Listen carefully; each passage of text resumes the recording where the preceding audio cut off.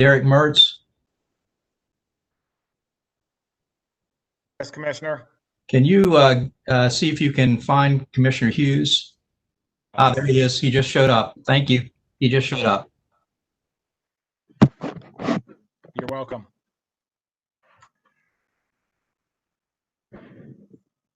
I wouldn't miss this for the world. Yes.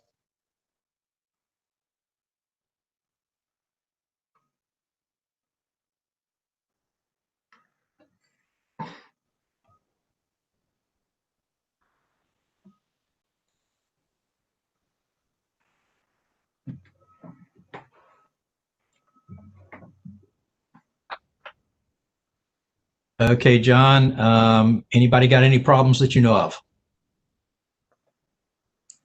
I think we're good to go, sir. Okay. Kim Mitchell? Give me the high sign when you're ready. Yes, sir.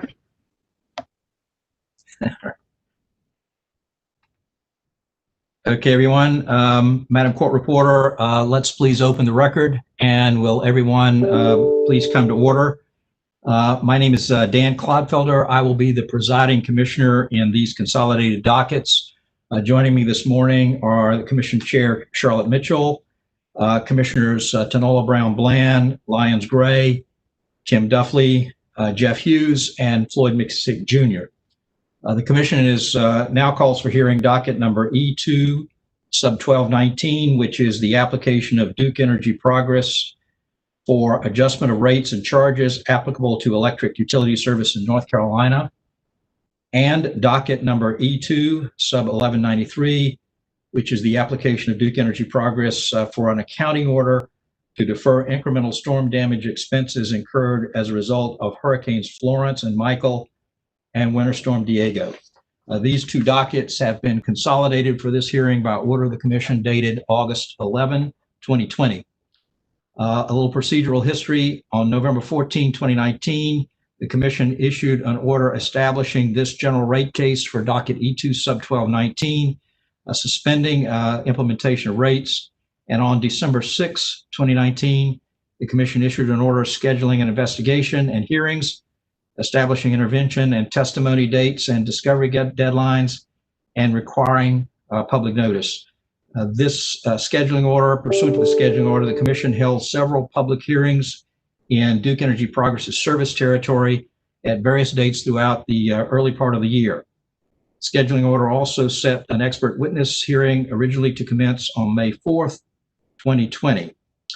On March 10th, 2020, Governor Roy Cooper issued Executive Order number 116, declaring a state of emergency in North Carolina to coordinate response and protective actions to prevent the spread of the coronavirus. In doing so, the governor ordered state agencies, including the Commission, to cooperate in the implementation of the provisions of the executive order. By subsequent executive orders, the governor restricted non-essential movement of the state's residents and ultimately prohibited gatherings of certain numbers of persons in order to limit the spread of the coronavirus. On March 24, in response to a request by the public staff for an extension of time to file testimony in these dockets, the Commission issued an order suspending procedural schedule and continuing the hearing in docket E2 sub 1219, suspending the procedural schedule and continuing the expert witness hearing scheduled to begin on May 24th due to continuing uncertainties surrounding the state of emergency. In a filing made on April 3rd, 2020, Duke Energy Progress waived its right to seek to implement its original proposed rates pursuant to General Statute 62-134B through and including December 31st, 2020. In the event that the postponement of these hearings rendered it infeasible for the Commission to issue an order prior to the expiration of the rate suspension period provided in that statute, and subject to the company's right to implement temporary rates under General Statute 62-135 and to seek appropriate accounting treatment relief. Intervention in these dockets by the public staff and by the Attorney General has been recognized and acknowledged by the Commission pursuant to applicable statute and rules. In addition, the Commission has previously allowed intervention in these dockets upon petitions filed by each of the following parties: the North Carolina Clean Energy Business Alliance, the North Carolina League of Municipalities, the Department of Defense for itself and all of the federal executive agencies, Carolina Industrial Group for Fair Utility Rates number 2, the Fayetteville Public Works Commission, Hornwood Incorporated, Carolina Utility Customers Association, Inc., the Commercial Group, a group of parties jointly represented consisting of the North Carolina Justice Center, the North Carolina Housing Coalition, the Natural Resources Defense Council, and the Southern Alliance for Clean Energy. In addition, NC Warren, Inc., the North Carolina Sustainable Energy Association, the Sierra Club, and Vote Solar. Numerous individual statements of position have been received by the Commission and have been placed in the clerk's official file for each of these dockets.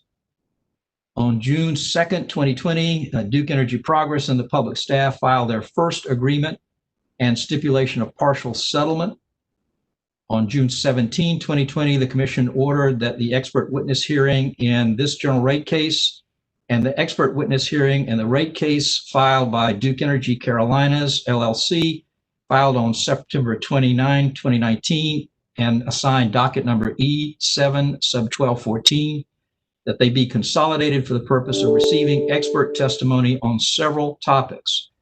The consolidated hearing was initially scheduled to commence on Monday, July 27, 2020, but by subsequent order, the consolidated hearing was rescheduled to begin on Monday, August 24, 2020, and it was in fact conducted from August 24th through August 31st.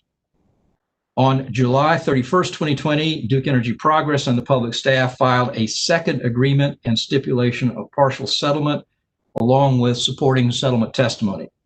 Duke Energy Progress has also separately entered into partial settlements with Harris Teeter, the Commercial Group, with Sigford II, with Vote Solar, and jointly with the North Carolina Sustainable Energy Association, North Carolina Justice Center, the North Carolina Housing Coalition, the Natural Resources Defense Council, and the Southern Alliance for Clean Energy.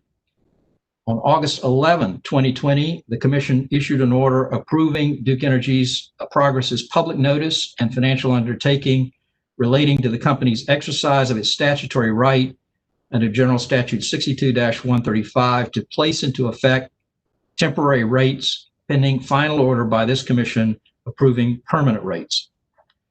On September 16, 2020, Duke Energy Progress filed a motion for an order accepting the company's notice of an extension of its waiver of its right to implement the original proposed rates pursuant to General Statute 62-134B, extending that previous waiver to and including March 1st, 2021, in the event that the postponement of these hearings rendered it infeasible for the Commission to issue an order prior to the expiration of the rate suspension period.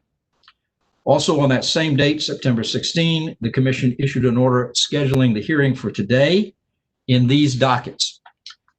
So that brings us to today and to these proceedings. This is, as you all know, round 3 of these consolidated cases, and partially consolidated cases, I should say. And so I'm going to assume, I think we all are, that practice has made perfect and that these hearings will run accordingly. Before we get started, I want to make a few points for the record in light of the fact that the hearing is being conducted remotely. This hearing is accessible to the public by way of an access link provided on the Commission's website. Each of the parties has consented to the Commission conducting this hearing by remote means, and such consents are evidenced by filings made with the clerk.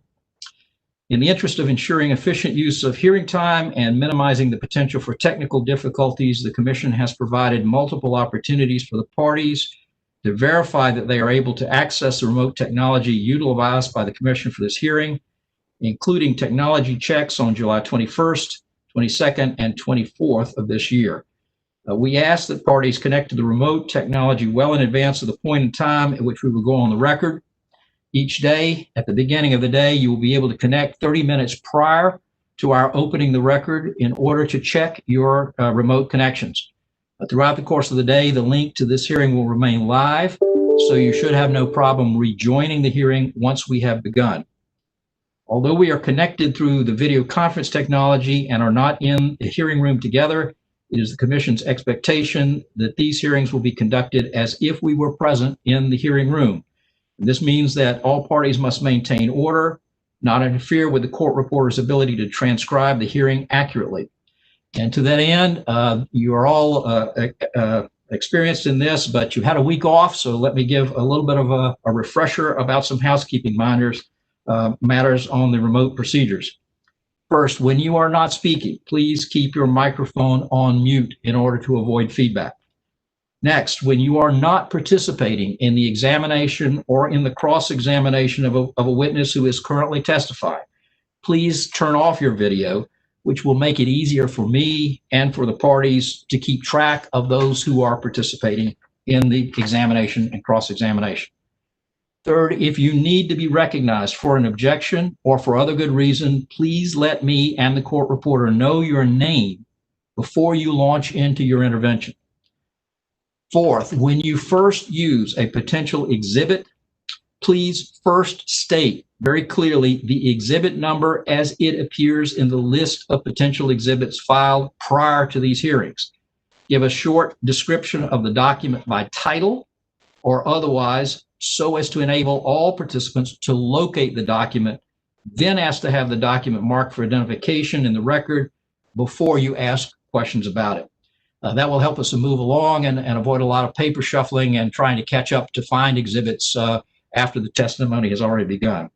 Last, please be mindful that witness summary statements are to be provided to the participants at least 1 day in advance of the witness's expected appearance, and that such statements are not to be read orally by the witness from the stand. Next, some procedures about how we'll copy testimony into the record. During the consolidated portion of the Duke Energy Carolinas and Duke Energy Progress cases, the parties moved into evidence pre-filed testimony and the exhibits of several witnesses in the consolidated phase, which were to be copied into the transcript during this separate Duke Energy Progress hearing at the appropriate time.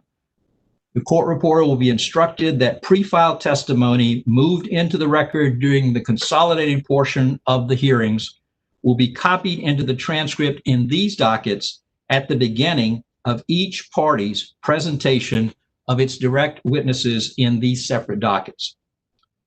Additionally, at the beginning of each party's presentation of its witnesses for examination, the pre-filed testimony for such of that party's witnesses who have been excused from testifying or for whom cross-examination has been waived by all other parties should be moved into the record at that point and will be copied into the transcript at that point. Got that?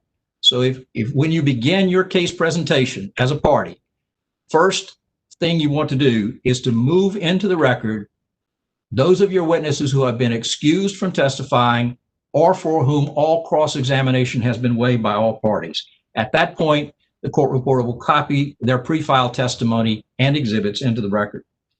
For interveners in this case who will not present any witnesses beyond those witnesses that they presented at the consolidated hearing, if you only presented witnesses at the consolidated hearing but do not intend to present any witnesses in this separate hearing, the testimony that was admitted into evidence at the consolidated hearing will be copied into the transcript in these separate dockets at the start of the testimony of all of the intervener parties. In other words, after the conclusion of the company's testimony, then at that point when the case goes to the interveners, then that is the point at which the testimony submitted in the consolidated portion of the hearing will be copied into the transcript. Lastly, for witnesses who will be testifying during these separate hearings, the pre-filed testimony and exhibits of that witness will be copied into the transcript after such witness has been sworn at the beginning of that witness's live testimony and followed by the witness's summary statement, if there is one. Now, there are some new matters in this separate proceeding that we have not dealt with before, and so let me address those now. They arise out of the hard work that the parties have been doing over the last week to try to see if they can find a way to shorten and simplify this particular hearing. So I want to acknowledge first the several stipulations concerning testimony and cross-examination that various parties have recently filed in these separate dockets, and they include the following. First, the joint stipulation of live testimony and exhibits of certain rate design and cost allocation witnesses that were filed on September 24th, 2020, among the following parties: Duke Energy Progress, Public Staff, Carolina Industrial Group for Fair Utility Rates Number 2, Harris Teeter, Vote Solar, the North Carolina Sustainable Energy Association, the North Carolina Justice Center, the North Carolina Housing Coalition, the Natural Resources Defense Council, and the Southern Alliance for Clean Energy, the Carolina Utility Customers Association, and the Commercial Group. Second, the joint stipulation of live testimony and the exhibits of Larry Hatcher, filed on September 24th, 2020, between Duke Energy Progress and the Office of the Attorney General. Third, the joint stipulation of live testimony and exhibits of Stephen DeMay, filed on September 24th, 2020, among Duke Energy Progress, the Office of the Attorney General, the Sierra Club, Carolina Utilities Customers Association, the North Carolina Justice Center, the North Carolina Housing Coalition, the Natural Resources Defense Council, and the Southern Alliance for Clean Energy. Fourth, the joint stipulation of live testimony and exhibits of Jane L. McManus, filed on September 25th, 2020, between Duke Energy Progress and the Office of the Attorney General, which moved that testimony be entered into these separate dockets as if those same questions were asked and those same answers were given orally from the stand by Duke Energy Progress witness Kim Smith in these dockets. That one's a little different. The stipulation involves parties moving testimony given by Jane McManus in the Duke Energy Carolinas case, moving that into the record in these proceedings as if that testimony had been given in these proceedings by witness Kim Smith. And last, the joint stipulation regarding the admission of live testimony and exhibits filed on September 28th, 2020, among Duke Energy Progress, the Public Staff, the Office of the Attorney General, and the Sierra Club. In each of these stipulations, the stipulating parties have requested that the Commission accept the stipulations, move various exhibits and live testimony taken in the Duke Energy Carolinas separate proceedings into the record in these proceedings as if given orally from the stand in these proceedings. Additionally, asking that the Commission take judicial notice of certain items noticed in the Duke Energy Carolinas expert witness hearing during these witnesses' testimony and grant such other relief as the Commission may deem proper. These stipulations are all the new matters, and I want to go through with you now how we propose to handle those new features of these proceedings. I will defer ruling upon accepting the stipulations until the time that the pertinent witness who is covered by a stipulation is called to the stand. When that witness is called to testify, and after the oath is administered to that witness, the sponsoring attorney must first move admission and copying into the record of the pertinent pre-filed testimony, direct, supplemental, rebuttal, whatever, and the witness's summary statement. If that motion is granted, and after that motion is granted, the sponsoring attorney should then make a second motion for admission and for copying into the transcript that portion of the witness's testimony that was given in docket E7 sub 1219 that has been stipulated. If that motion is granted, then the stipulated testimony from the Duke Energy Carolinas case will be copied into the record in these cases immediately following such witnesses' pre-filed testimony and summary statement. Again, that procedure is designed to ensure that the transcript in these proceedings for any given witness who is offering testimony in these proceedings shall consecutively contain all of the testimony from that witness, whether it was given orally from the stand in these proceedings, pre-filed in these proceedings, by way of witness summary in these proceedings, or was given orally in the Duke Energy Carolinas proceedings.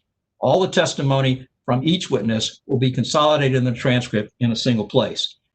Finally, if you are moving into the record in these proceedings testimony given in the Duke Energy's Carolina case for each witness for whom you make such a motion, no later than the day following that witness's testimony in this case, please provide to the court reporter a copy of those portions of the transcript from the Duke Energy's Carolinas proceedings in which that testimony, stipulated testimony, appears.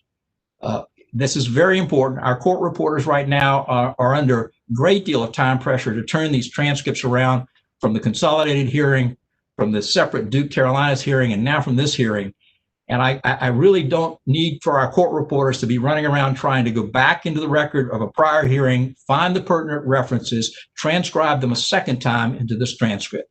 So please, at the end of the day or the following day, please give Ms. Mitchell and her court reporters a copy of those portions of the stipulated testimony from the Duke Carolinas case that you have moved into the record in this case.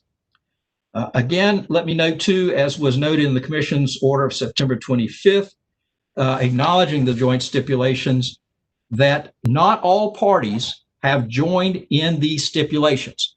In fact, each stipulation has a different configuration of parties. Accordingly, I will entertain objections, if there are any, concerning the admission of live testimony from the Duke Energy's Carolinas case into the record in these dockets at the time the motion is made to move such stipulated testimony into the record in these dockets. And I'll make an appropriate ruling on any objections there may be at that time. Next, I ask for a bit of help from all of you. Because each of the stipulations has a different configuration of parties, and because the stipulations contain limited waivers of cross-examination by the stipulating parties, I ask that before you begin cross-examination of any of the witnesses covered by a stipulation, that you first alert me to whether or not you represent a stipulating party as to that witness or not. In other words, that keeps me straight about who has partially waived cross-examination and which of the parties may be fully able to cross-examine as if the witness were not subject to a stipulation. Again, we have parties in the case who are not parties to any of the stipulations and did not appear in the Duke Energy's Carolinas case. So I have to be able to allow them a full right of cross-examination to the full extent that they would be allowed even in the absence of such a stipulation.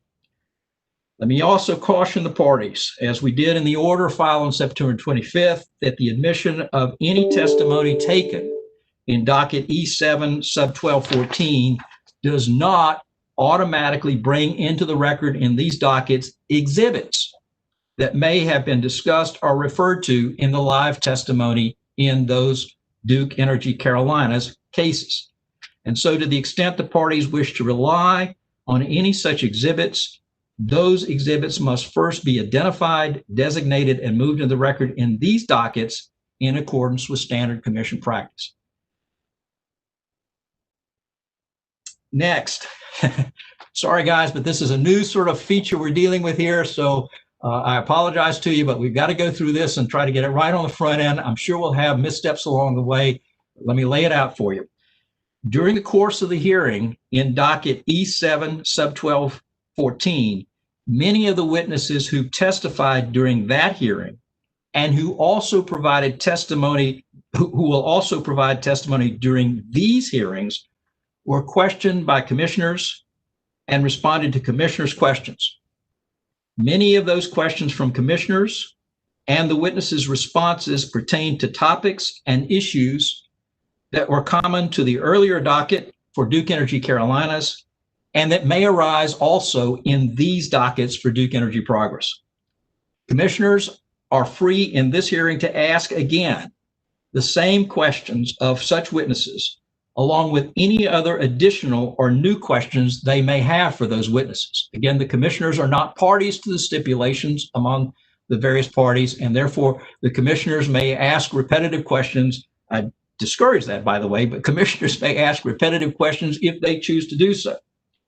However, in an effort to streamline these proceedings and to try to avoid needless repetition, the Commission proposes, pursuant to General Statute 62-65B, to take judicial notice of those portions of the record in docket number E7 sub 1214 where commissioners ask questions of witnesses testifying in that docket and receive responses from the witnesses at that time, along with those portions of the record in docket number E7 sub 1214 where the parties ask follow-up questions in response to commissioners' questions and receive answers from the witnesses to those follow-up questions. In other words, what we're proposing to do here is to take into the record in these cases by judicial notice all of the commissioners' questions of witnesses in the prior dockets, along with the parties' follow-up questions on commissioners' questions. And that may save some repetition of commissioner questioning in these dockets, potentially.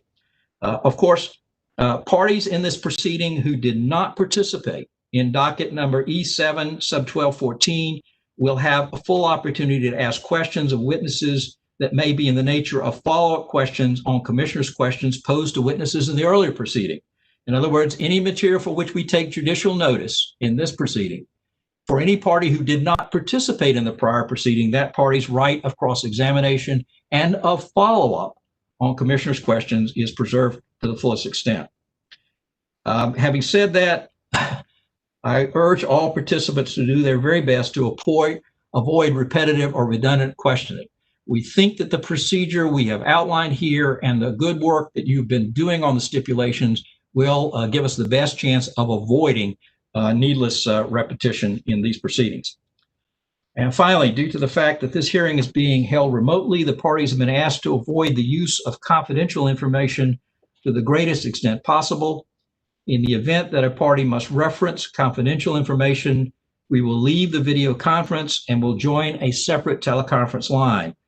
The party whose confidential information is discussed is responsible for ensuring that only those parties who have executed appropriate confidentiality agreements are on the separate teleconference line. And when discussion of the confidential information is complete, we will leave the teleconference line and go back on the video conference. Okay, a lot of new material, a lot of old material. So we're going to begin. Pursuant to the State Ethics Act, I remind all members of the Commission of our duty to avoid conflicts of interest and inquire at this time if any commissioner has a known conflict of interest with regard to the matters coming before the Commission in these dockets. Madam Court Reporter, let the record note that there appear to be no conflicts, and so we will proceed. I will call now upon the parties to announce their appearances, beginning with the applicant. Mr. Robinson, you're up. Yes, good morning, Commissioner Claude Felter, Chair, members of the Commission. My name is Kamal Robinson, appearing on behalf of Duke Energy Progress. Also appearing with me from Duke are Mr. Bo Summers and Mr. Brian Heslin. Additionally, we have appearing with us from the law firm of Troutman Pepper, Kiran Mehta, Molly Jagannathan, and Brandon Marzo. Mr. Marzo is a member of the Georgia Bar and has a pro hoc motion granted for appearance in this proceeding. We also have appearing from the law firm of McGuire Woods, Jim Jeffries, and Andrea Kells. All of our attorneys have filled out appearance sheets and have provided them to the court reporter in advance. Thank you. Thank you. Thank you, Mr. Robinson. The Office of the Attorney General. Good morning, Commissioner Claude Felter, Commissioners. This is Teresa Townsend from the Attorney General's office. I am here with Ms. Force, Peggy Force, and we are representing the using and consuming public and the state and its citizens in this important matter of public interest. Thank you. Thank you. Ms. Downey, the public staff. Good morning, Commissioners. Diana Downey, Chief Counsel of the Public Staff. Appearing with me, representing the using and consuming public in this matter, are Elizabeth D. Culpepper, Layla Cummings, Tim Dodge, Lucy E. Edmondson, William E. Grantmeyer, Gina C. Holt, Megan Yost, John D. Little, and Nadia L. Lohr. Is there anybody left to man the office, Ms. Downey? No, I think that's all of us. All right. Next, we'll hear appearances for the Carolina Utility Customers Association. Good morning, Commissioner Claude Felter, Commissioners. Robert Page appearing on behalf of Carolina Utility Customers Association. Good morning, Mr. Page. Sig for two. Good morning, Commissioner Claude Felter and Commissioners. This is Christina Kress with the law firm of Bailey and Dixon, appearing on behalf of SIG for 2. Great. Thank you, Ms. Kress. The commercial group. Good morning, Commissioners. Alan James for the commercial group. Great. For the Department of Defense and other federal agencies. Good morning, Commissioners. This is Emily Medlin on behalf of the United States Department of Defense and all other federal executive agencies. Good morning, Ms. Medlin. For the Fayetteville Public Works Commission. Good morning, Commissioners. This is James West, appearing on behalf of the Fayetteville Public Works Commission. Good morning, Mr. West. For Harris Teeter. Morning, Your Honor. Kurt Boehm appearing on behalf of Harris Teeter.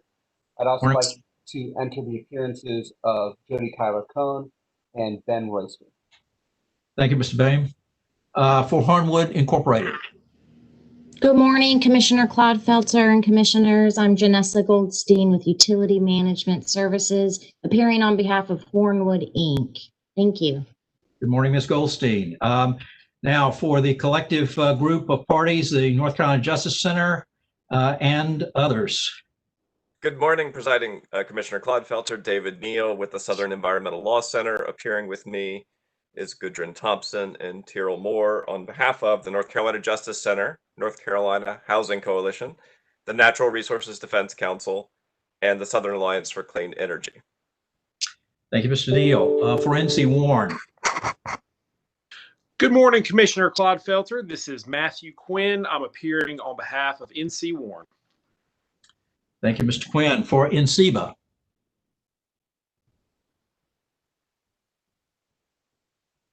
Is anyone appearing this morning on behalf of NCEBA? Right, for the North Carolina League of Municipalities.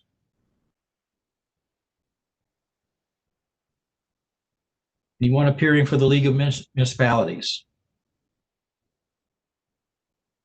All right, then for the North Carolina Sustainable Energy Association. Good morning, Commission. This is Ben Smith appearing on behalf of the North Carolina Sustainable Energy Association. With me is Peter Ledford. Morning, Mr. Smith, Mr. Ledford. For the Sierra Club. Good morning, Commissioner Claude Felter and Commissioners. This is Kathy Crawley-Jones. I'm with the Law Office of Brian Bryce and appearing on behalf of the Sierra Club in this matter. Also appearing on behalf of the Sierra Club is Attorney Bridget Lee. He's in by Pro Hoc Vice and a member of the New York Bar. Good morning, Ms. Crawley-Jones and Ms. Lee, and Vote Solar. Good morning, Commissioner Claude Felter, Thad Cully on behalf of Vote Solar. Good morning, Mr. Cully.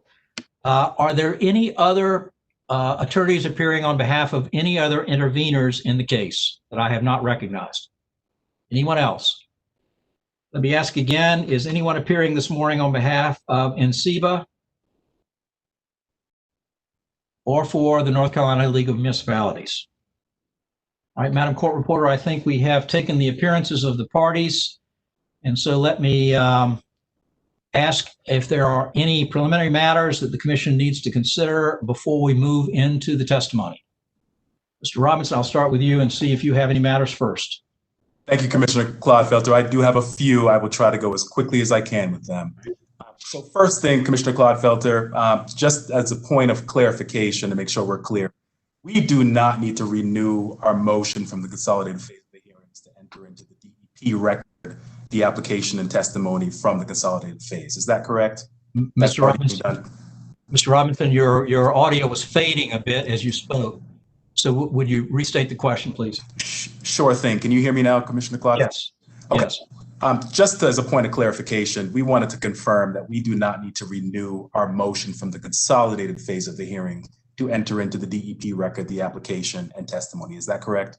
That is correct. As I announced at the beginning, we will copy into the transcript of these dockets, Duke Energy Progress dockets, the testimony that was taken in the consolidated docket and was admitted into the record in the consolidated docket. You do not need to repeat that motion. Yes. Thank you. That's what I thought you said. I just want to confirm. Thank you. Next on my list. So on July 16th, 2020, the Commission granted the company's motion to excuse the following witnesses from appearing in the DEP proceeding: Chris Jackson, Kimberly McGee, Renee Metzler, Rudolph Bonaparte, and John Panizza. Subsequently, on August 13th, 2020 and September 24th, 2020, the Commission granted the company's motion to excuse Dylan Descendis, Kelvin Henderson, and Eric Leoy from the DEP proceeding. Therefore, at this time, we ask the following testimony and exhibits be moved into the record. The direct testimony and exhibit of Kimberly McGee, the direct testimony and 2 exhibits of Rufus Jackson, the rebuttal testimony of Renee Metzler, the rebuttal testimony and 2 exhibits of Rudolph Bonaparte, the direct and rebuttal testimony of Kelvin Henderson, and the rebuttal testimony of Eric Leoy. All right, you've heard Mr. Robinson's motion. Is there an objection to the motion from any party? Hearing no objection, the motion will be granted as made. Mr. Robinson, I had wanted to make that motion at the beginning of your case, and we're still on preliminary matters, procedural matters, but you made the motion. I don't want to make you repeat it, so the motion is granted, all right? But if you've got any other motions with respect to your case presentation, let's hold those. I just want to get generic procedural preliminary matters out of the way first. I apologize, Commissioner Clodfelter. All of my other matters are for the company's opening case. Okay, does any other party have any preliminary procedural matters before we turn the case over to the applicant? Commissioner Clodfelter, just one thing. Yes, Ms. Downey. And this is for everybody's convenience. The witness list that was filed last week, I noticed was missing some of the public staff attorneys. Just wanted to draw those to your attention. So when you go to look for a public staff attorney, you'll know who's supposed to be there. For DEP witness Turner, John Little will be the public staff attorney. For public staff witness Tommy Williamson, Layla Cummings will be the public staff attorney. And for DEP witness Oliver, again, Layla Cummings will be the public staff attorney. And that's all. Thank you, Ms. Downey. Anything else? Yes, Commissioner Clodfelter, this is Christina Kress with SIGBR. Yes, Ms. Kress.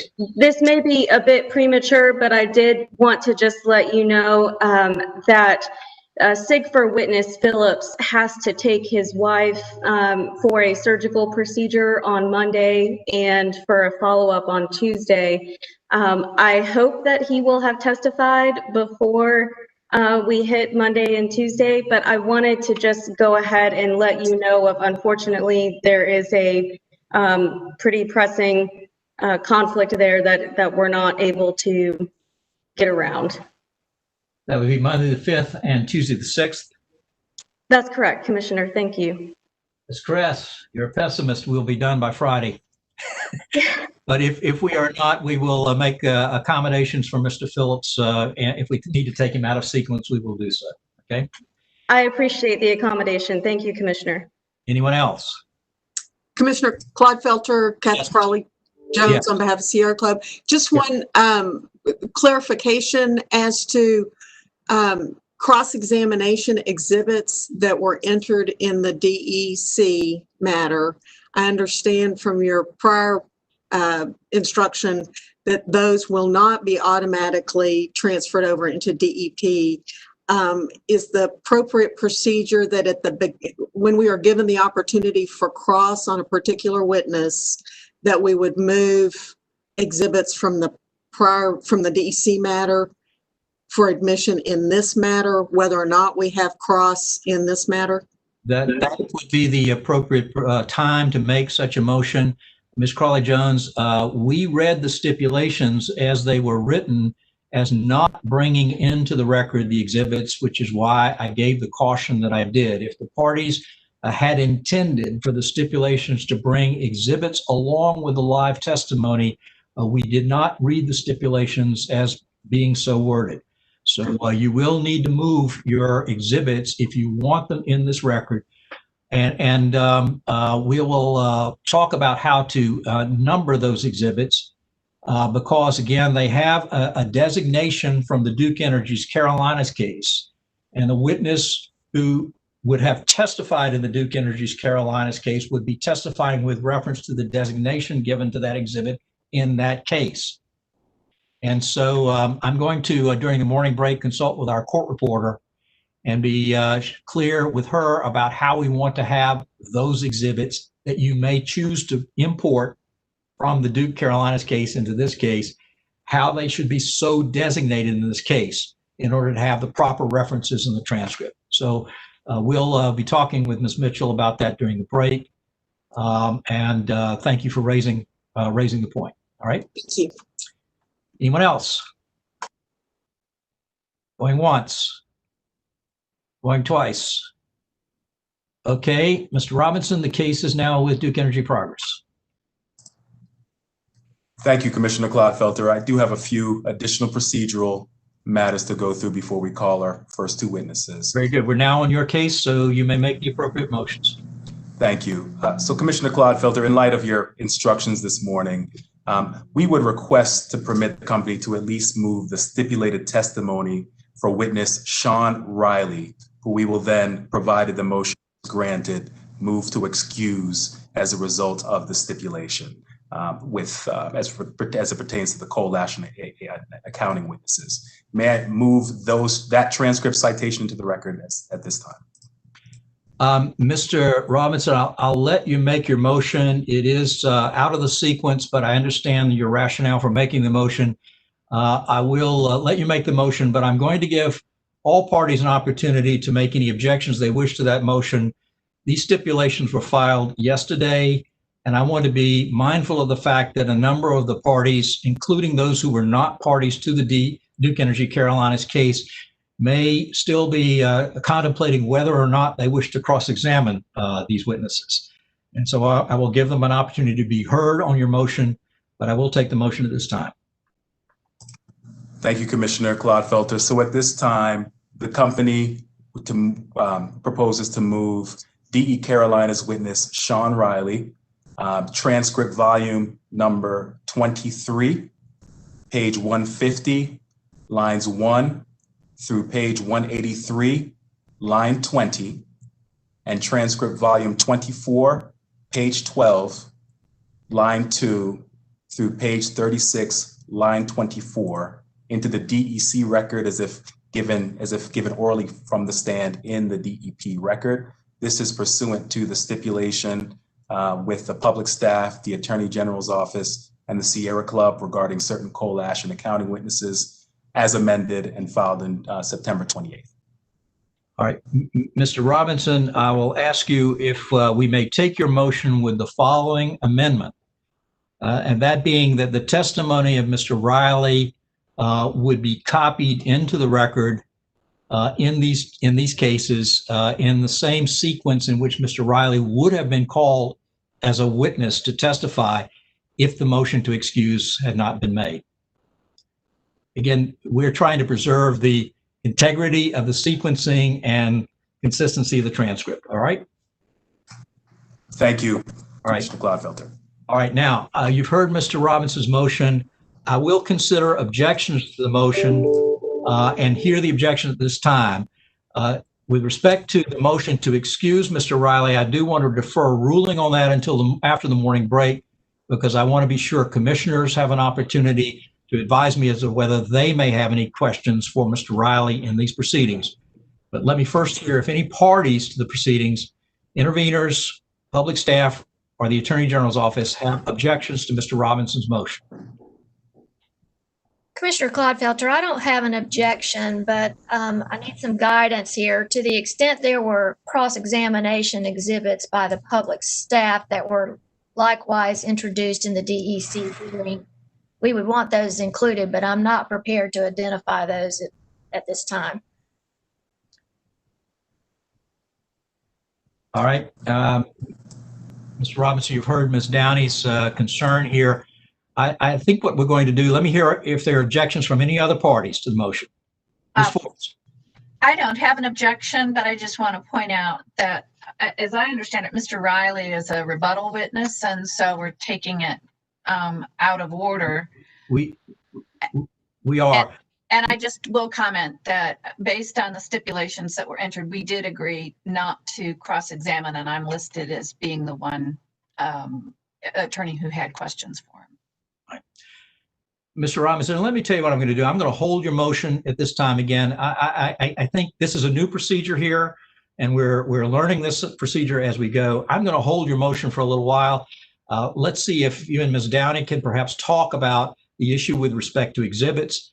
I think as Ms. Carly-Jones also has identified, the issue of how to handle exhibits in the stipulated testimony was not addressed in the stipulations themselves.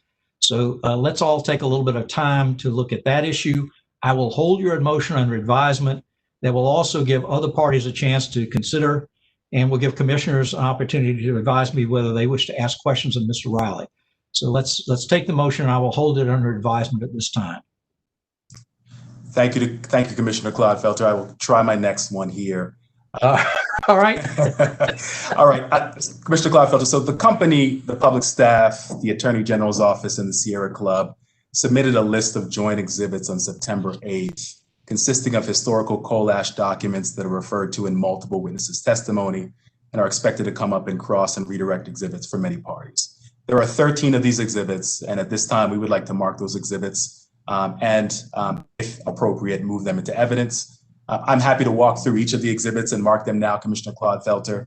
However, we know that these are the same joint exhibits in the same order of what was entered into the DEC case and was also identified in our September 8th filing. So, Mr. Robinson has moved that the joint exhibits 1 through 13, designated as joint exhibits 1 through 13 in the materials submitted prior to the hearing, that they be so designated in these proceedings and admitted into the record in these proceedings, so that the parties hereafter may refer to those exhibits and examine all witnesses with respect to those exhibits without need for separately identifying and moving their admission to the record later in the proceedings. Is there any objection to Mr. Robinson's motion?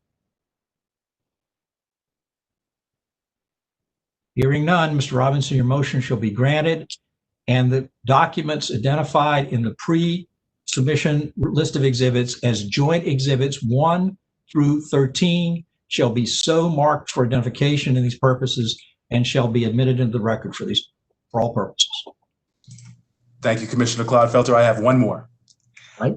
This is independent of the stipulations, Commissioner Clodfelter. No parties have indicated cross for company witnesses Don Schneider, Shayna Angers, and John Spanos on direct.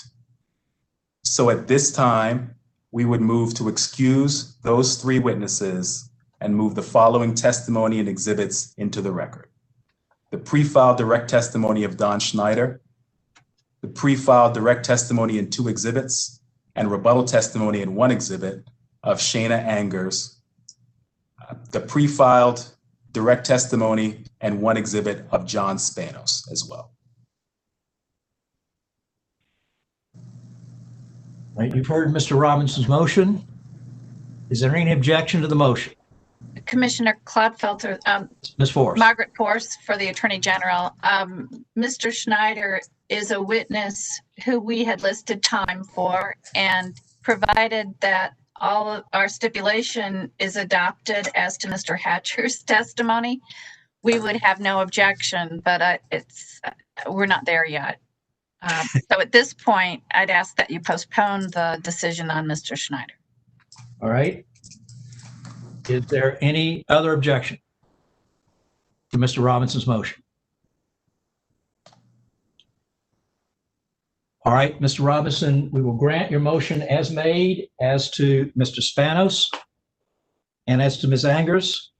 We will hold your motion open as to Mr. Schneider until such time as he would, in the normal course of the order of witnesses, be called. And at that point, you may renew the motion, and we'll see if Ms. Force still wishes to cross-examine. Is that acceptable? Yes, it is, Commissioner Clodfelter. Thank you. Actually, as I understood Ms. Force, she will know her decision after we hear from witness Hatcher. So we'll consider your motion again. If you'll remind me after Mr. Hatcher has completed his testimony and before Ms. Turner is called to the stand, if you'll remind me again that we have that motion to rule upon. Okay, last call on any other objections. Okay, as I said, the motion is granted as to Mr. Spanos and Ms. Angers, and we will hold the motion in advance as to Mr. Schneider. Mr. Robinson, any other motions? Not at this time, Commissioner Claude Felter. If it's appropriate at this time, we would call Mr. DeMay and Mr. Hatcher to testify as a panel. Okay, we will have Mr. DeMay and Mr. Hatcher. Make sure I have you both on my screen. There you are, Mr. DeMay. Mr. Hatcher, where are you? I see you there. All right, gentlemen, will you raise your right hand? Each of you. Mr. Hatcher, do each of you solemnly and sincerely affirm that the testimony you're about to give in this proceeding will be the truth, the whole truth, and nothing but the truth? I do. Okay. Mr. Robinson, you may proceed. Thank you. I will start with Mr. DeMay first. Mr. DeMay, would you please state your name and business address for the record, please? My name is Stephen DeMay.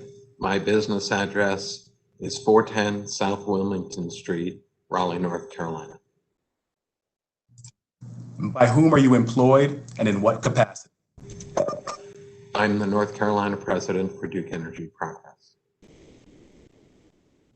On October 30th, 2019, did you cause to be pre-filed in docket E2 sub 1219 direct testimony consisting of 14 pages? Yes, I did. And did you on May 4th, 2020, cause to be pre-filed in that docket rebuttal testimony consisting of 17 pages? Yes, I did. Do you have any changes or corrections to your pre-filed direct or rebuttal testimony? No, I do not. And as corrected, if I asked you the same questions here today, would your answers be the same? Yes, they would. And did you on June 2nd, 2020, cause to be pre-filed in docket E2 sub 1219 settlement supporting testimony consisting of 7 pages? I did, yes. And on July 31st, 2020, in that same docket, did you cause to be pre-filed second settlement supporting testimony consisting of 9 pages? Yes. Do you have any changes or corrections? Hey, Stephen, if you wouldn't mind putting your on mute when I'm speaking, thanks. Do you have any changes or corrections to your pre-filed settlement supporting testimony? I do not. And if I asked you the same questions here today, would your answers be the same? Yes. And Mr. DeMay, did you on September 3rd, 2020, provide oral testimony at the hearing held in docket number E7 sub 1214? Yes, I did. And if I asked you the same questions here today, would your answers be the same? Yes, they would. Mr. DeMay, did you prepare a witness summary for purposes of this hearing? Yes. Commissioner Claude Felter, at this time, I would move that Mr. DeMay's pre-filed testimony as previously described and Mr. DeMay's testimony summary be entered into the record as if given orally from the stand.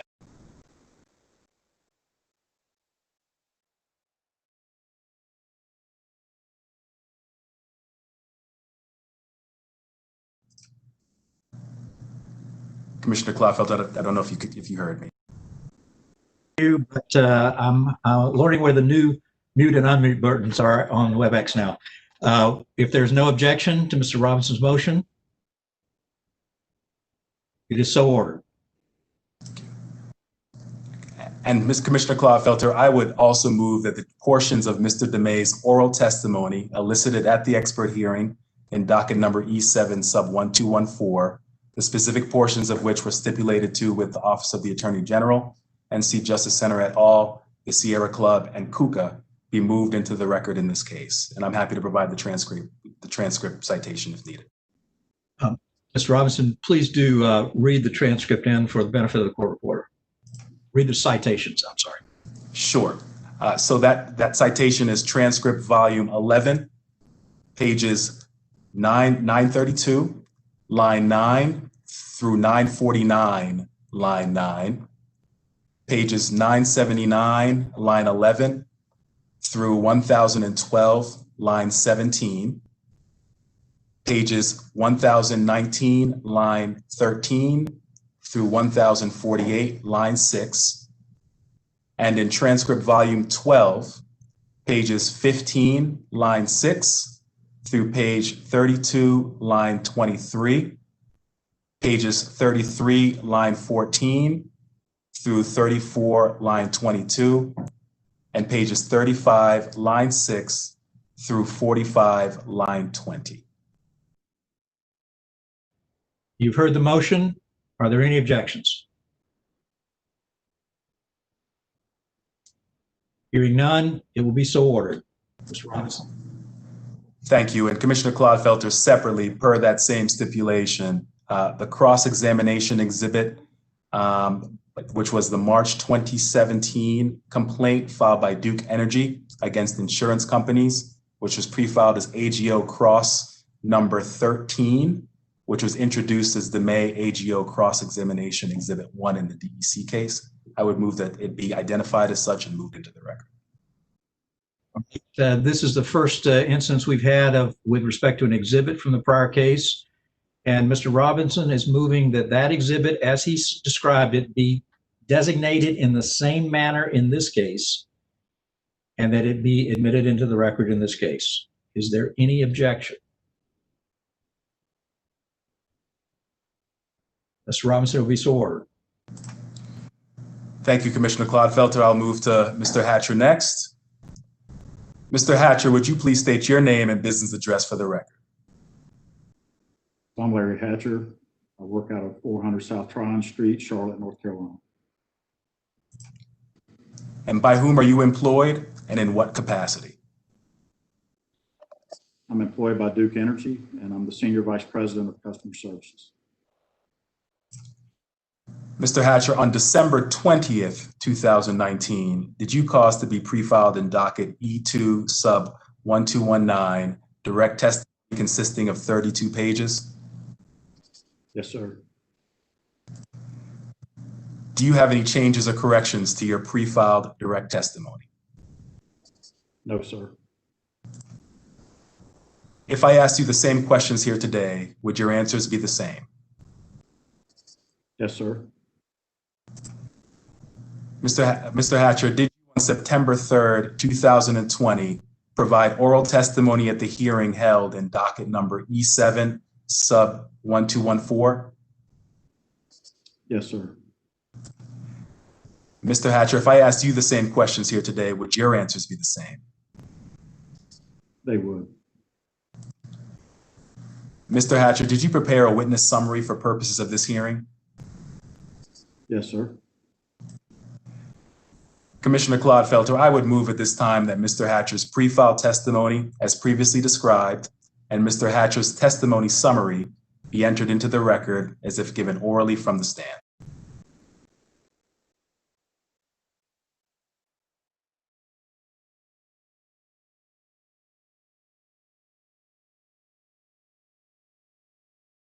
You've heard the motion. Is there any objection? Hearing none, it will be so ordered. You may proceed. Thank you, Commissioner Clodfelter. And I would move that the portions of Mr. Hatcher's oral testimony elicited at the expert hearing in docket number E7 sub 1214, the specific portions of which were stipulated to with the Office of the Attorney General in its stipulation filed on September 24th, 2020, be moved into the record in this case, with the specific citation being as followed. Transcripts volume 11, pages 949, line 12 through 978, line 23, pages 1016, line 7 through 1019, line 13, and in transcript volume 12, pages 22, line 14 through page 30, line 22.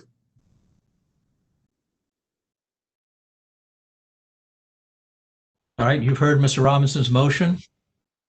This is for admission of portions of the testimony given by Mr. Hatcher in the Duke Energy Carolinas proceedings be moved into the record in this case. Is there any objection?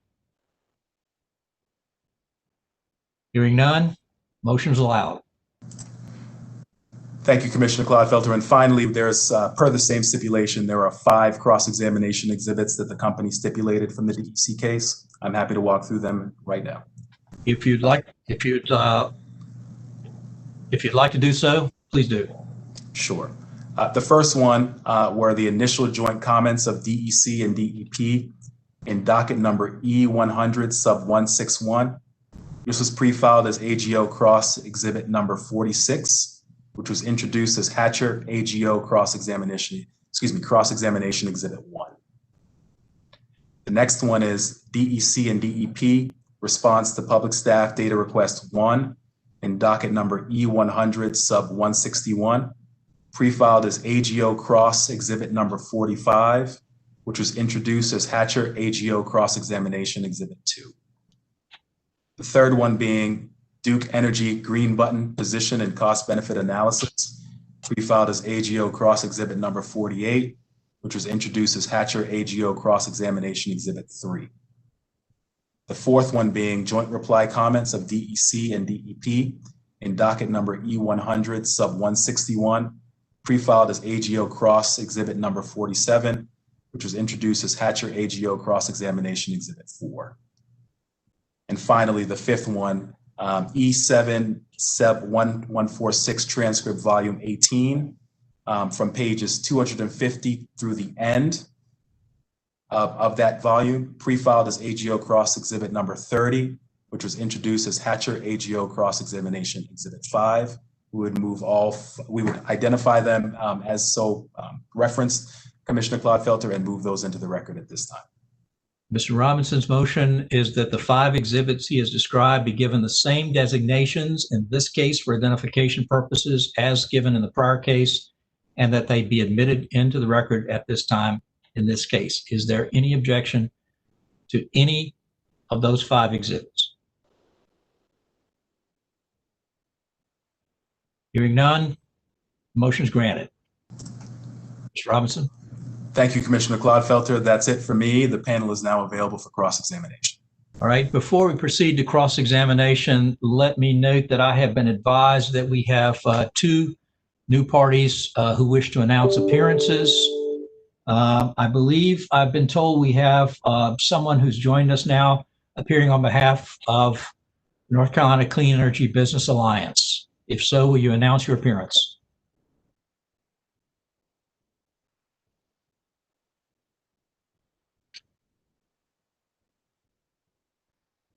Apparently, I was incorrectly advised. I've also been advised that someone is now appearing for the North Carolina League of Municipalities.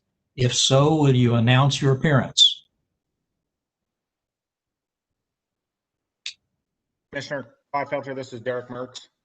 Yes, Mr. Mertz. I just wanted to note that Aaron Kemmerite with Fox Rothschild and Deborah Ross with Fox Rothschild reached out via email to inform the commission that they were in attendance. I'm not sure whether or not they're having any issues with mute at this moment and continue to have those issues, but they did reach out and indicate that they were present at the time previously stated.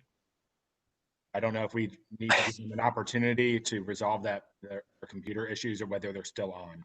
Well, I think we need to know whether they wish to make an appearance in the docket or whether they simply wish to listen to the proceedings. And Mr. Mertz, I'm going to say that responsibility rests with the parties. If they intend to make an appearance in these proceedings, then they need to let you and Mr. McCoy know that. And if they merely wish to monitor the proceedings and attend without participating, that's perfectly fine. But I can't have them walking in a gray area. So, Mr. Mertz, if you'll let those attorneys for those parties know, if they wish to appear in the proceedings, they need to take appropriate steps with you and with Mr. McCoy. All right. Okay, we'll proceed with cross-examination. The parties who have indicated to me they wish to reserve a cross-examination right include first the Attorney General's office. Ms. Townsend? Ms. Townsend, you're on mute. Yes, thank you. Thank you, Commissioner Clodfelter. Yes, first of all, I want to announce that the AGO is part of the stipulation that was identified by Mr. Robinson. And in reference to that particular exhibit, we will be discussing same in this case also, but I will use the AGO identifier that was given by Mr. Robinson. And good morning, gentlemen, Mr. Hatcher, Mr. DeMay. My questions are for you, Mr. DeMay. During the DC case, as you may recall, we discussed Duke Energy's complaint against the insurance companies that was filed in March 2017, which was designated in the DEC case as AGO DeMay Direct Cross Exhibit 1. Do you recall that exhibit? I do. Okay, you don't need to have it in front of you for the sake of these questions. I just have a few. But I would ask if you were aware that in September 2011, a Progress Energy attorney reached out to the attorneys for the insurance companies to provide them with an updated notice letter in which Progress Energy advised that it considered the ash pond issues relating to Progress Energy were then ripe for resolution. Were you aware of that letter? Would you say the last sentence of your question was right? Did you say ripe? Right. Yes, I could use the word ripe. Ripe for resolution. I'm not aware of that, no. Okay. If I may refer you to Hart Exhibit 34, please.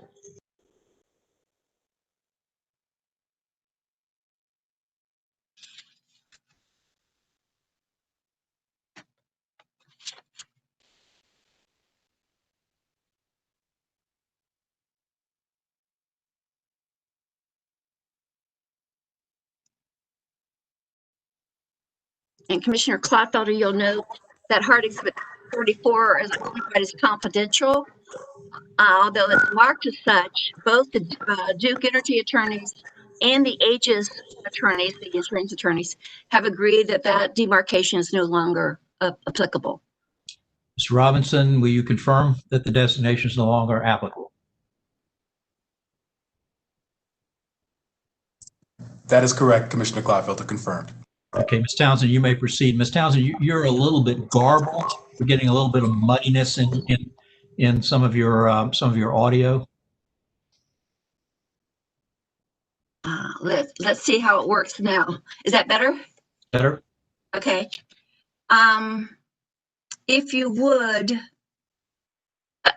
have you seen this letter before, Mr. DeMay?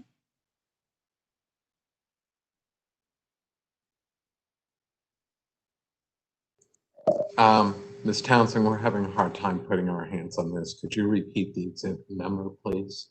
Yes, Hart Exhibit 34.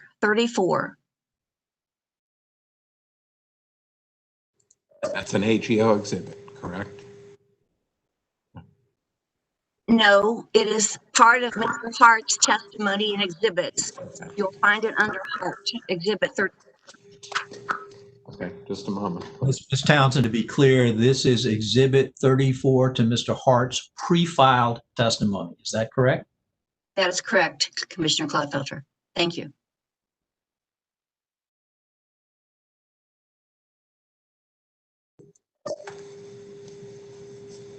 I have it. I have it now. Thank you. Have you seen this letter before? Is this the Eisenstein-Melanchuk letter? Correct. Okay.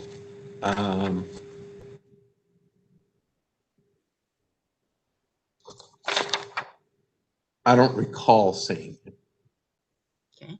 If you'd like to take a minute, if you would like to take a minute to review it, please do so. Otherwise, we can just go through the portions that are most relevant.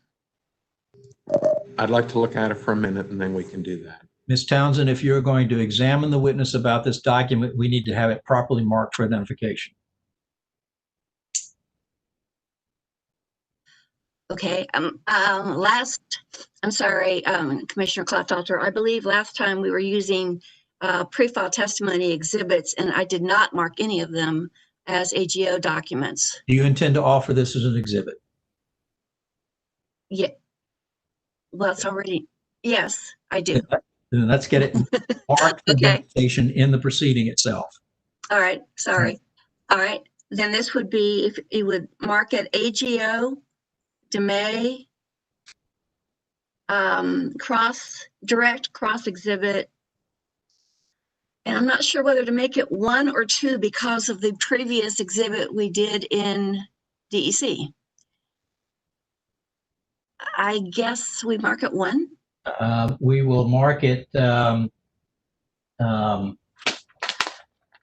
these stipulations are creating some interesting issues for it. We will mark this as AGO DEP, DeMay Direct Cross Exhibit 1. All right. Thank you. Again, parties here, we're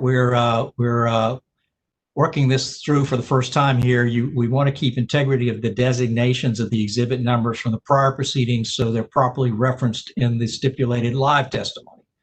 But we also have to make a proper record in this proceeding of the exhibits used in this proceeding. So understood. Help me work through this and be patient with me as we work through it. This is something new. Thank you. Ms. Townsend, you may proceed. Ms. Townsend, I have scanned the document. I haven't spent time with it, obviously, but I have scanned it. All right. If you would, go to the first paragraph, sets up virtually what the letter is about. It says, following up our recent meeting, I'm writing to provide further information to explain why we believe that the ash pond issues relating to Progress Energy are now ripe for resolution, and specifically why action is going to be required in the near term to remediate ash facilities. Is that correct? You read that correctly, yes. All right. And this letter is September 7th, 2011. Is it not? Yes. All right. If you could just read the first 2 sentences of the second paragraph for us. First, let me emphasize that what led Progress Energy to renew discussions on the ash ponds and to provide an updated notice letter was the increased aggressive regulatory oversight by the state of North Carolina. Regardless of when the EPA may act or what other states may do, North Carolina is taking aggressive action on coal ash facilities, commencing with the boundary well monitoring that was required at the end of 2010. Okay, thank you. He then states in the last sentence of that paragraph that North Carolina is already actively commencing work on ash pond issues.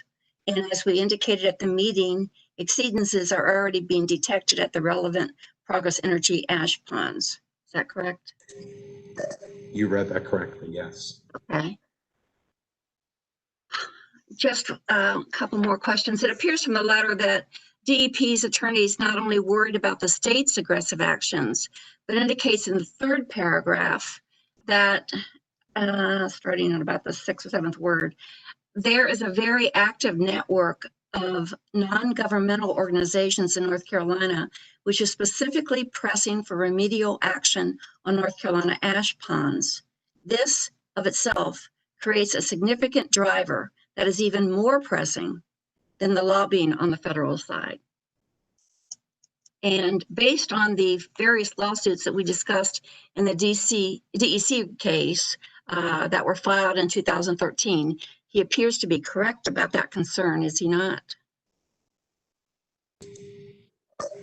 I don't know about the connection between the two, but he very clearly is identifying NGO activism.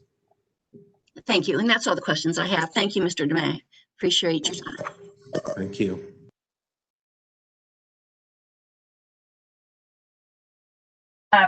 This is Margaret Force. Ms. Force, you're recognized. I believe you had questions from Mr. Hatcher. Is that correct? That's right. And in light of the stipulation and the items that have been introduced already, we would not have any questions, but I do have 2 points of clarification that I think it's appropriate to make at this point. First, that I won't have any questions for Mr. Hatcher or for Mr. Schneider. So that addresses the motion that Mr. Robinson made earlier. Also, we have stipulation items that are live testimony and exhibits, and it would be helpful at this point to make clarification about who will be putting that, introducing those in the docket later so that the clerk is not faced with two or more parties introducing the same thing. And I have a very good paralegal who works with us who will be pleased that I've made this inquiry. If Mr. Robinson wants to do that for, and Duke wants to do that for all the items that they've stipulated to, we're agreeable to that, or we will introduce it at this point for these two witnesses. All right, folks, again, we're navigating some uncharted waters here. Ms. Force, it was my understanding that Mr. Robinson moved in all of the stipulated testimony for this witness, regardless of which party to the stipulation had requested that testimony. Okay. Is that not correct, Ms. Force? Mr. Robinson? You're right. So that would suggest that Duke will file it, and we will just double check and correct the record if there's any problem with it. I just wanted to clarify that.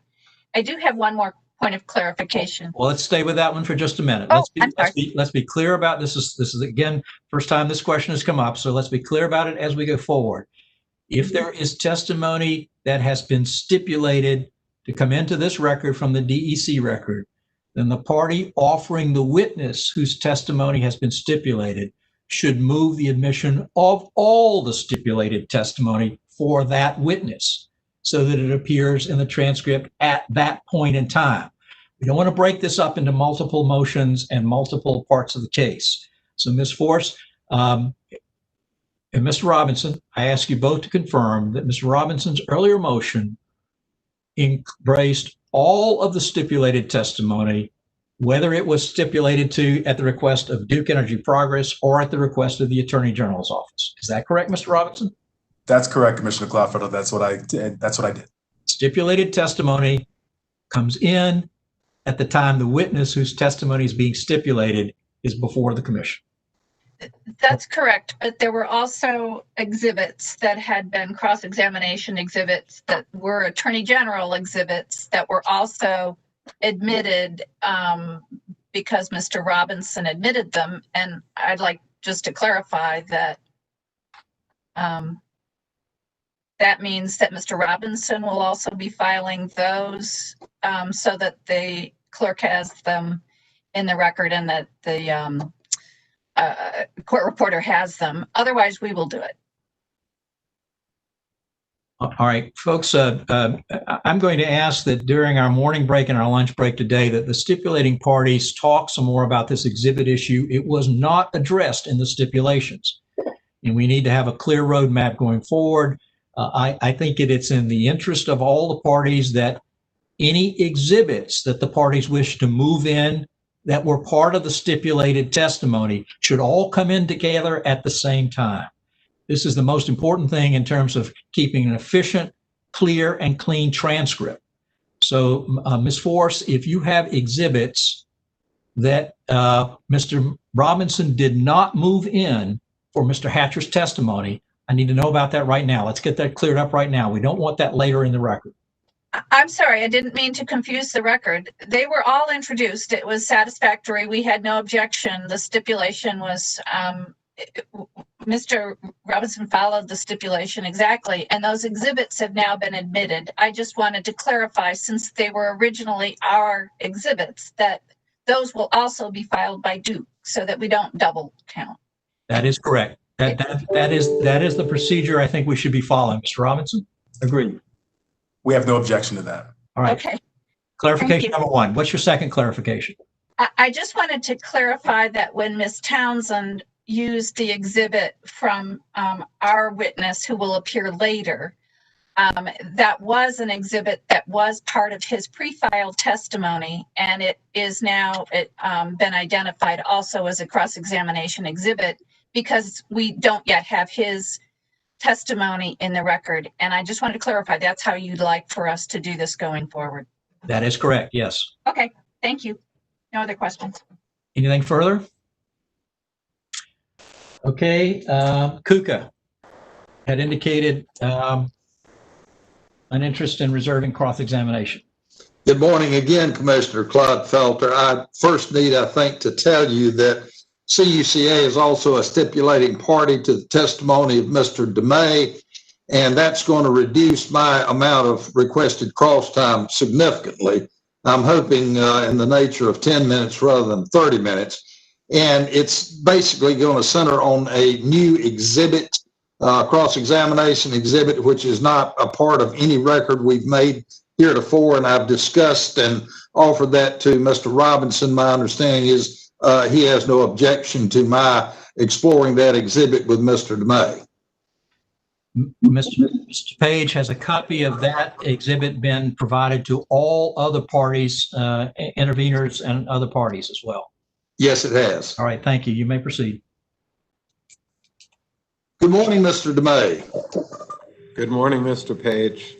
You will recall, I believe, that when we last talked on the record, you had agreed with me that the large industrial manufacturing and high load customers were an important load for Duke to serve. Is that correct? Yes, of course.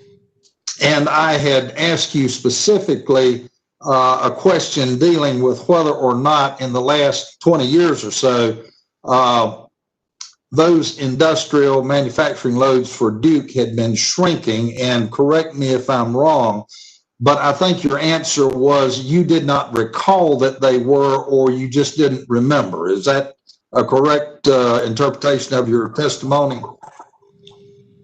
I believed that industrial load had been growing, if only slowly. I don't recall the time period that you mentioned, but it at 20 years, if that's what you said the question was.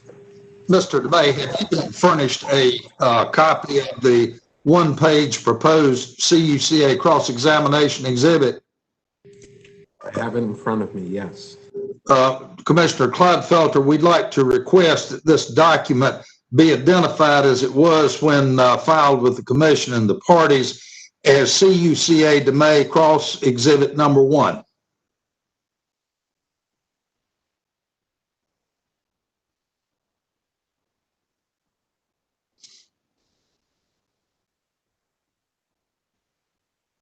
Spacebar is not working today. It will be so identified, Mr. Page. Thank you, sir.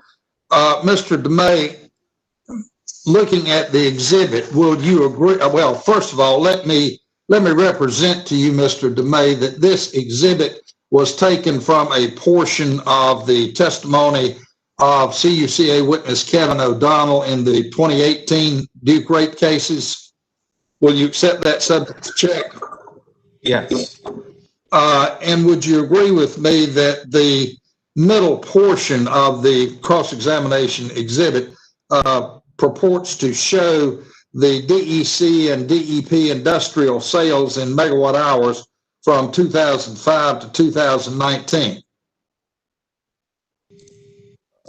Yes, those are the 2 years that bookend this schedule, yes.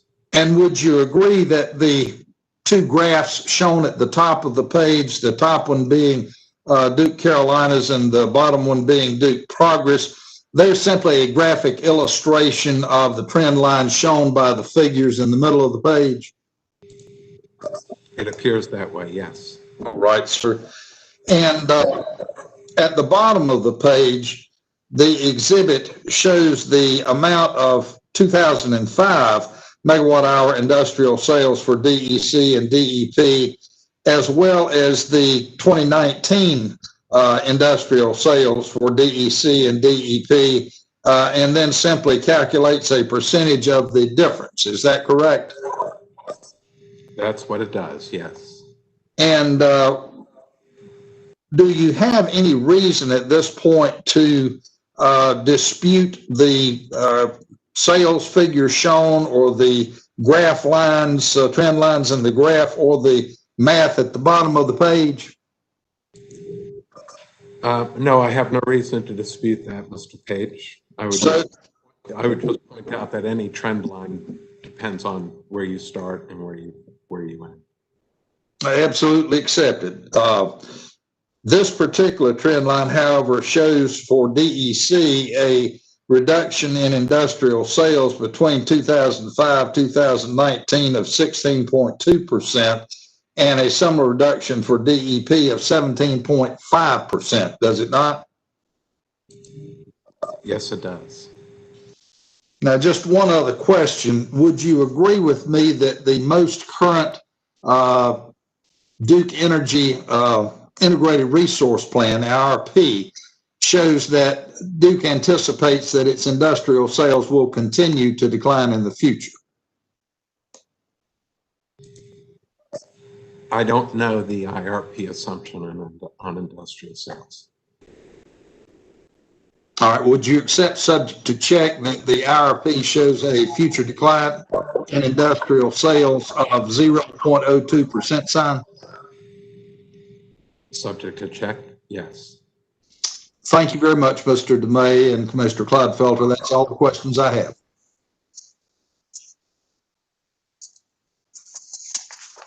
Thank you, Mr. Page. I do not have any indication of any other party reserving cross-examination, but I'll ask now, does any other party have any cross-examination for this panel?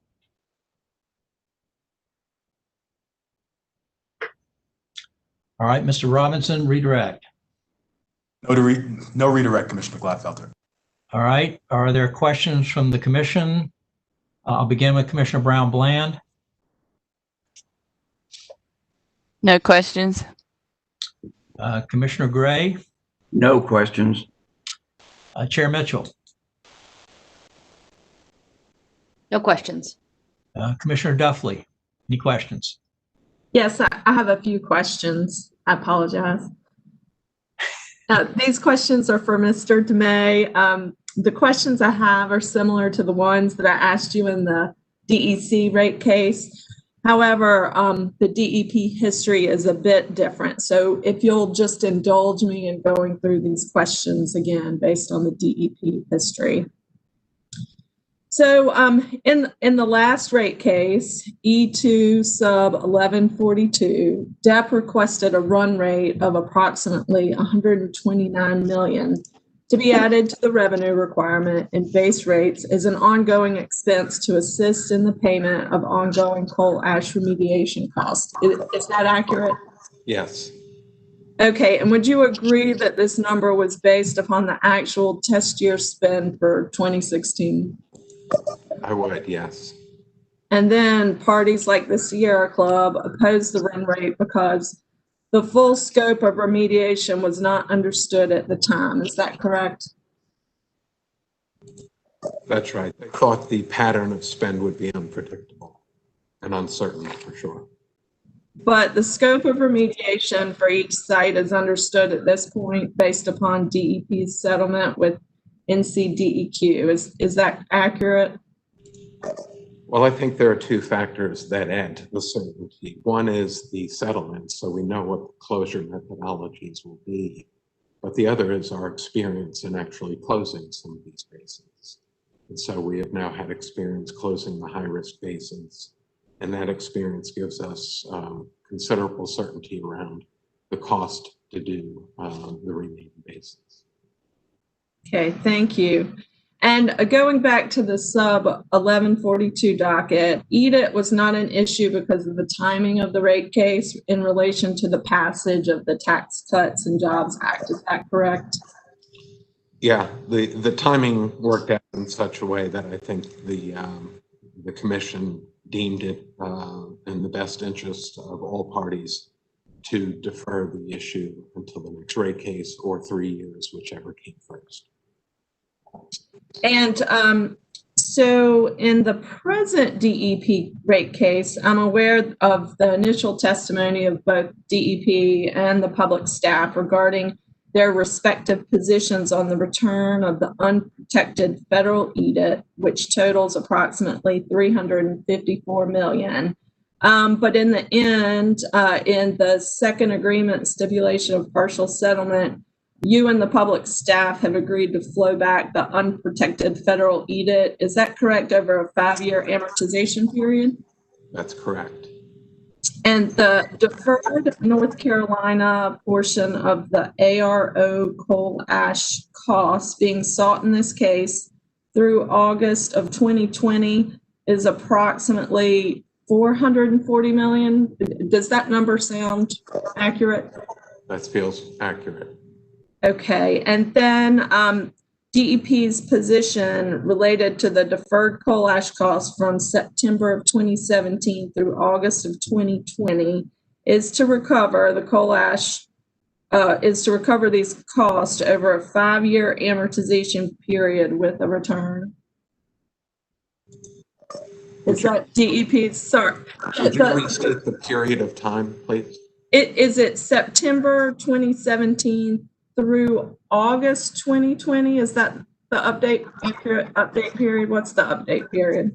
I think the update period, well, I think the update period for coal ash ends in February of 2020. February, okay, that's what I thought too. Someone else told me it was August, so I had February.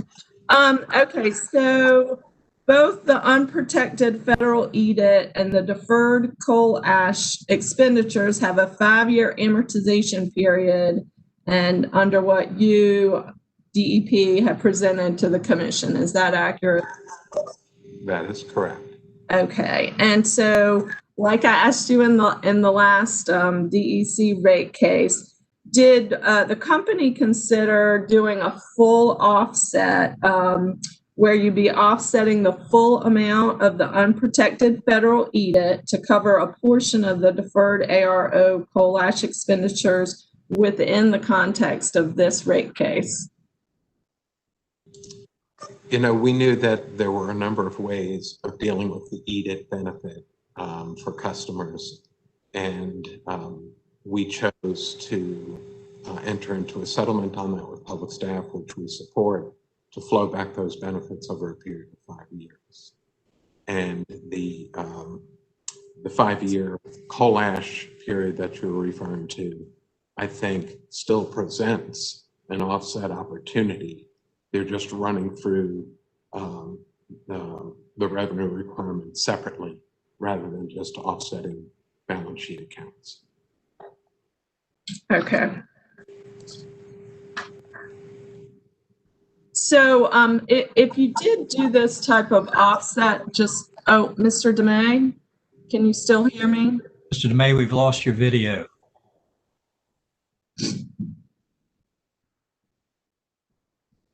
Okay, Mr. DeMay, you're on mute. Like to talk. Okay. Sorry. So if the commission were to do this type of offset, just fully offset within the context of this rate case, is that another appropriate way of handling these two aspects of the case? Or would you find that this would be handling the tax issue in a haphazard manner or somehow causing rate volatility, harm to the customers or harm to the company? If we were to change the amortization periods or to offset them? I'm sorry. Just if we were to fully offset the EDIT with the coal ash cost within the context of this rate case with no amortization period. I may have this wrong, and I will look to Kim Smith to do a little cleanup here if I have this wrong. But if you were to have a regulatory asset and a regulatory liability of roughly the same amounts, I believe one way you could deal with those is just to offset them. Debit one, credit the other, and they'd be gone. Another way would be to amortize those balances. And if you were to amortize those identical balances over the same period of time, the net impact to customer rates would still be zero. And so I think the difference comes in when you start to amortize things over different periods of time. I don't know if that's responsive to your question, but I think that what you've described is a legitimate way of offsetting the asset against the liability, but so too is an amortization over identical periods of time. Okay, thank you, Mr. DeMay. And the commission is going to issue the order. I requested a late filed exhibit, as well as Commissioner Clodfelter requested a late filed exhibit, and the order will go out probably this week, requesting. And so what it's going to request for me, and I'll let Commissioner Clodfelter speak for himself, is a late filed exhibit, and it's a request to both DEP as well as to public staff. So you'll each be preparing this exhibit showing the revenue requirement impact of offsetting a portion of the coal ash expenditures in this present case with the unprotected federal EDIT, as well as showing the effects of the EDIT rider that the parties agreed to in their second stipulation of partial settlement. So with that, I have no further questions, Commissioner Clodfelter. Thank you, Commissioner Duffley. Mr. DeMay and Ms. Downey, Mr. Robinson, let me just, since we're on that subject of the late file request, to say the piggyback on that is a second alternative revenue requirements analysis of offsetting a portion of the EDIT against the accelerated depreciation expense being requested for early closure of the coal plants. So it will be the same request. That's a second iteration of it, all right? And that order will, as Commissioner Duffley says, that order will go out in the next day or so. Commissioner Hughes, any questions? No, sorry. All right. No questions. Commissioner McKissick. No questions. All right, we're back to questions on commissioners' questions. Ms. Force, Ms. Townsend? Mr. Robinson? Thank you, Commissioner Clodfelter. I just have really very brief clarifying questions. So these are to Mr. DeMay.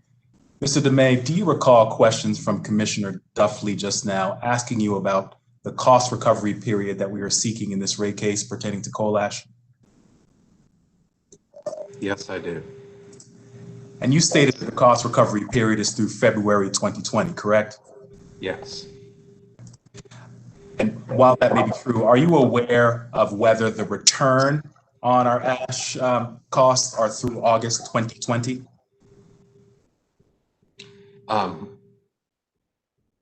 I believe they are. Yes, thank you. Thank you. No further questions.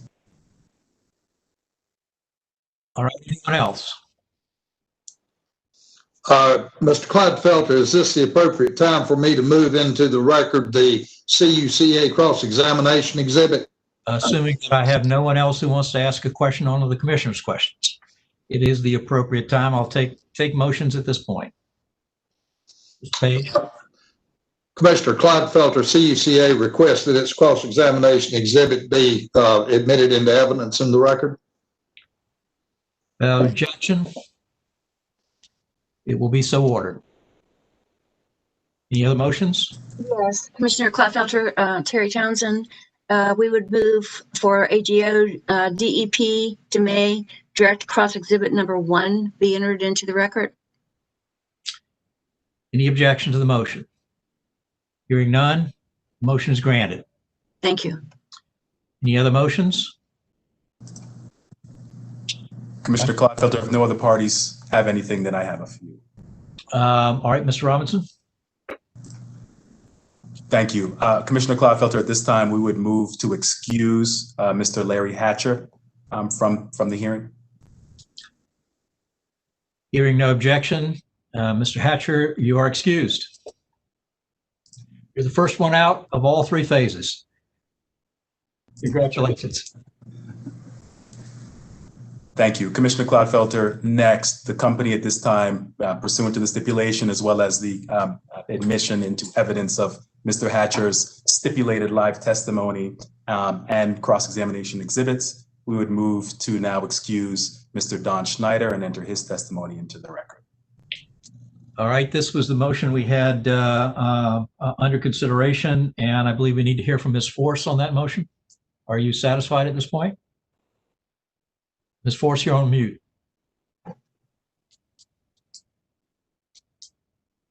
You're on mute Can you hear me? now. Yes. Okay, sorry. The screen appears a little different this week. I don't have any objection. Thank you. All right. Any other party have any objection to having Mr. Schneider excused? Mr. Robinson, that motion is granted. Thank you, Commissioner Clodfelter. And one separate procedural item, I inadvertently earlier excluded from, with regards to Shayna Angers, I excluded from moving into the record her supplemental testimony and 2 exhibits. I did not include that in my earlier motion, so at this time I would like to add that to my motion from earlier, Commissioner Clodfelter. All right, we'll take that motion from Mr. Robinson. Is there any objection to that motion? Hearing none, motion is allowed. Okay. Anything further? That's it for me, Commissioner Clodfelter. Thank you. All right, Mr. Robinson, I believe your next witness is Ms. Turner. Is that correct? Yes, sir. Commissioner Clodfelter, this is Andrea Kells for Duke Energy Progress, and the company now calls Julie Turner to the stand. Ms. Kells, I think we do have some parties who have reserved cross-examination on this witness, and looking at the time, let's go ahead and take the morning break now, and we'll come back at, let's come back at 10:55. That way we're not breaking the testimony of the witness. We can start Ms. Turner clean after the break and not break up her testimony. All right? Thank you. All right. And let's Mr. Robinson, Ms. Downey, and others, let's see if we can have some discussion among everyone so we're all on the same page during the break about how you want to move in exhibits that were part of stipulated DEC testimony. And just be sure that we're all on the same page about that. Again, we want to get the stipulated testimony moved into the record at the time when the witness in these proceedings offers oral testimony in these proceedings. I think that's probably also the appropriate time to move into the record any exhibits that were referenced or discussed in the stipulated testimony in the prior case. So if y'all can all just be sure we're all in agreement on that, and we'll come back and do a reality check, as it were, after the break. Okay?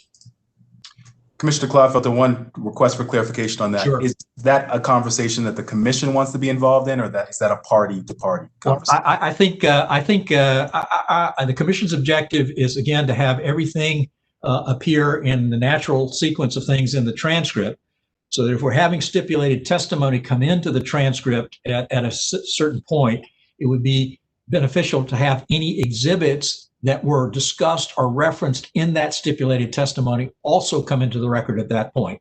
That makes the cleanest transcript for the court reporter, for the commission staff, for the commissioners, and for any reviewing court, should there be one. All right? Thank you. Just want to be sure all the parties share the same understanding, and if you have a different proposal, or if you think that that's wrong-headed, I'll hear that right after the break, okay? Thank you. Okay, we'll be in recess until 10:55.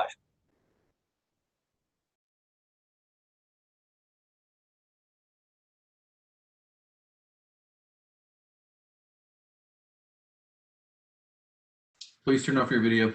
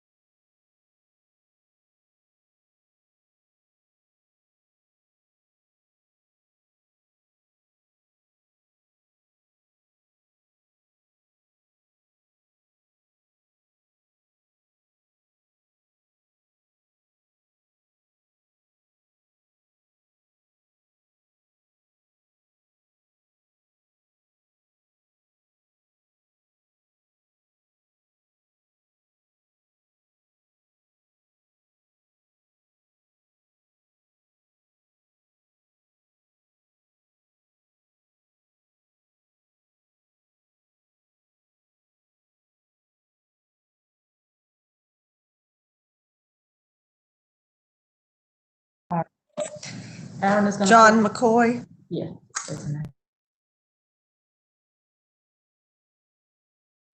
Yes, go ahead. This is Janice Hager. I had to change computers. Okay. And I wanted to just verify that everything was okay here. Yeah, your audio and your video sound really good. Thank you very much. Sure. John, Yes.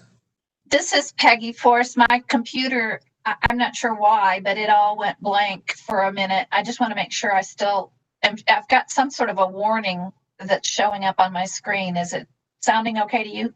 Yeah, your audio and video sound good. Good. I'll not worry about it. Thank you. All right, sure.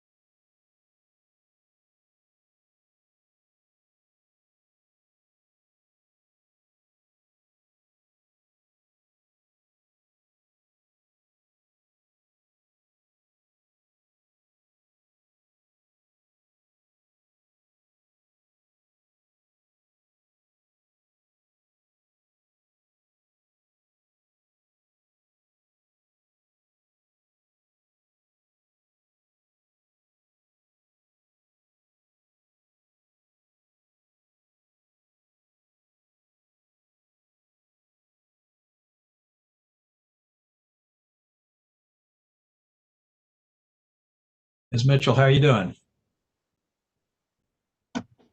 I'm doing very well, thank you. Have we totally confused you so far? A little bit, but thank goodness we got good notes. We'll figure it out. All right. Thank you. All right.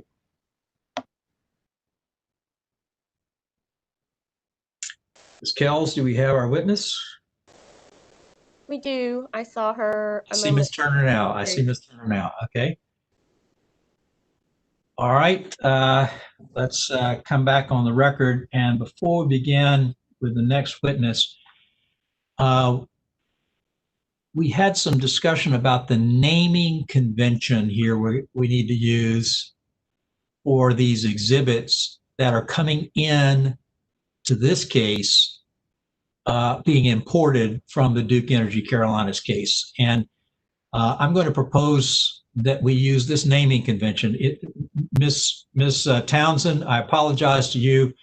You were the guinea pig on how we name exhibits that are being imported from another case, and then how we use them in this case and what's the sequence. So we're going to propose we use the following naming convention going forward. And Ms. Townsend, your exhibit is already in the record and it has its designation. So I think it would be more confusing to go back and clean that up again. So we'll just leave it alone the way it is. But going forward, we're going to suggest the following naming convention. That when the party who's responsible for moving in stipulated testimony is also going to be moving in exhibits accompanying that testimony, because those exhibits from the DEC case were referenced in that stipulated testimony.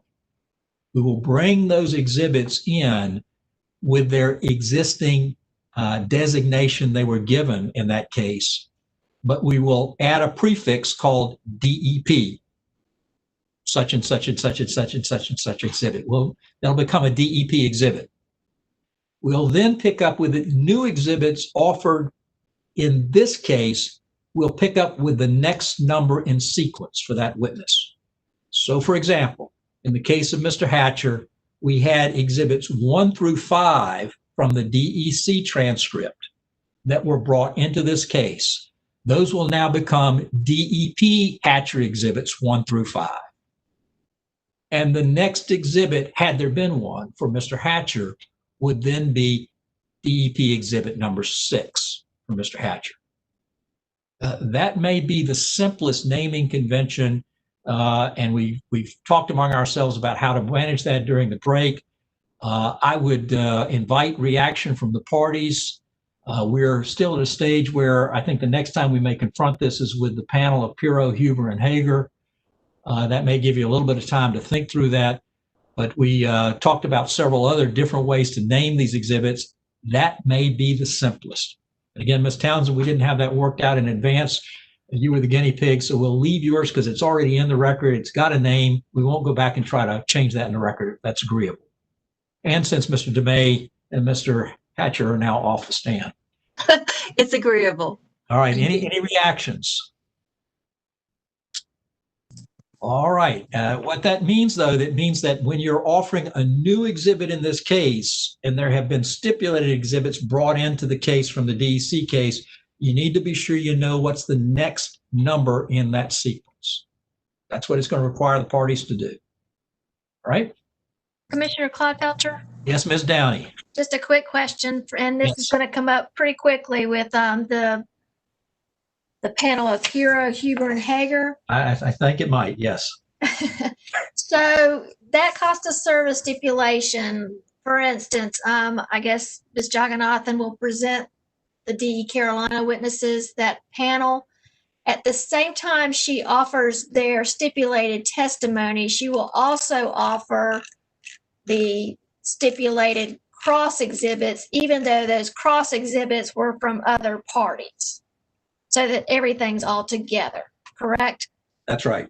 Okay, thank you. That's and then let's say that there was, for example, public staff had cross exhibits 1 through 3 for that panel. Then, Ms. Downey, those would come in as DEP public staff cross exhibits 1 through 3 for that panel.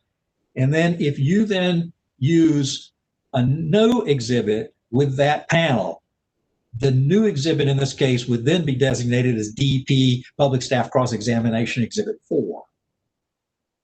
okay. All right. Again, we're in a new process here that we've not followed before. So we're testing this out as we go. We propose that as a simple process. If the parties overnight or over lunch break rebel, I'll hear you on your rebellion. Commissioner. Thank you. Yes. Hi, Commissioner Dr. Kamal Robinson. Yes, Kamal. So definitely no rebelling, but we would propose, with the parties did not have an opportunity, at least I don't think so, to confer over that break. We propose maybe having the parties have and confer over the lunch break, discuss obviously your proposal, and provide a reaction after lunch if that's amenable to the other parties. I'm happy to set up a call in. I think that's amenable. Again, thank you all for being patient with us. These stipulations came in on Friday and yesterday. And so this is something we hadn't had a lot of time to work out in advance of the hearing. We appreciate the stipulations, don't get me wrong, but we're having to sort of muddle through this procedural issue, okay? All right, and with that, Ms. Kells, I think we're ready for your witness. All right, Duke Energy Progress now calls Julie Turner to the stand. Okay. Ms. Turner, would you raise your right hand, please? Do you solemnly and sincerely affirm that the testimony you're about to give in this proceeding shall be the truth, the whole truth, and nothing but the truth? I do. Okay. Ms. Kells? Ms. Turner, would you please state your name and business address for the record? My name is Julie K. Turner, and my business address is 411 Fayetteville Street in Raleigh, North Carolina. By whom are you employed and in what capacity? I'm the Vice President of Carolinas Coal, and I'm employed by Duke Energy Progress and Duke Energy Carolinas. Did you cause to be pre-filed in this docket on October 30th, 2019, 12 pages of direct testimony? I did. Did you also cause to be pre-filed in this docket on May 4th, 2020, 17 pages of rebuttal testimony and 1 exhibit? I did. Do you have any changes or corrections to your testimonies or exhibit? I do not. If I were to ask you the same questions that appear in your testimonies today, would your answers be the same? Yes, they would. Ms. Turner, did you prepare a summary of your direct and rebuttal testimonies? Yes, I did. Commissioner Clodfelter, at this time, I move that the pre-filed direct and rebuttal testimonies of Ms. Turner and her summary of her testimonies be copied into the record as if given orally from the stand, and that her 1 rebuttal exhibit be marked for identification as pre-filed. All right, hearing no objection to the motion. Motion is allowed. Ms. Kells. Thank you. And now the witness is available for cross-exam. All right. Let me check first. Ms. Downey, I do not have any indication that the public staff reserved any cross-examination. Is there any from the public staff? No cross from the public staff. Thank you. Ms. Force and Ms. Townsend, any cross-examination from the Attorney General's office? No, sir. Okay, I do have an indication that there was testimony, a cross-examination reserved by Sierra Club. Ms. Lee? Yes, Commissioner Clodfelter, thank you, and good morning to the other commissioners, and good morning to you, Ms. Turner. My name is Bridget Lee. I represent the Sierra Club in these proceedings. Have a few questions for you this morning. The company's oldest coal unit came online in 1966, is that correct? I do not know the dates exactly of when the oldest one came online. Okay, subject to check. Would you agree with me, subject to check, that the Roxborough Unit 1 came online 1966? Yes. Okay, and when does the company expect to retire the Roxborough station? In the 2020 IRP, it provides a new retirement date, and I will look at my fact sheet so we can have those for you. The Roxborough unit is scheduled to retire in the 2020 IRP at the end of 2028, along with Roxborough 2, and then Roxborough 3 and 4 at the end of 2027. Thank you. I'm sorry, for 3 and 4, did you say 2027? If I'm looking at the IRP most economic date, that is correct. Okay. The end of 2027 or the first of 2028. Okay, so for units 3 and 4, that retirement date is 6 years sooner than was assumed in the prior IRP update. Is that correct? That's correct. Okay. And when does the company plan to retire the Mayo plant? The end of 2028. Okay.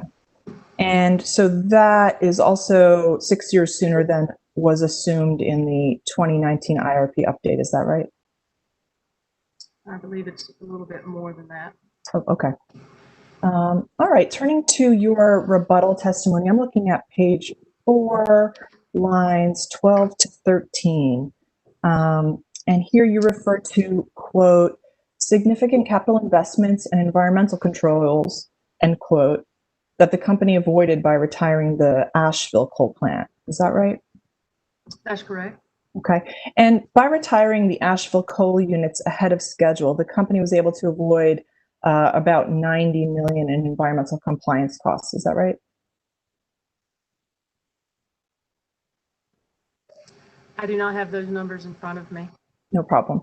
Are you aware of whether the costs that were avoided had to do with the construction of a new dry bottom ash handling system?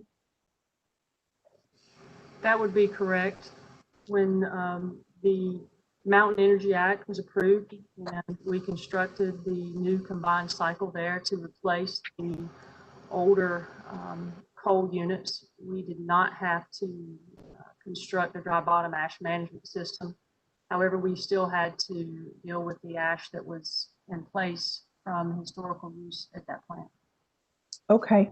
And was the company also able to avoid costs associated with stormwater rerouting?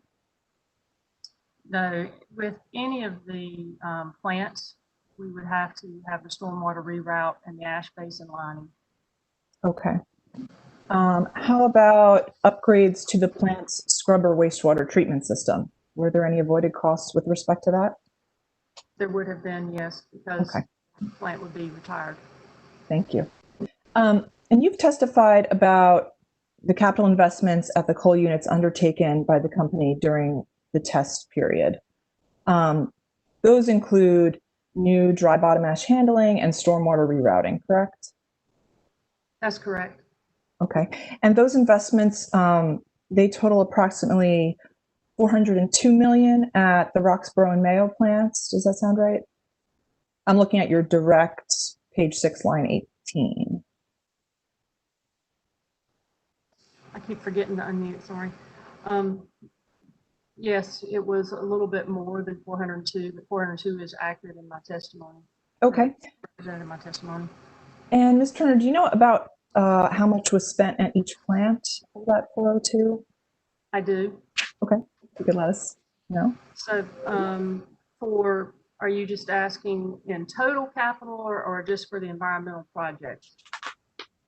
Let's start with total and then work our way through the environmental projects. Okay.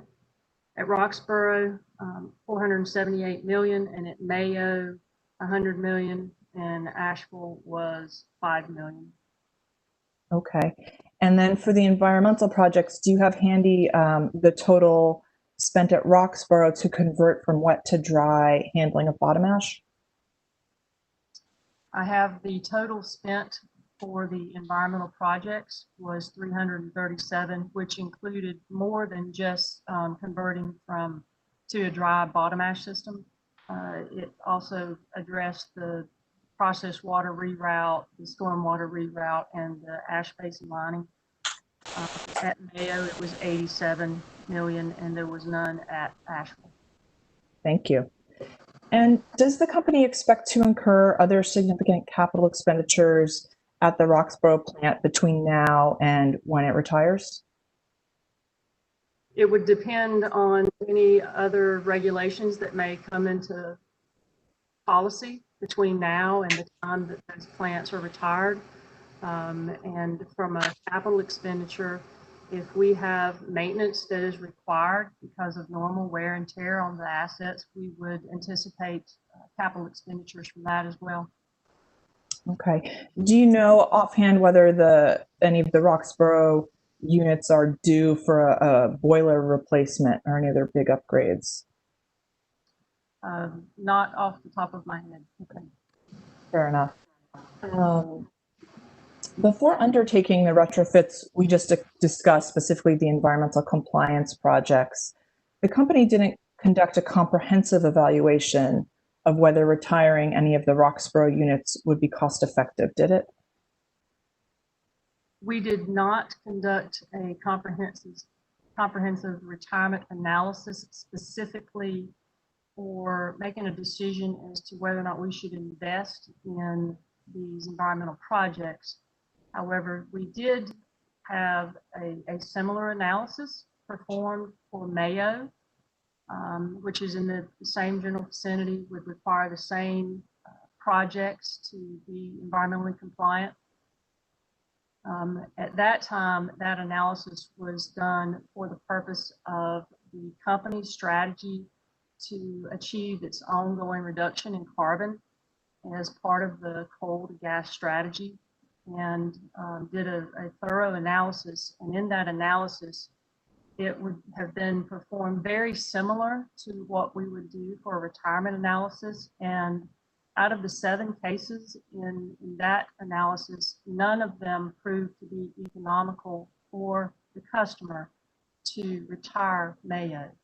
And if Mayo is 700 megawatts and Roxborough is 2,400 megawatts, if it's not economical for Mayo, it would not be economical for Roxborough, because at the time of the decision, all those that energy was required for us to reliably serve our customers. Okay, and in the, I believe you mentioned 7 scenarios that were considered for Mayo. Were each of those scenarios looking at the same replacement generation option? They were looking at gas as the alternative for replacement. Okay. So the company doing that analysis didn't consider either renewable energy options or storage, or how demand side management might play a role. We considered gas as the alternative because we looked at the most recent IRP, and in the IRP, that plan is really looking at what is the most economical way for us to provide install generation, and gas is, or was at that time, the most economical. Therefore, that was the alternative chosen. Okay. Do you know, is gas still the most economical option? I believe it is at this point. Okay. If you could please turn to your rebuttal, page 11. I'm looking at lines 19 through 21. And you've testified here that ratepayers have benefited when the company has retired older facilities, quote, that lacked environmental equipment and were not economically positioned for needed capital expenditures, end quote. Are you referring to the Asheville coal plant there? I am referring to, this section is referring to prior rate cases. So you may be aware that we have actually retired 14 units in DEP, which has enabled us to reduce our carbon emissions by 40%. And I'm referring to those older facilities in this section of my testimony. Okay, thank you. And you speak there of facilities that are not economically positioned. Did the company evaluate the economic position of the Roxborough coal plant before undertaking the recent capital investments at that plant? I would answer it the same way I did previously, which is we did a comparative analysis to the Mayo, but we also have to consider the timing of the decision. And at the time the decision was made, the generation was necessary in order for us to reliably serve our customers. And we would have a short window of time in order to replace that generation. And it just wasn't a viable option to retire the asset because we couldn't replace the generation in that period of time.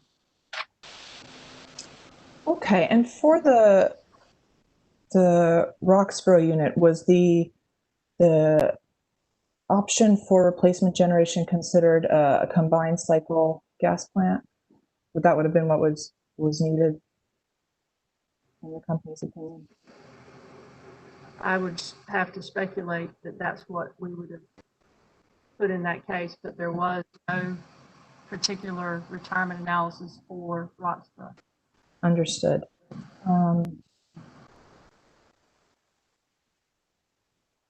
I believe those are all my questions. Thank you for your time, Ms. Turner. Thank you. All right, does any other party, any other intervener have any cross-examination for this witness?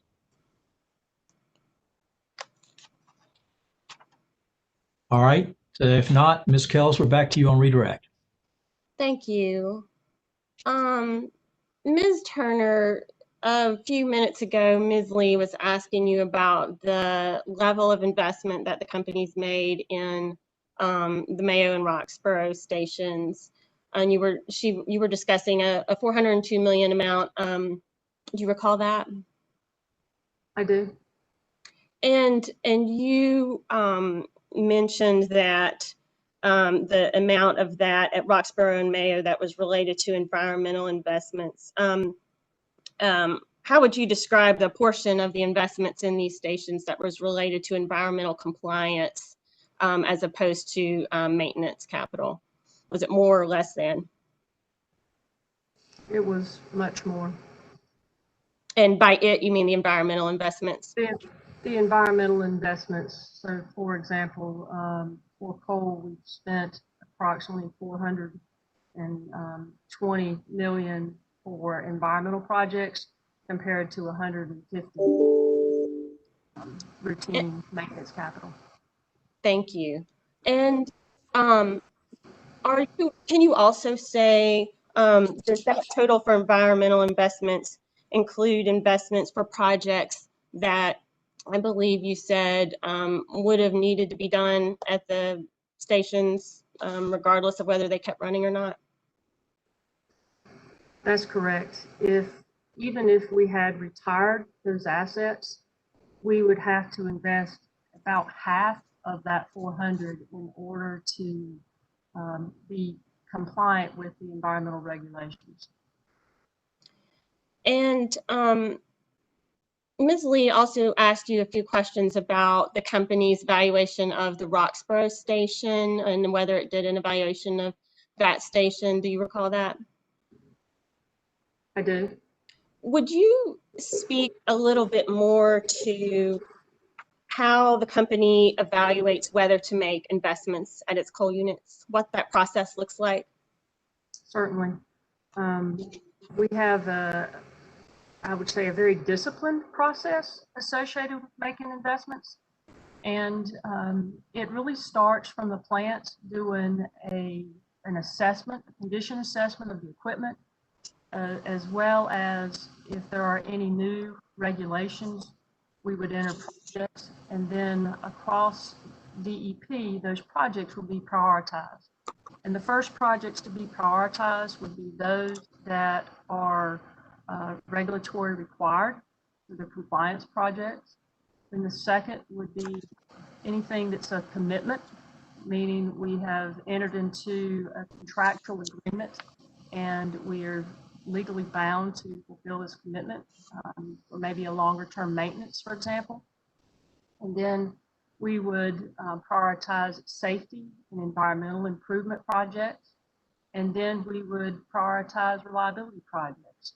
And in all those cases, for reliability, there is an economic analysis that is performed to look at the payback life of that investment. And then we try to make decisions on how can we optimize the dollars that we have to minimize the risk. Thank you. And when you're going through that process of evaluating investments, does the company operate and make the decision based on information available at the time? Absolutely. And in your opinion, has the company's decisions to make these investments in its coal fleet benefited customers? Yes, the coal assets have been very valuable since those investments have been made. I'd like to explain that a little bit more if I can. You know, the capacity factor for the coal fleets have declined over the years, and while the capacity factors are lower, if we look at the first week of January in 2018, the capacity factor for those Roxborough and Mayo units was 94%. And if we had not invested in those assets and were not able to run them, we would not be able to serve our customers with a least cost. And you know, the capacity is, and by capacity I mean the ability to run them when our customers need them, is critical to our system. Thank you. And just, it was in, is the company required, you had talked with Ms. Lee about making environmental investments to be environmental compliance, and that's an obligation of the company to remain environmental compliant, correct? Yes. And does the company also have an obligation to provide safe and reliable service to customers? Yes, we do, at least reasonable cost.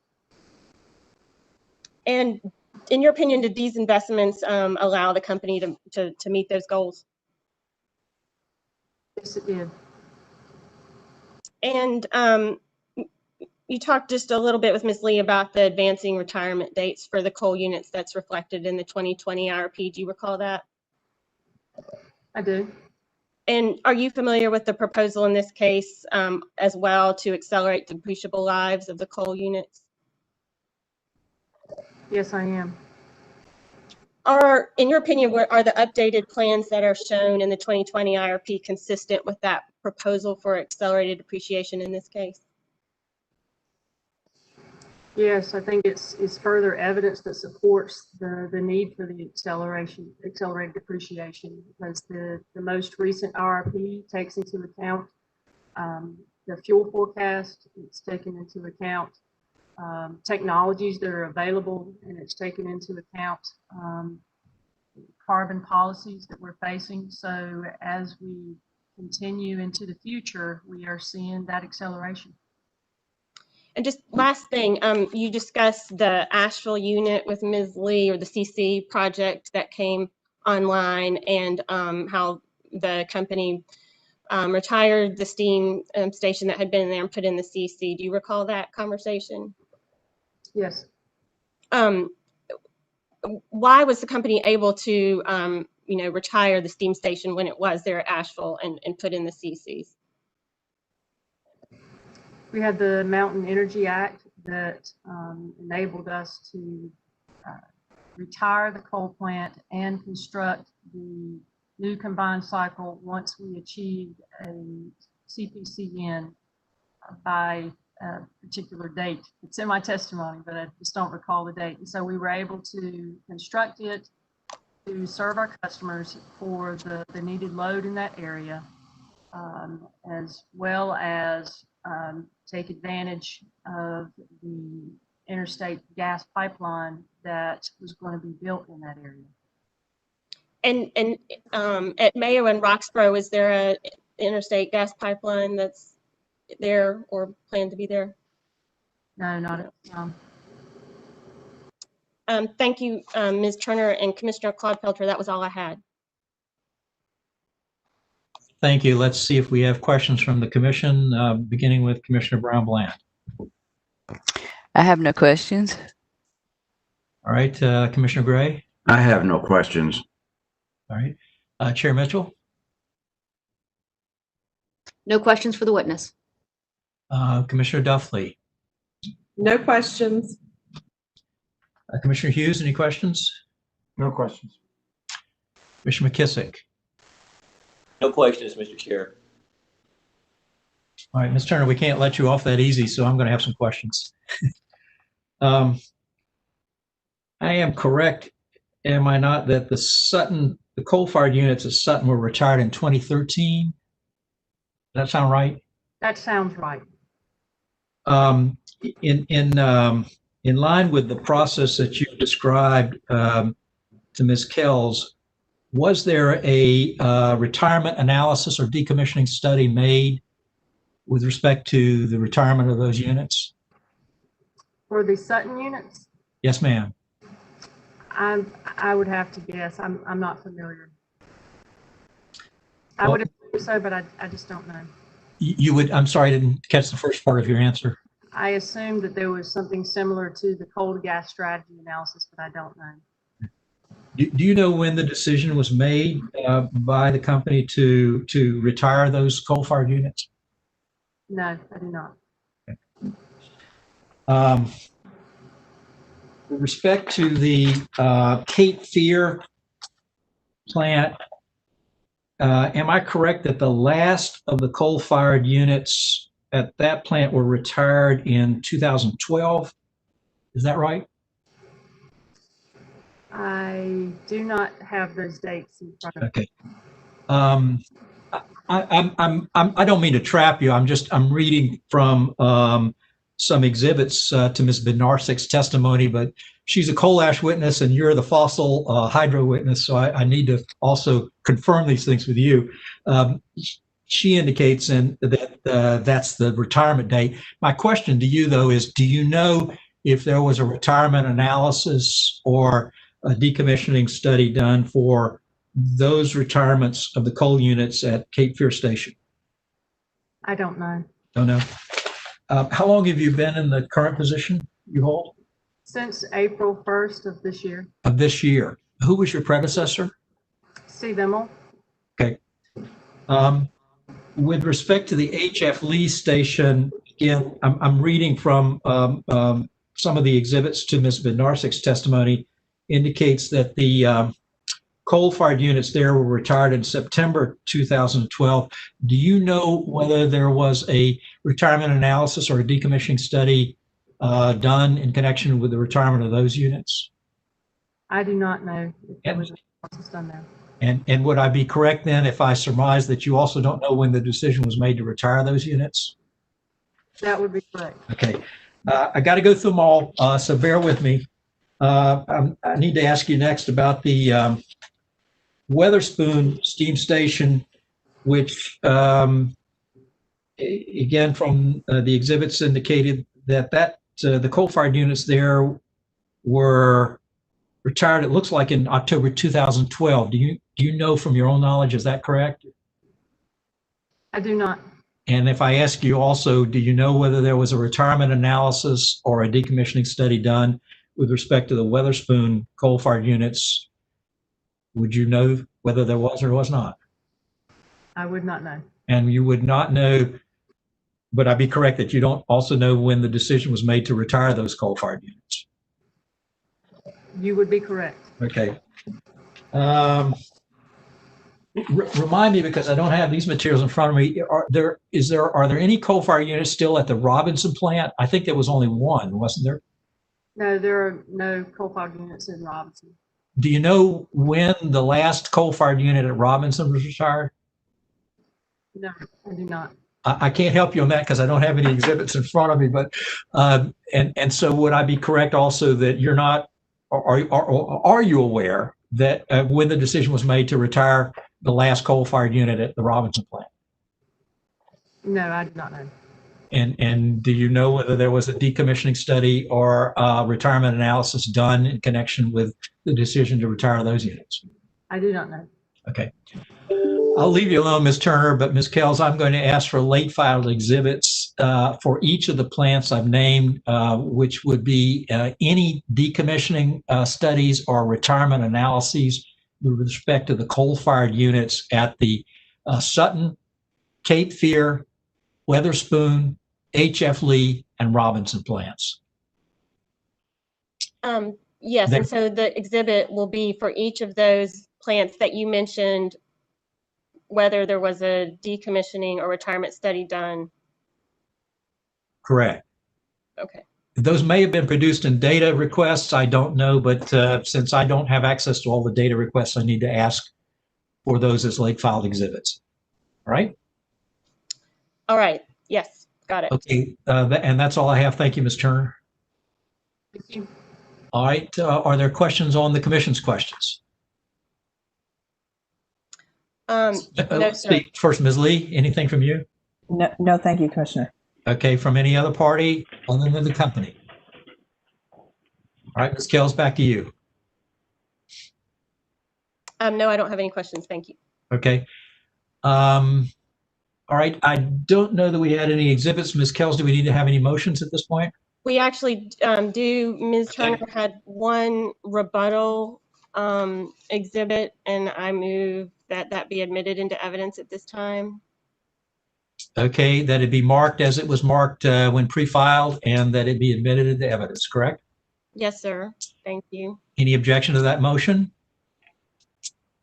Hearing none, the motion will be granted.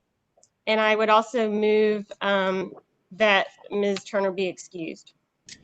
All right, does any other party object to the motion to excuse Ms. Turner? If not, it will be so ordered. And Ms. Turner, thank you for being with us. Appreciate it. All right, Mr. Robinson, I think my memory and my notes are that we previously granted the motion to excuse Mr. Spanos. And so I believe we're next with the panel of Mr. Pirro, Mr. Huber, and Ms. Hager. That's correct, Commissioner Clodfelter. Okay. Commissioner Clodfelter, this is Kiran Mehta. Mr. Mehta, good morning. Good morning. And this is not in the nature of rebellion, but I did want to ask you before we get together with the parties whether what I'm concerned about is if we add a DEP moniker in front of all of the exhibits that were previously marked in the DEC case that are coming in as part of the live testimony given in that case, they will be referred to differently in the live testimony than they would be in the quote DEP record. So I'm wondering if we should just leave the exhibits as identified in the DEC case in the live testimony that's coming in as part of the stipulations. But then I think it's a very good suggestion to start with any new exhibit that's introduced in the DEP case with the next number, whatever that number is. Mr. Mehta, as has often been the case over the course of our respective careers, you are more precise than I am, and I believe you are correct. The suggestion about putting a prefix was really for just to have parties be able to identify what we were talking about at the time we were describing the process.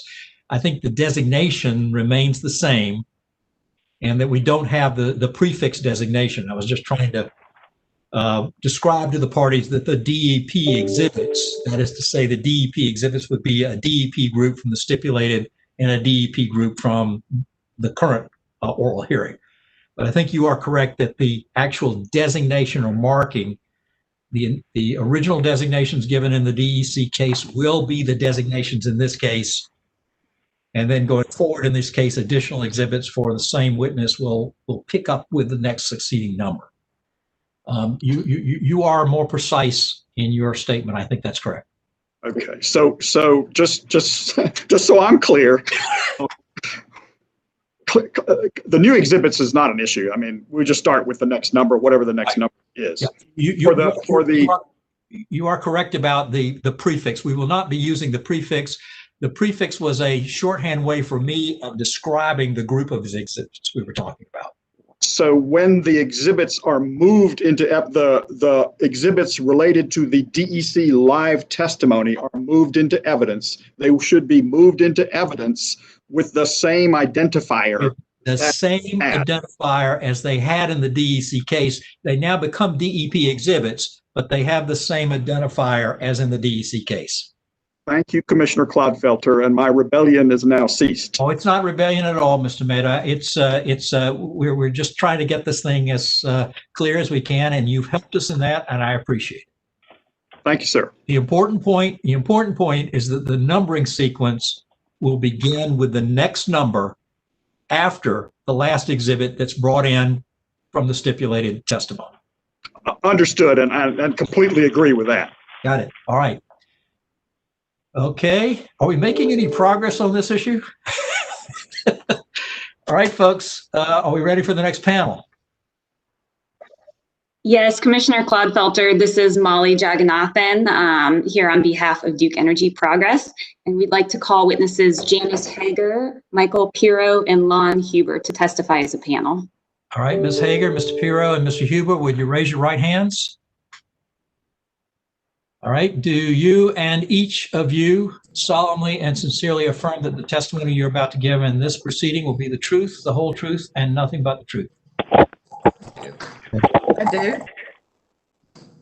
Okay, I heard from Ms. Hager. Mr. Pirro? I do. And Mr. Huber? Okay, got you all three. All right. Ms. Jagannathan, the witnesses are with you. Thank you, Commissioner Clodfelter. Ms. Hager, I'll start with you. Would you please state your name and business address for the record? My name is Janice Hager. My business address is 2049 Mount Zion Church Road, Alexis, North Carolina. And by whom are you employed and in what capacity? I am president and owner of Janice Hager Consulting. On October 30th, 2019, did you cause to be pre-filed in this docket direct testimony consisting of 18 pages? I did. And on May 4th, 2020, did you cause to be pre-filed in this docket rebuttal testimony consisting of 27 pages? I did. And Ms. Hager, do you have any changes or corrections to your pre-filed testimony? I do have one change to my rebuttal testimony, which is included in the errata page provided with my testimony summary. And with the corrections to your rebuttal testimony that are noted in your errata, if I were to ask you the same questions today, would your answers be the same?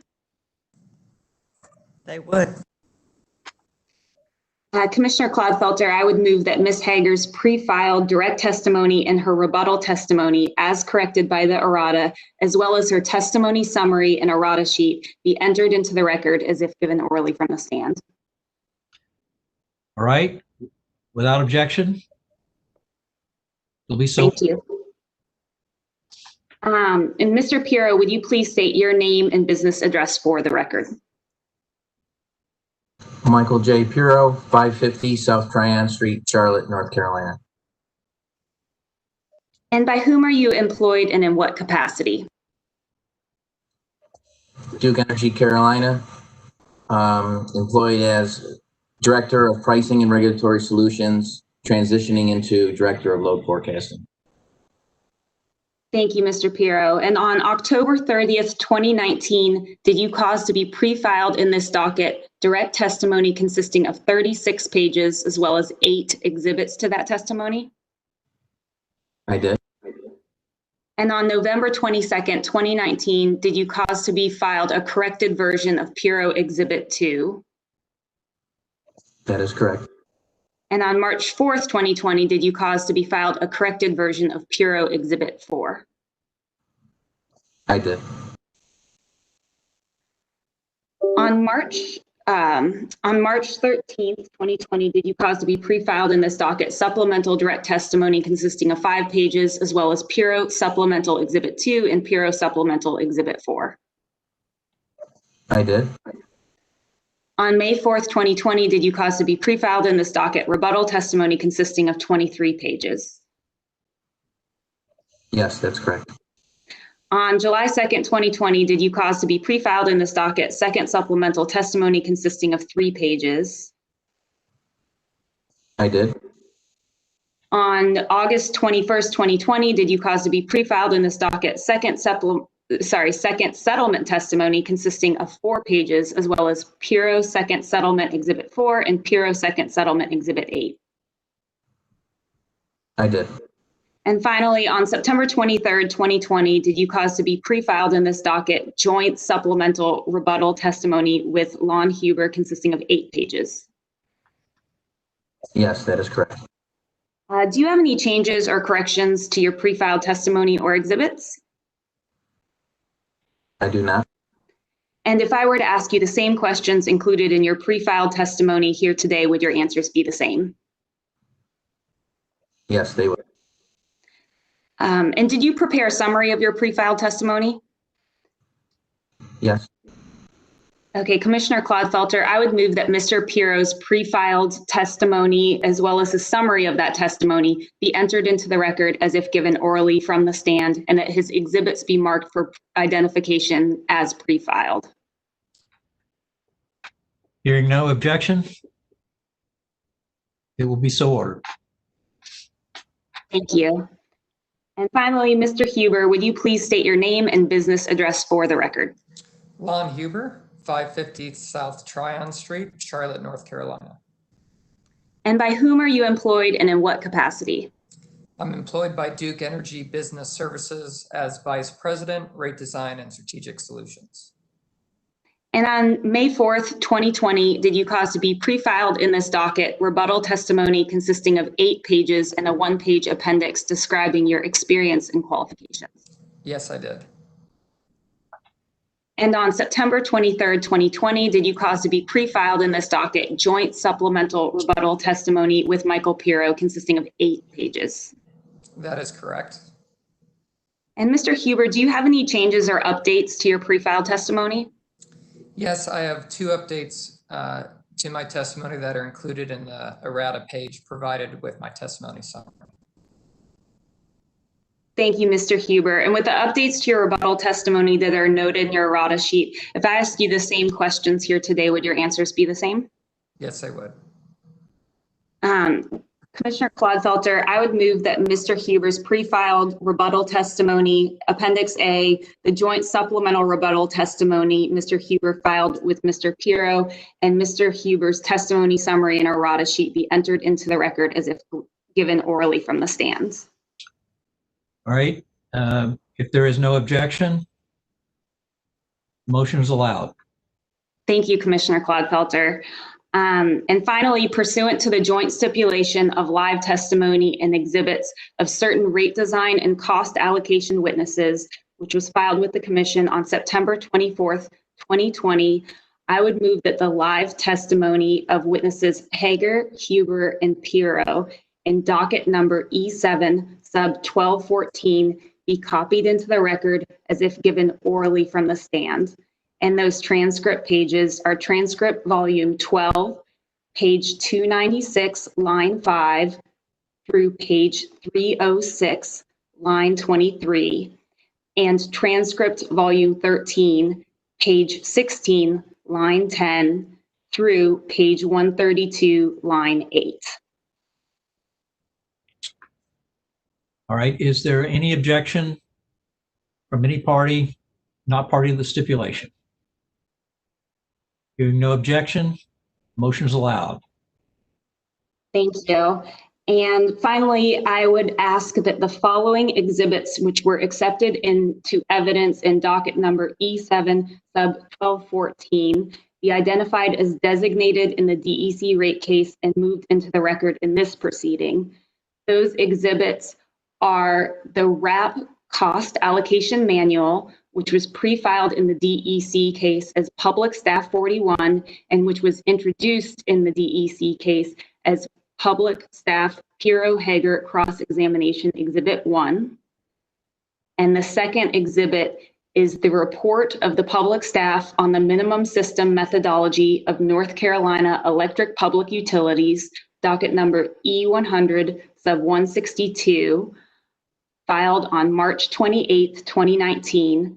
This was pre-filed in DEC as DEC Exhibit 32 and was introduced during the hearing as Hager DEC Redirect Exhibit 1. All right. Any objection to the motion? If not, it will be so ordered. Thank you, Commissioner Clodfelter. The panel is ready for cross-examination. All right. Public staff. Ms. Edmondson. Good morning. I'm Lucy Edmondson with the public staff, and I have a few questions for Mr. Piro. It's good to see you again. You too. Good morning. All right. I'm still a little confused on what exhibit number I'm going to designate. But Mr. Pirro, you're familiar with the settlement between Duke Energy Progress and Sigford 2? I am. So I would like to mark public staff 80, exhibit 89, and it has a page number 2,749 at the bottom of the first page. All right, Ms. Edmondson, give page number again, please. 2,749. All right, let me ask, was this used as an exhibit in the DEC proceeding? No, this is the DEP and Sigford 2 settlement, so it's specific just to this case. All right, then we will mark this as Hager, Pirro, Huber, public staff, cross-examination exhibit 1. Okay, all of you hawks out there watching me, did I get that one right? Commissioner Cloudfelter, I believe it would be 2. Ms. Edmondson indicated that there was no public staff. This was not used as a cross-examination exhibit in the DEC case. Commissioner Cloudfelter, this is Derek Merce with Commission staff. Correct me. That is true that she stated that, but previously moved in was public staff, Pirro Hager cross-examination exhibit 1 from the DEC case. That's right. Number 2. All right, that was public staff exhibit number 1 from the DEC case. All right, then this will be Hager, Pirro, Huber, public staff cross-examination exhibit number 2. Okay.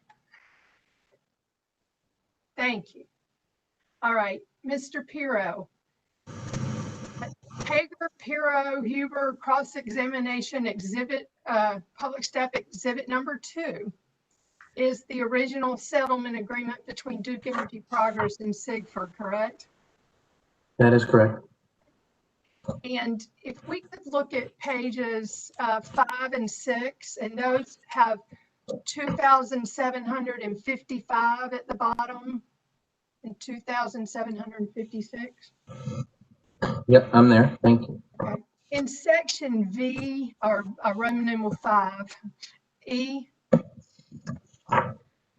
the company has agreed to explore certain rates or to file rate schedules in the next rate case, depending on whether there's a comprehensive rate design process. Yes, that is correct. And one of these rates is an emergency demand response program similar to Southern California Edison's time of use base interruptible program. Yes, that's what it states. Yep.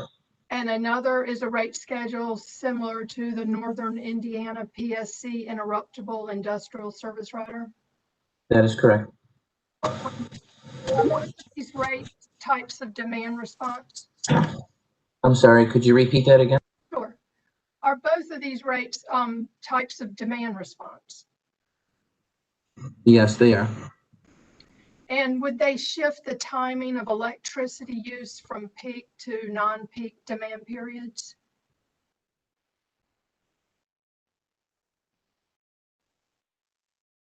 I can't, I'm sorry. Ms. Edmondson, at this time, the company hasn't evaluated those specific rates that you're referring to. The company has just agreed to have those be included as part of the overall comprehensive rate design review process. So I can't speak to shifting right now. Okay.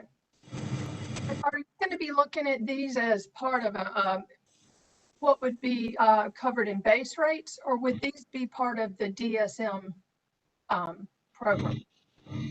I would ask Mr. Huber to possibly provide some color to this topic, but I would say that whatever path it goes down during this review process, whether it's base rates or separate, DSM type programs.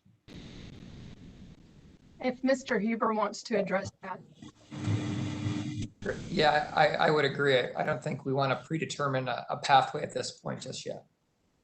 So is the comprehensive rate design study going to examine DSM programs for the portfolio as well as base rate programs? Yeah, so I think it's really the interaction between the two. So I don't think, you know, we can just sort of ignore the DSM portfolio, and so I think what we'd be looking for is some synergies between the two of merging rate design with, you know, smart devices such as smart thermostats, and seeing, hey, is there a, you know, a 1 + 1 = 3 type of synergy between the rate design and some of these new devices that are coming out. Are you familiar with the commission's ruling in Duke Energy Carolina's Save-A-Watt docket, where the commission kept the existing industrial interruptible programs riders, IS and IG, and base rates, but closed them to new participation, and then put the new industrial interruptible program power share in the DSM portfolio? I mean, yeah, Ms. Evanson, I'm familiar with that. That's correct. All right. Do you think development of interruptible rates like these, if they're put in the DSM portfolio, could help reduce the number of industrial customers that opt out of the DSM rider? Yeah, you know, I can maybe start on that one. I'm not sure. I think that's you know, why we need to convene stakeholders to see, hey, is this something that you know, calms some of the concerns of participating and being subject to the DSM rider. All right, and this could help address the the need for winter capacity. Yeah, that's the hope. And I think, as I mentioned last time I testified, we are undergoing a pretty in-depth study on winter peak solutions that include both DSM and rate design. Those results should be coming out very soon, actually presenting, I think, tomorrow to the DSM Collaborative on initial results. So there is hope there that we can you know, create some innovative solutions that reduce winter peak. Okay, that's all I have. Thank you.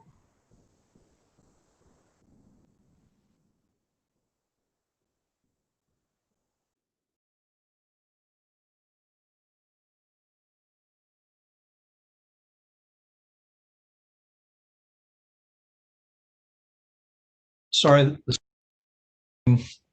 bar's not working today. Mr. Jenkins, I think you're next. Thank you, sir. Good morning, panel. Alan Jenkins for the Commercial Group. Mr. Pirro, I think these questions might be for you. I direct you to page 5 of the joint supplemental rebuttal testimony. And if you can look at your first Q&A where you address SGS TOU rate design, let me know when you're there.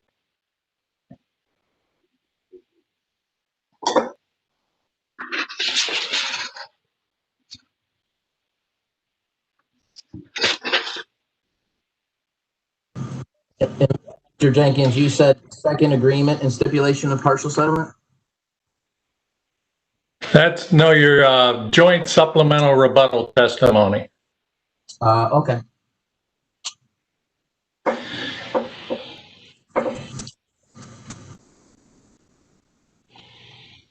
Okay. I have that in front of me. Okay, page 5, at the first Q&A, where you address SGS TOU rate design. Yes, sir.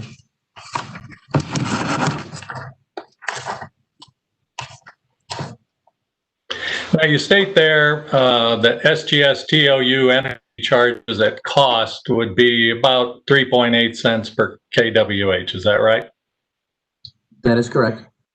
And you compare that then with higher current SGS TOU energy charges of about 5.9 cents per kWh on peak and 4.6 cents per kWh off peak.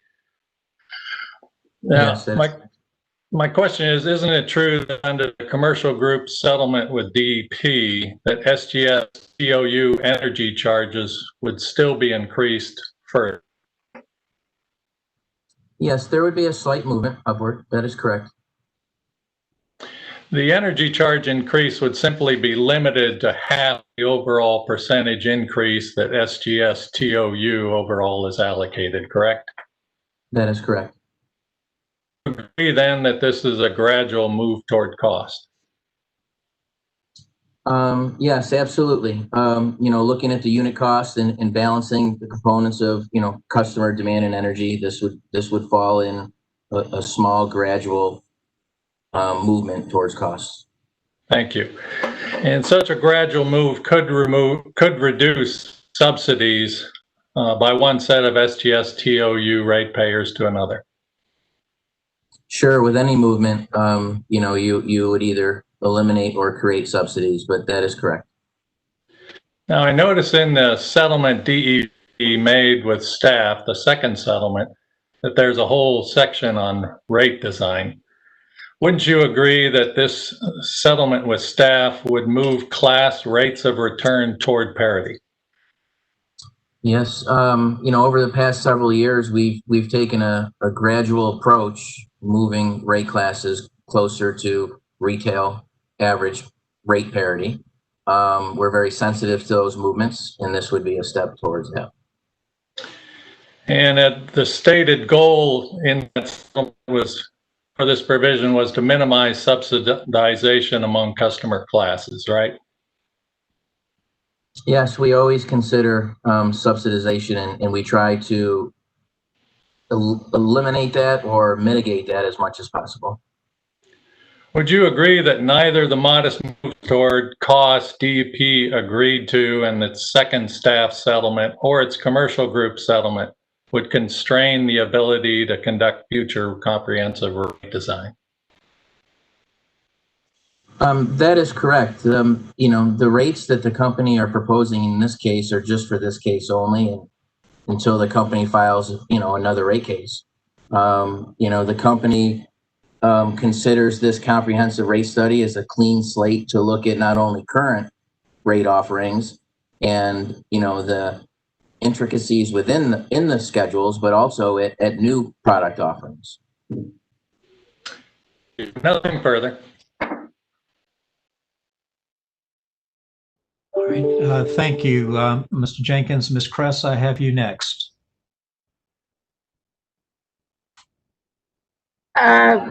Commissioner Felter, I don't believe that I had reserved cross for this panel. I may have some questions on commission questions, but I don't have any cross at this time. All right, then we'll move next. I have Mr. Page. Thank you.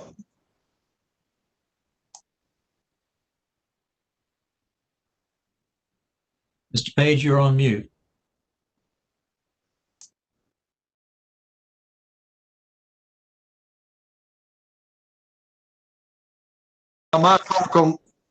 You're on now. All right, great.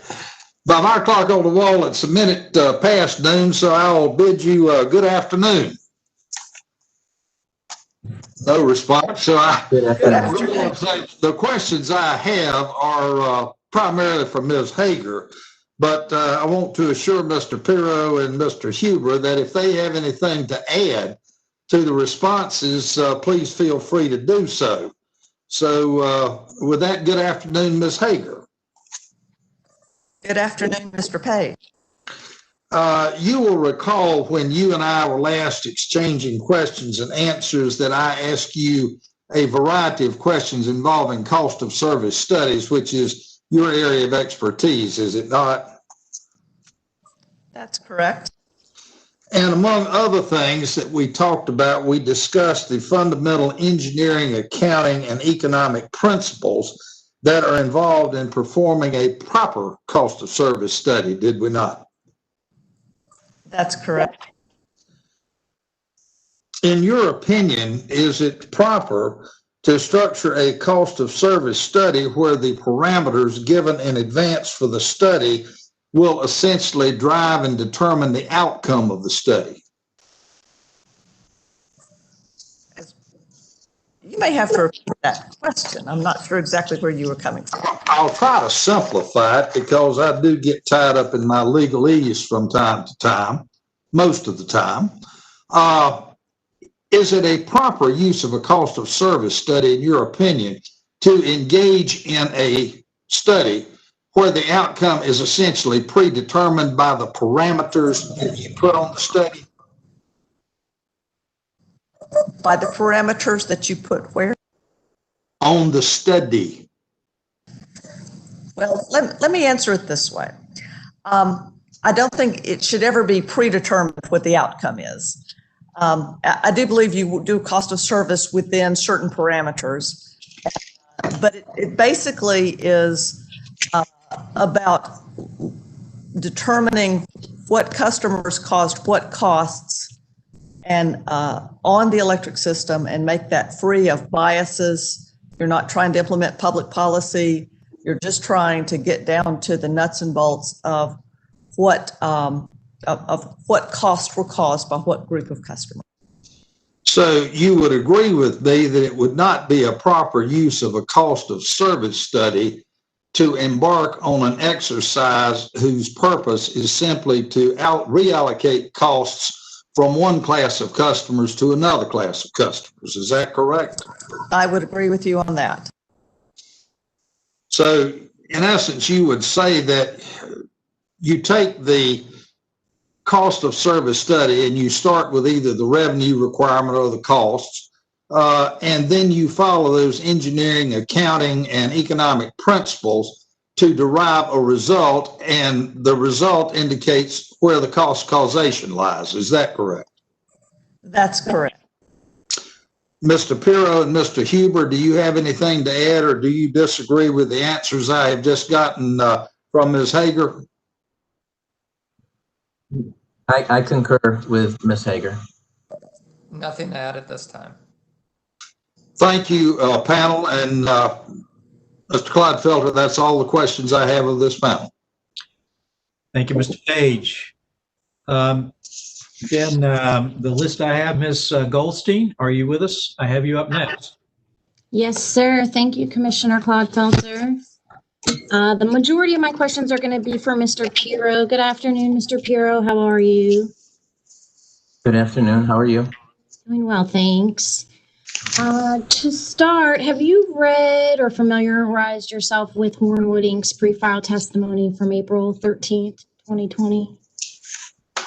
Yes, I have read it, looked at it recently, but I'm familiar with it. Okay. And you're aware of the relief that Hornwood Inc. is requesting in this rate case as it's related to the large general service real-time pricing rate? Yes, I am familiar with that. Okay. Ms. Goldstein, apologies for interrupting you, but I don't have your video showing on my screen. Do you have your video turned? Apologies. Yes, sir. I'm sorry. Thank you. Okay.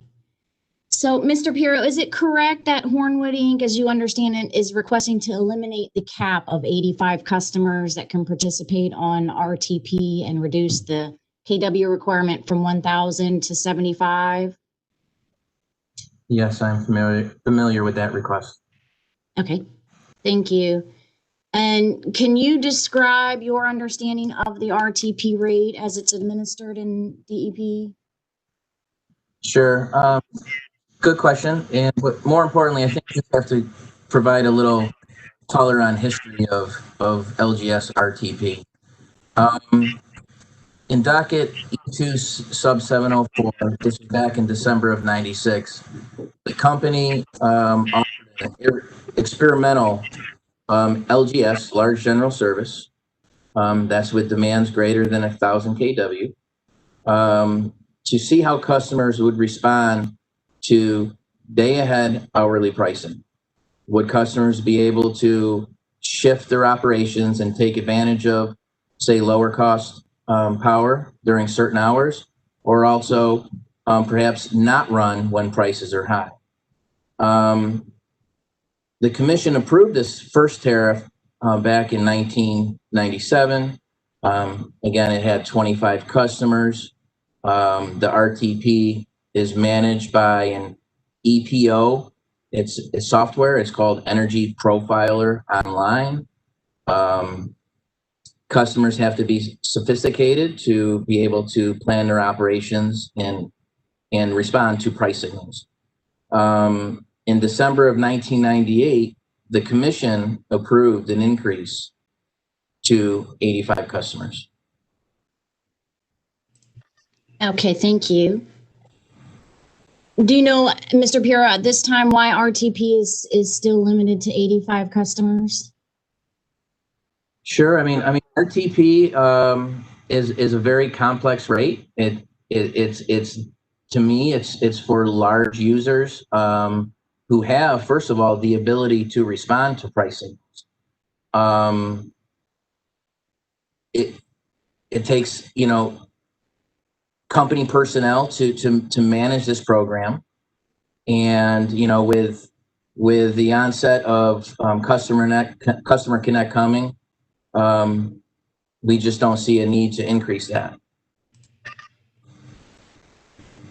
Okay, thank you. You mentioned that this rate was approved in 97, I believe, and then increased to from a participant cap of 25 to 85 in 1998. As you are aware, this is not an experimental rate at this time, correct? That's correct. It was a standard offering back in 1997. It was commission approved in 1997. Okay. And it would appear that it's still a standard approved rate at this time as well, non-experimental? That is correct.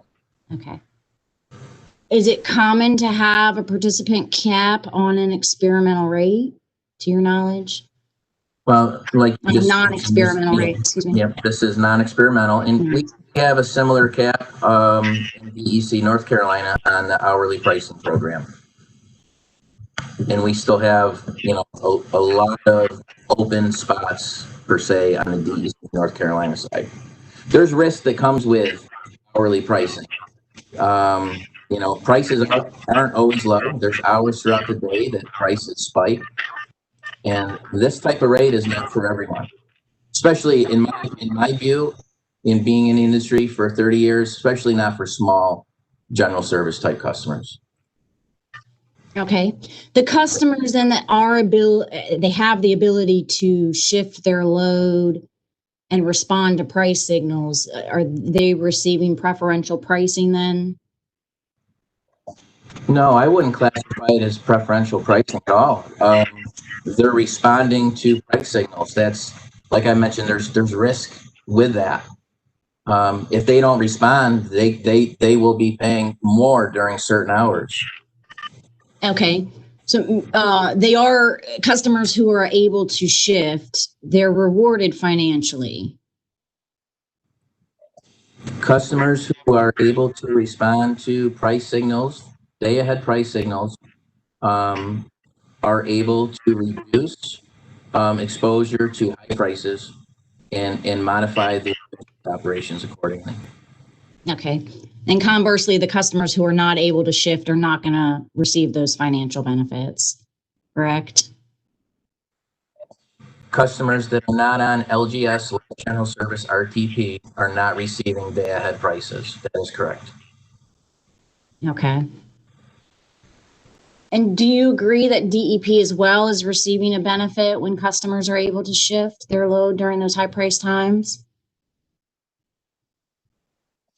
I'm sorry, could you repeat that question? Would you agree that DEP is receiving a benefit when these customers are able to shift their load during the high price times? If customers are responding to price signals, then that is a benefit to the system. Okay. Thank you. So going back to the administration of the rate, it's been, as we've discussed, in use for 23 years. In this, do you know what kind of a meter is required to take service on RTP? The company's transitioning, as we all know, to smart meter technology, and I believe the plan is to include these in that functionality.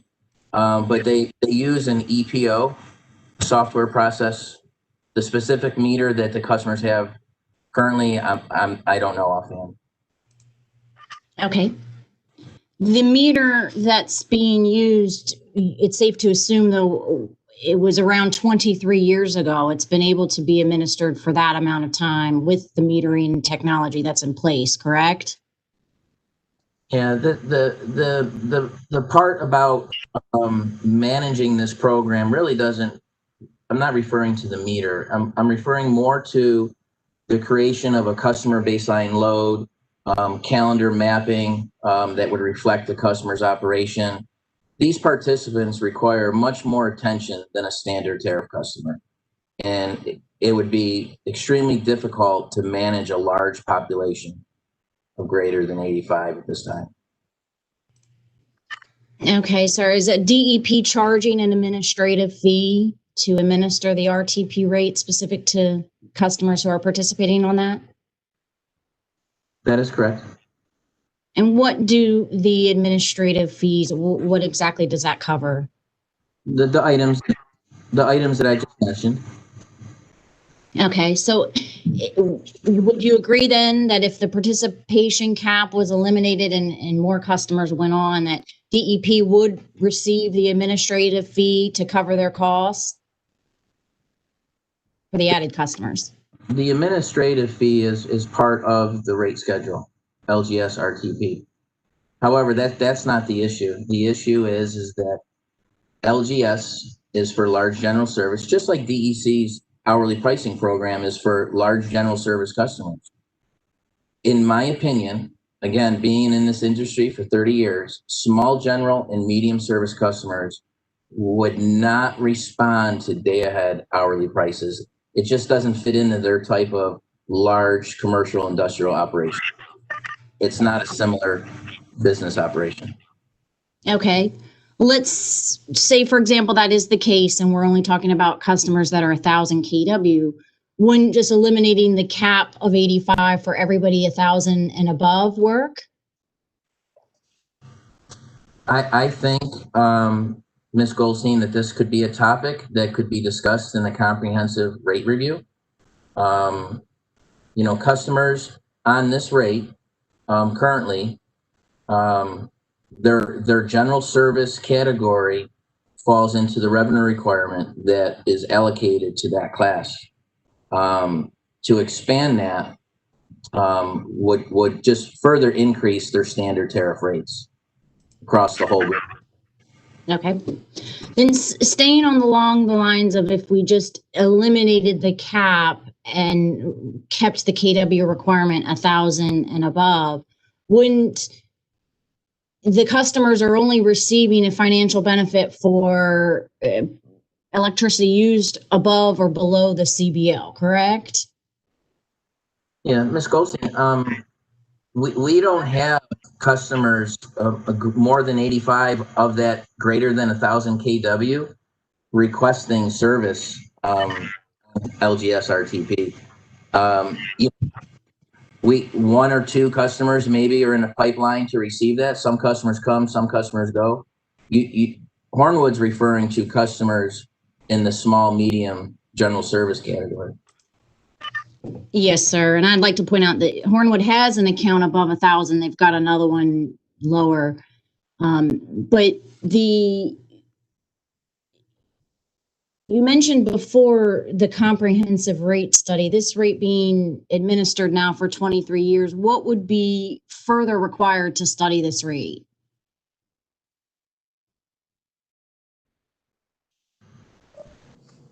I mean, 1996 is well before my time at Duke Energy, but you know, from my research of the design of this rate and to, how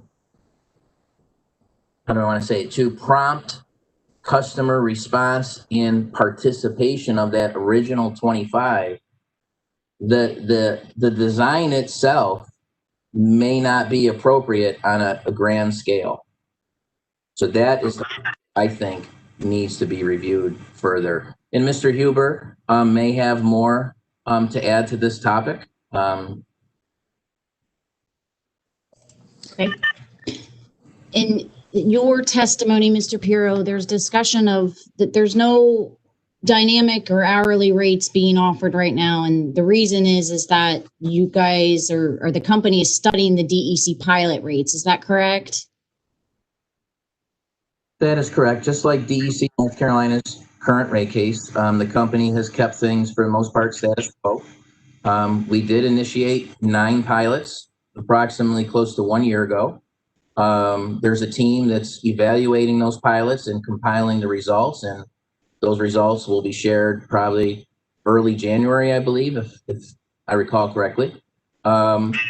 Those results would transfer and be applicable to the DEP territory, but they may require changes. So the company does not feel, rolling out the same pilots in DEP, is prudent or makes sense at this time. Understood. And those DEC rates, they do not go above 75 kW, correct? So they wouldn't translate anyway to the relief that Hornwood is requesting. Is that correct? I'm not familiar with all of Hornwood's demand levels, but the current pilots, that is correct. And that's why, further evaluation and discussion and within the comprehensive rate review study is appropriate.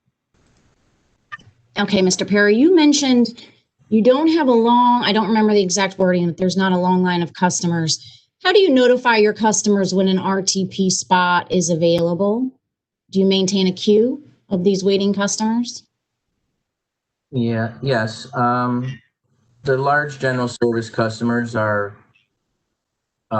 assigned accounts, or they have account managers assigned to them, and they're in constant communication of those types of issues.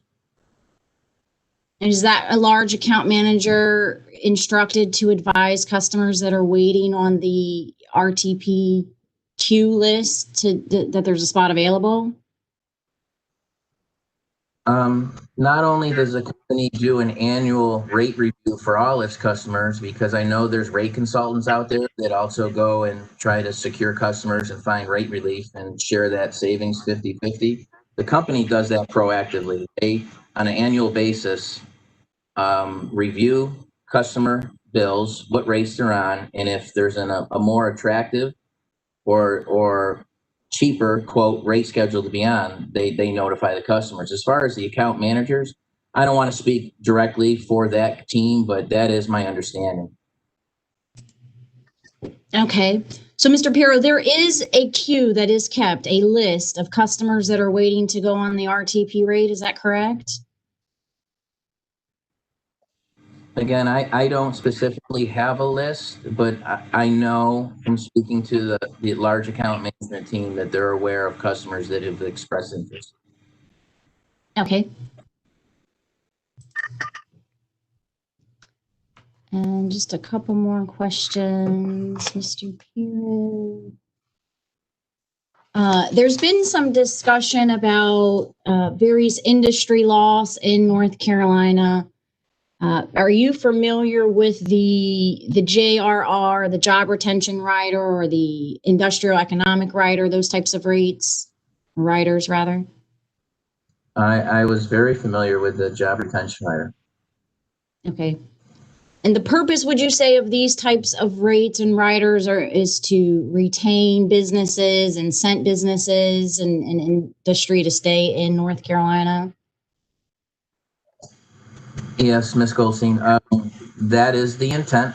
That certainly was the intent of the job retention rider. And, looking at the results of the participation levels, customers did not take advantage of the job retention. Okay. So the RTP rate, would you agree opening that up to, or just eliminating the cap of 85 would incent businesses, the businesses at least that can shift load and curtail during the high price signals? The current LGS RTP rate No, I think there would be bigger issues opening it up. We're talking population within the small, medium general service of close to 45,000 customers. And that would, the way the rate is designed currently would not be applicable to that mass scale. Okay, for 1,000 kW and above, would it? Same question apply?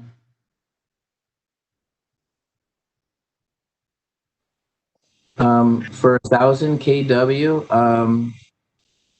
I'm not sure I recall what the question was, but if you're just asking to expand that cap, I would say that if the commission ordered us to expand the cap, I mean, obviously we would agree to that. But at the current state, that I'm going to go back to what I mentioned earlier. There's a lot of front end work that goes with administering that program, and if you're not on an LGS RTP rate, you can't understand the work that goes into that.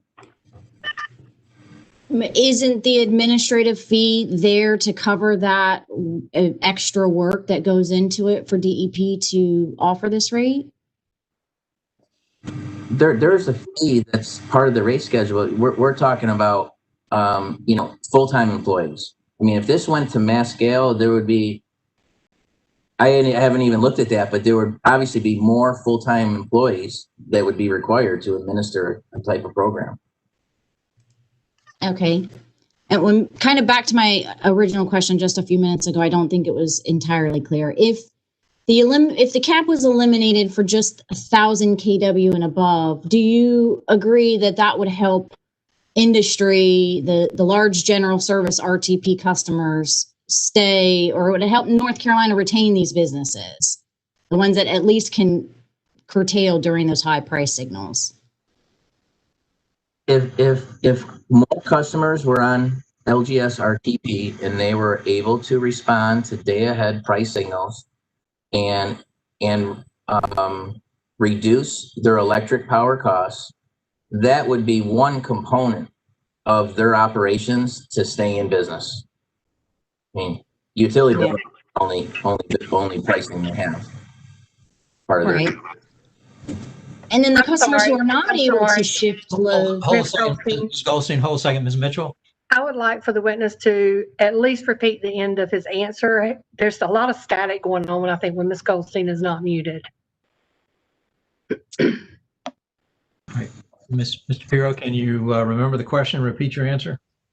Sure. I think I was at the part when I said if customers are able to respond to price signals, day ahead price signals, and shift their operations to reduce their exposure to electric power costs, that would only be one part of a business expenses that they have, and would not necessarily mean that they would remain in business just being on RTP rate. Okay, understood. The customers, Mr. Pirro, who are not able to shift and say they are taking service on RTP, isn't DEP recovering their costs because these customers are taking service on a much higher rate when they're not able to shift load?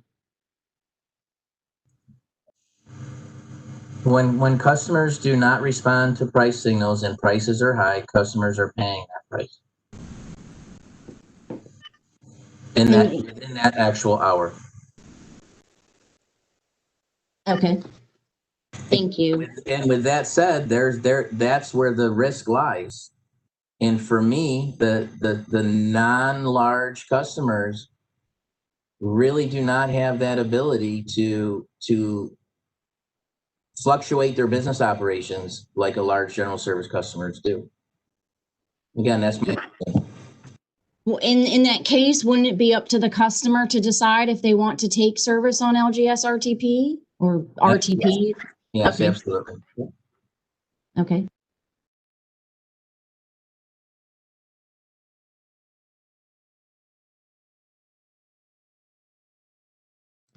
Okay, just a few more questions. I don't want to belabor the point, but as it stands now, without the metering technology that's being deployed, RTP is able to be administered with the current technology by DEP, correct? RTP is currently administered with its current technology and manpower to administer the program. Okay, thank you, Mr. Pirro. That ends my questioning.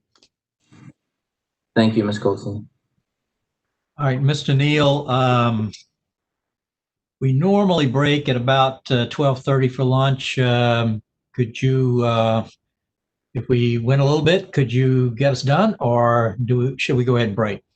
I'd hate to make a promise, Commissioner Clodfelter. Maybe we should go ahead and break for lunch.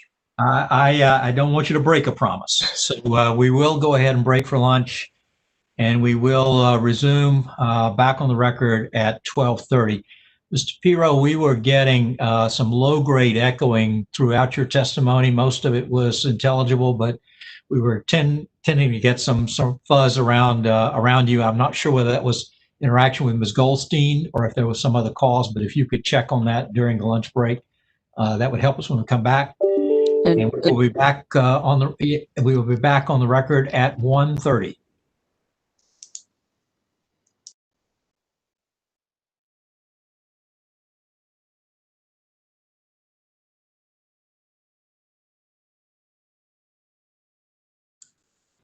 Please turn off your video. Thank you.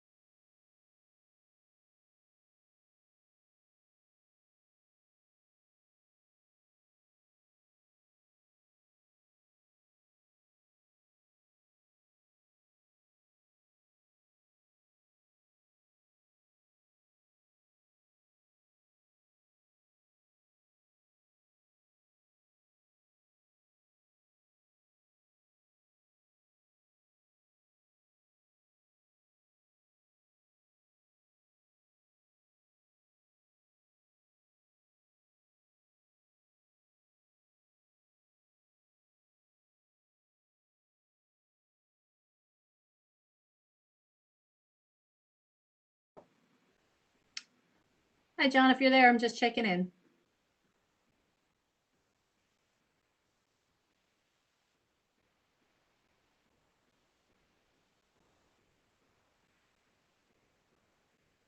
Okay, I'll try to check you later.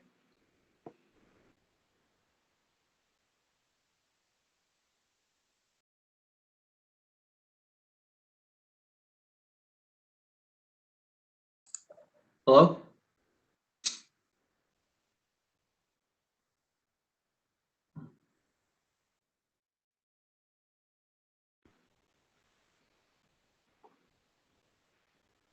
Hi, John. Hello, how are you doing? I'm good. How are you? Not too bad. Audio and video sound good. We're good to go. Great. Thank you very much. Sure, no problem.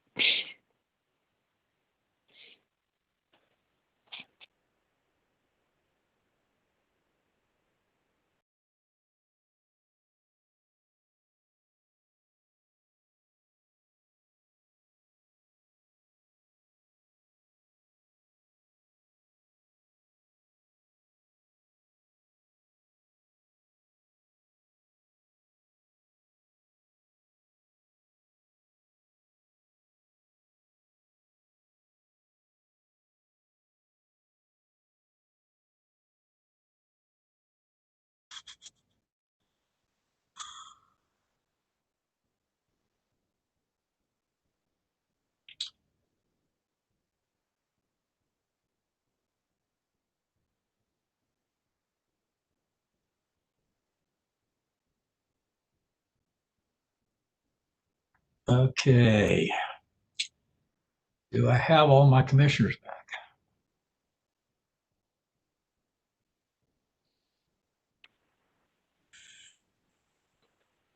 Mr. Gray, Chair, Mr. Kissick, Ms. Duffley,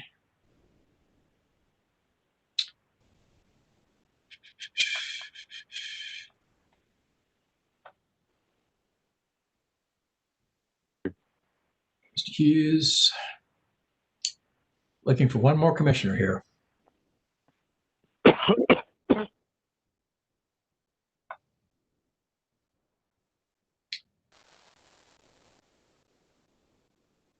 Commissioner Brown Bland, are you with us yet? Commissioner Clodfelter, I'm having trouble seeing your video. Yeah. I'm having trouble locating the new placement of buttons in WebEx. They changed it over the weekend, and it's they put the buttons in different I'm glad to know somebody else has these issues. Yeah, they put the buttons in different places now. Unless there's an objection from the parties, we'll go ahead and resume. And I'm sure Commissioner Brown Bland will be joining us momentarily. If any party objects, we'll wait. But if I don't get an objection, we'll go ahead and proceed. And Mr. Neal, I believe the panel is with you at this point. Commissioner Clodfelter, this is Kamal Robinson. Maybe give Commissioner Brown Bland a little bit of time.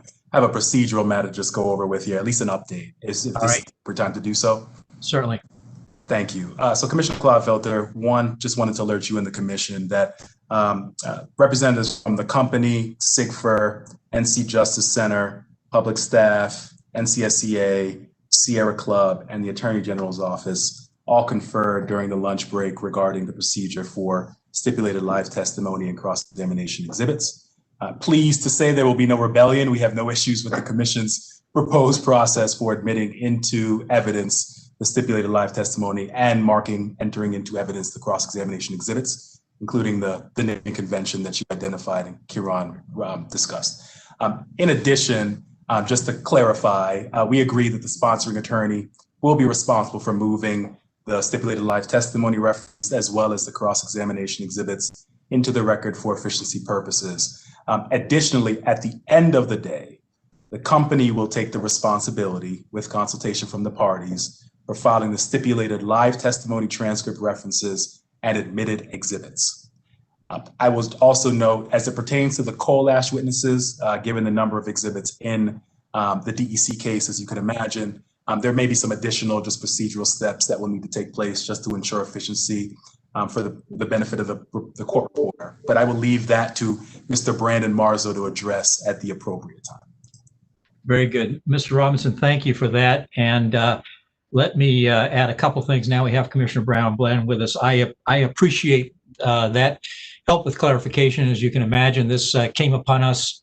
We appreciate it. We invited it, but it came upon us rather suddenly on the eve, and so we were having trouble keeping up with you guys. I want to apologize to the group. I had not paid sufficiently close attention to the first file stipulations in which the numbering convention was proposed in the stipulations with regard to Mr. May and Mr. Hatcher. I was perhaps a little bit too focused on the what I'll call the omnibus stipulation filed yesterday, which did not address that issue. And so to the extent by paying attention to one rather than the other created confusion for that, I'll apologize. That said, Mr. Robinson, I would make this request if it's possible. And if it's not possible, I will respect that. In the stipulation for Mr. DeMay and Mr. Hatcher, the DeMay-Hatcher panel, the stipulation did have a little chart that showed which of the particular exhibits from their DEC testimony were being proposed to be moved into evidence in this proceeding. And again, that's not present in what I call the omnibus stipulation. And I would find that as the presiding chair, useful if it is possible, because it will then help me know where we are in the numbering sequence when a new exhibit is introduced. And again, I think that was the problem I was having tracking you guys this morning, is you knew where you were, but I was struggling to keep up with you. If it's possible to create such a chart, that would be useful. And I know that will take some time. I see Joanne nodding that it would be useful to her too. And so I know that will take some time. I don't expect we'll get that this afternoon, quite obviously, but if that can be addressed at some point as we go forward, there are quite a lot of witnesses in that omnibus stipulation, so it will still be useful whenever we get it. Yes, Commissioner Clodfelter, I do think that is possible. In fact, some of the parties were conferring on that very issue and seeing if we could develop a working document. So we're happy to share that with the commission as well. That would be wonderful. And again, I looked at in the initial stipulation, and it would have been helpful if I'd paid closer attention to that stipulation, but I thank you for that. All right, anything else? Okay, Mr. Neal, you had some additional time to formulate your questions. You're up. You're up. Thank you, Commissioner Clodfelter. I'll just one small additional note to what Mr. Robinson just said. In an effort to be abundantly clear, when it comes time for me to mark a cross-examination exhibit, I'm going to mark it as the appropriate exhibit number 2, even though the exhibit 1 from the DEC case is not coming in with the stipulation, only, but it was referenced in the testimony. So to try to keep things as clear as possible, I'm just going to go ahead and flag. That's why I'm going to refer to it as number 2. I think that's the proper way to do it. I think that's the proper way to do it. That way the transcript is clear consistently throughout. All right. That's great. Go ahead. So, Mr. Pirro, given the stipulations, my questions are for you today. Good afternoon. Good afternoon. So as you recall, we had some conversation in the DEC hearing about the cost of service study that's sponsored by Ms. Witness Hager. And you agreed, as I recall, that the results of that cost of service study is really what informs your work in rate design, correct? That is correct. And one of the steps in that is in the company's cost of service study is to categorize costs as customer related, demand related, or energy related, correct? That is correct. So recognizing that the company did not propose an increase in the residential basic customer charge in this case, you nevertheless testified that the unit cost study would justify an increase to the basic customer charge, correct? Correct. And again, when you testified, at this time on page 11, lines 22 through 23, that, quote, the unit cost study, ellipsis, indicates it is appropriate to raise the monthly basic customer charge to better reflect all customer-related costs. You're relying on the use of the minimum system method in the company's cost of service study, correct? Yes, that is correct. And turning your attention to Pirro Exhibit 7 from this case, do you have that document handy? Where it reads kind of in the middle column, theoretical customer charge. Just a second, Mr. Deal. Mr. Pirro's getting the exhibit. Okay. Okay. Thank you, Commissioner Clodfelter. I have it here. So you see again towards the middle where it says theoretical customer charge, correct? As a label to one of the columns? Yes, that is correct. I see it. And on number 1 there for residential, it lists $31.75 as the theoretical customer charge, correct? That is correct. And that is, again, that figure is based on the use of the minimum system method in the cost of service study, right? Correct. Okay.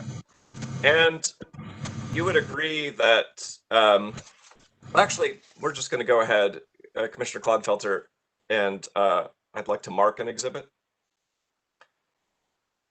This is Justice Center et al. Cross Exhibit 1.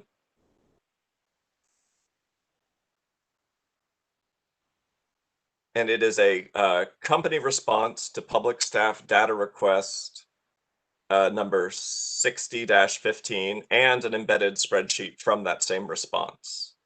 I would ask that it be marked Justice Center et al. Pirro Hager Cross Exhibit number 2.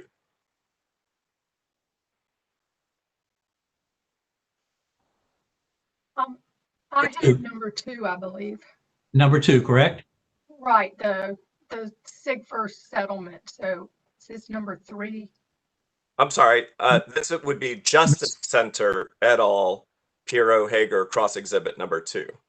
Ms. Edmondson, your exhibit was marked as public staff cross-examination exhibit number 2, okay? All right, Mr. Neal, it will be so marked. Mr. Pirro, do you have Justice Center et al. Pirro Hager Cross Exhibit 2? I do. I have that in front of me. Okay. And Mr. Pirro, do you see on the second page of this exhibit that the public staff requested, among other things, that the company run its cost of service study with the basic customer method? Yes, that is correct. And turning to the next page of Justice Center et al. Pirro Hager Cross Exhibit number 2, do you see at the top of the spreadsheet where it's labeled, among other things, Summer 1 CP demand allocation without minimum system? I do. Okay. And so you agree that this represents the results of the company's unit cost study from the cost of service without minimum system? That is correct. And so if we go to the next page, the very bottom of the NC residential column, so we're on page 2 of 2 of the spreadsheet. If you come down to, again, the residential column where it says customer dollars per month, it reflects $10.23. Is that correct? That is correct. And so you would agree that without use of minimum system, the cost of service study, and instead using the basic customer method, the $10.23 amount is about $3.75 less than the current residential basic customer charge of $14 per month.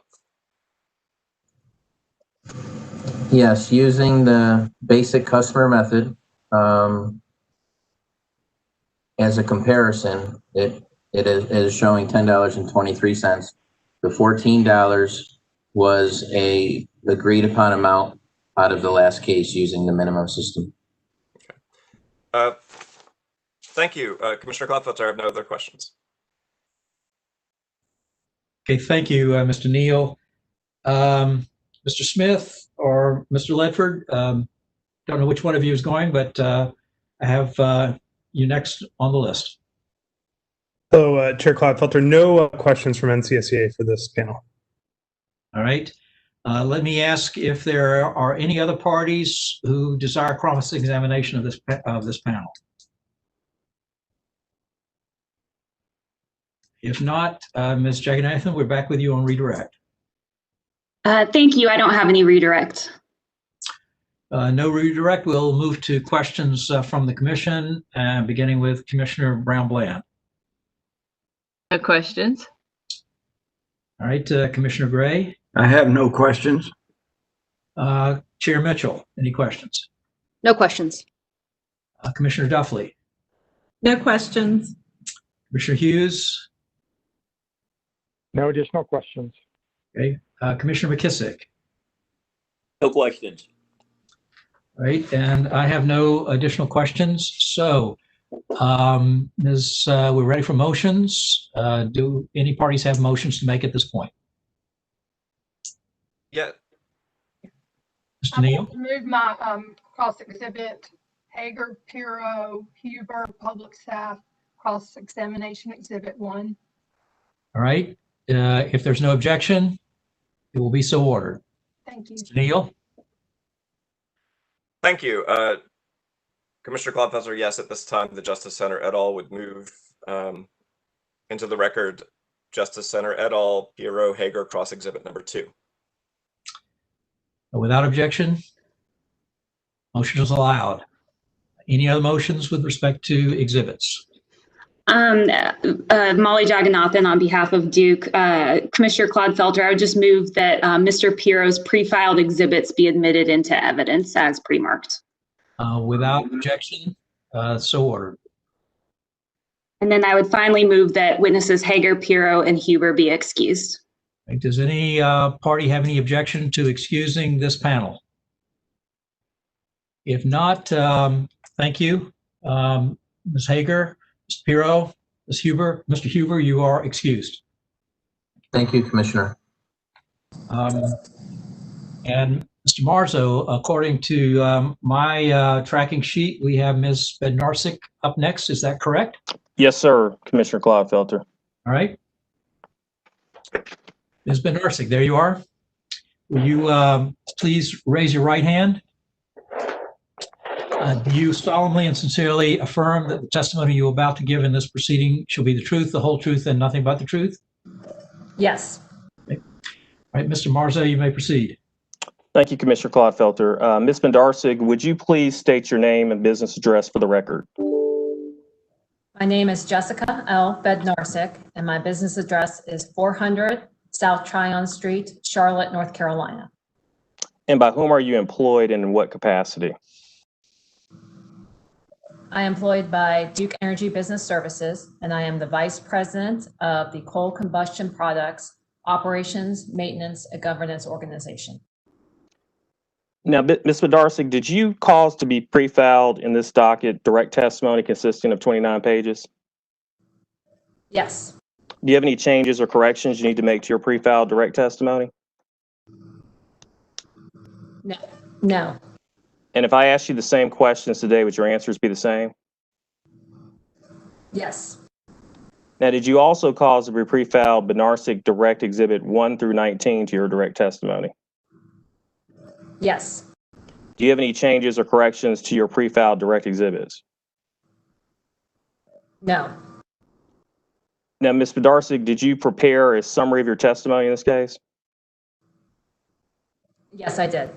Okay. Commissioner Claude Felter, at this time, I would move that Ms. Benaric's pre-filed direct testimony be entered into the record as given orally from the stand, and Ms. Benaric's direct exhibits 1 through 19 to her direct testimony be marked for identification.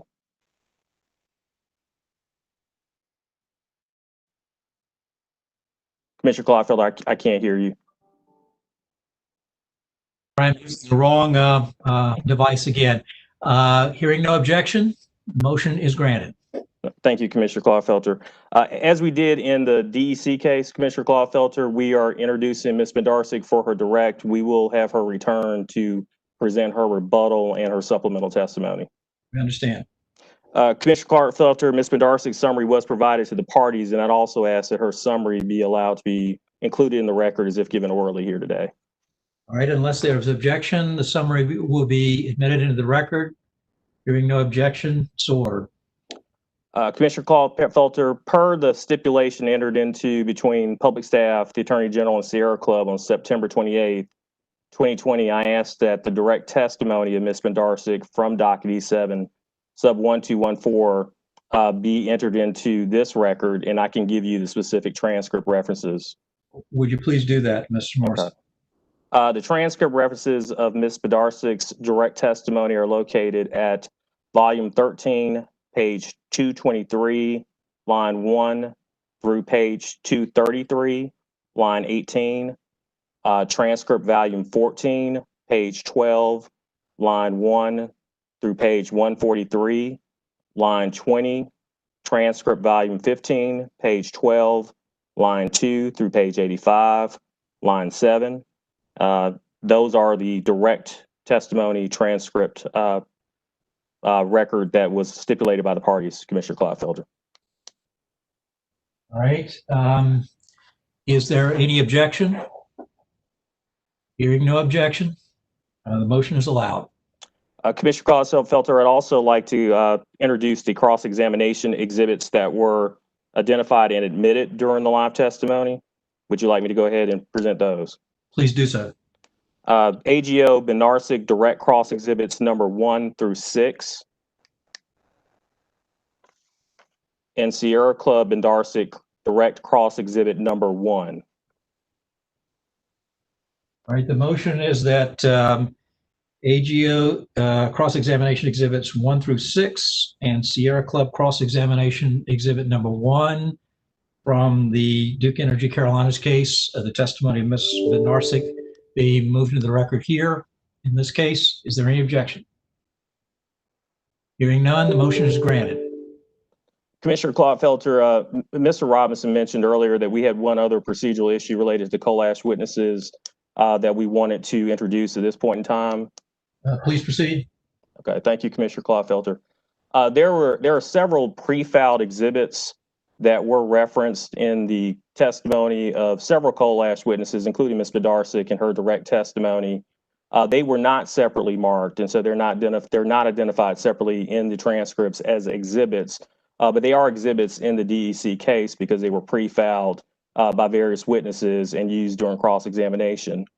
We have spoken to the parties who have participated in the cross-examination of the coal ash witnesses, and what we'd like to do is submit to the commission, much like you've mentioned previously, Commissioner Clodfelter, a list of the pre-filed exhibits that should be brought over to the DEP case in order to facilitate an easy review of the transcripts that are being carried over.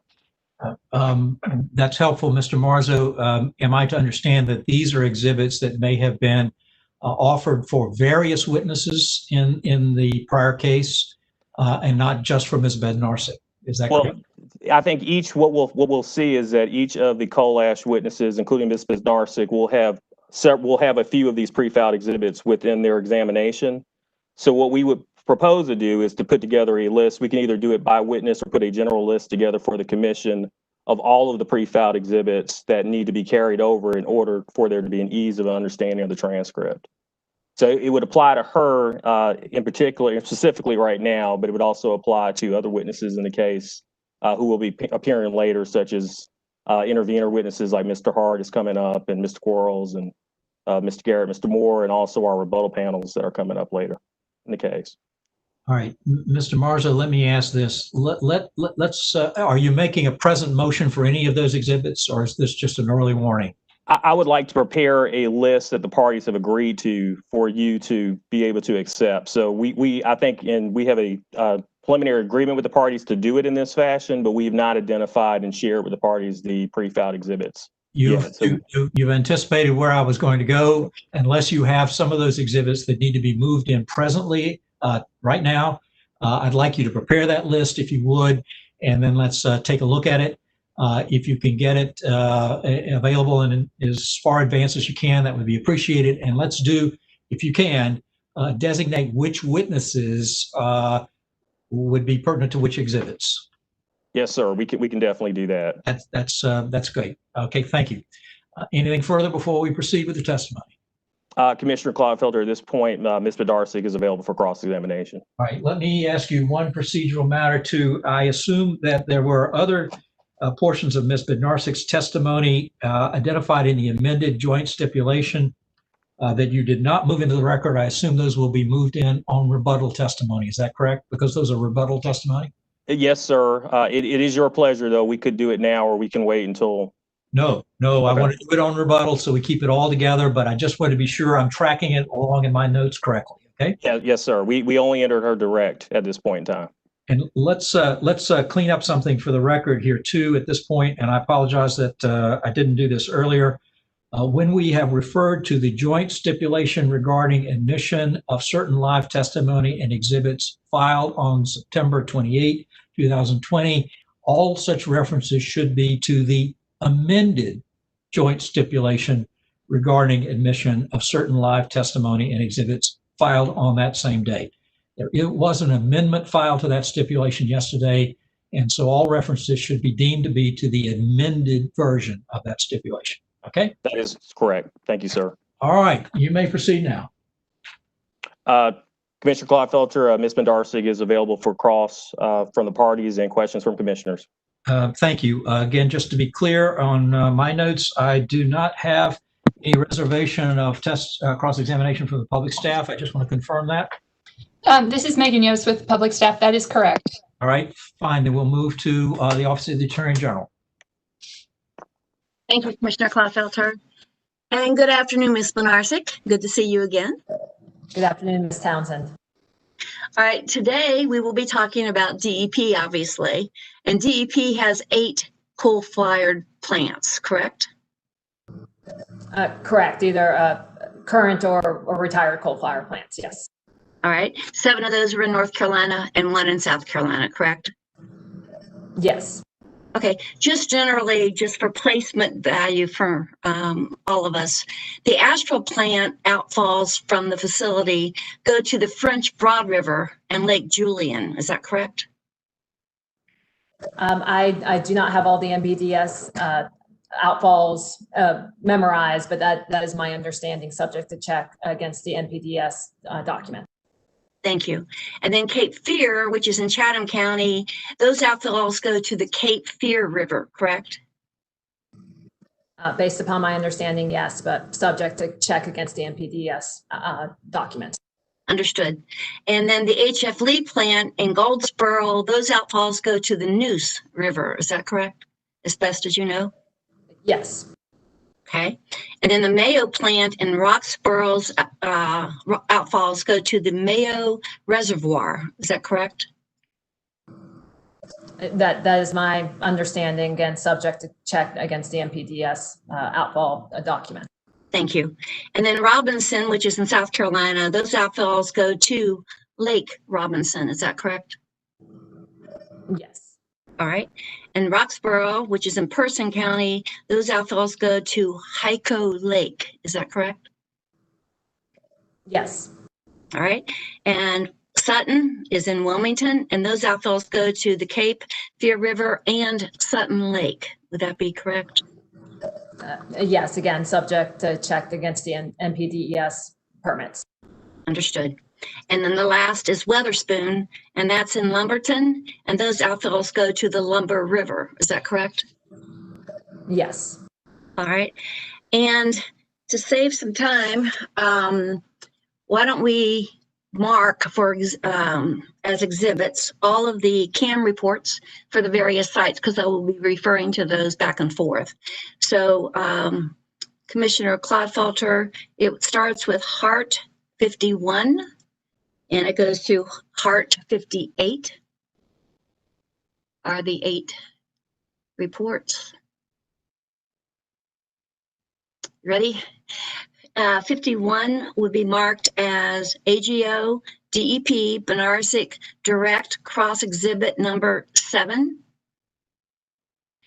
The 52, which is the Cape Fear, would be marked as AGO, DEP, Benaric, Cross Exhibit number 8. HF Lee, which is Hart 53, would be marked as AGO, DEP, Benaric, Cross Exhibit number 9. Mayo, which is Hart 54, would be marked as AGO, DEP, Benaric, Cross Exhibit number 10. Robinson, which is Hart 55, will be marked as AGO, DEP, Benaric, Cross Exhibit number 11. Roxboro, which is Hart 56, will be labeled as AGO, DEP, Benaric, Cross Exhibit number 12. Sutton is Hart 57, and that would be marked as AGO, DEP, Benaric, Cross Exhibit number 13. And Weatherspoon, which is Hart 58, would be marked as AGO, DEP, Benaric, Cross Exhibit number 14. All right, the exhibits as identified by Ms. Townsend will be marked as she indicated. Thank you. And do you have those documents with you, Ms. Benaric? Yes, I do, ma'am. Awesome. Okay, first of all, let's start with the fact that all the sites, with the exception of Cape Fear, which is not regulated by the CCR rule, correct? Correct. Right. We, according to the CAM reports, all of them are in the CCR assessment groundwater monitoring program due to statistically significant increases over the background values of the Appendix 3 parameters, which we discussed last time. Are they all included? Yes. All right. And if you want a reference, I can give it to you for each page, but for asphalt, the exceedances were for cobalt, radium 226, and 228. And that's on page 1-15 if you want to do that, or we can do subject to check, whichever you prefer, Ms. Benaric. I am okay with subject to check based upon the fact that these have been admitted and are the CAM reports. Thank you. All right, and then for Cape Fear, which we know was not subject to the CCR rule, the CAM found constituents exceeding the 2L standards documented in monitoring wells located at or beyond the compliance boundaries for the 1978 and the 1985 ash basin. According to the 2018-2019 CAM groundwater analysis, there are exceedances of pH, antimony, arsenic, boron, cobalt, iron, sulfate, totally dissolved solids, vanadium, and manganese. Do you agree? Subject to check? Subject to check that they are, as you read them out of the reports. I would agree. Thank you. All right, and then for HF Lee, we have exceedances of arsenic, cobalt, and lithium under the CCR rule, correct? Subject to check against the document. If that is what the document says, then I would agree with the document. All right. In addition, the CAM found exceedances for the active ash basin in its review of the CAMA groundwater monitoring analysis. And those were for arsenic, boron, cobalt, iron, manganese, total dissolved solids, and vanadium. Would you agree to that, subject to check? Yes, subject to check. Okay. And for Mayo, we have exceedances of boron, chloride, cobalt, and total dissolved solids. Again, subject to check. Do you agree? I believe those are not beyond the compliance boundary at Mayo specifically, but subject to check of the constituents that you named.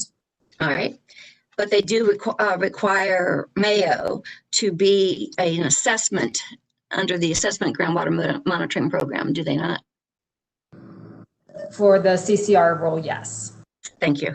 All right, for Roxborough, we have exceedances of cobalt, lithium, molybdenum, never can say that one, and selenium at the East Ash Basin and the industrial landfill, and arsenic, cobalt, and again, molybdenum at the West Ash Basin, East and West FDG settling ponds. Do you agree? According to check or subject to check? Subject to check versus what was written in the CAM reports, yes. Okay. And again, for Sutton, CAM tells us there are exceedances of arsenic, cobalt, lithium, and molybdenum. Again, subject to check of the CAM report? Yes, subject to check. Okay. In addition, at Sutton, the CAM found exceedances under the groundwater monitoring networks for CAMA for both 1971 and the 1985 ash basin for pH, boron, total dissolved solids, arsenic, cobalt, chromium-6, chromium, iron, manganese, selenium, thallium, and vanadium. Again, subject to check. Do you agree? Subject to check, but I believe it's the 1984 basin, not a 1985 basin. There was a 1971 basin at Sutton and 1984. Yeah, a typo, sorry. Thank you for the correction. Okay, then for Weatherspoon, we have exceedances of arsenic and radium 226 and 228, correct? Subject to check against the documents that you've entered in. Okay, and addition, the CAM found under the CAMA network exceedances of pH and iron at the ash basin and cobalt, iron, and manganese near the cooling pond. Again, subject to check? Again, subject to check. Thank you. Okay, further, All the sites, with the exception of Cape Fear, which we know is not regulated by the CCR rule, all of them failed to meet the CCR surface impoundment standards for placement above the uppermost aquifer. True? Let me double check a chart that I have. Absolutely. Sure. Absolutely.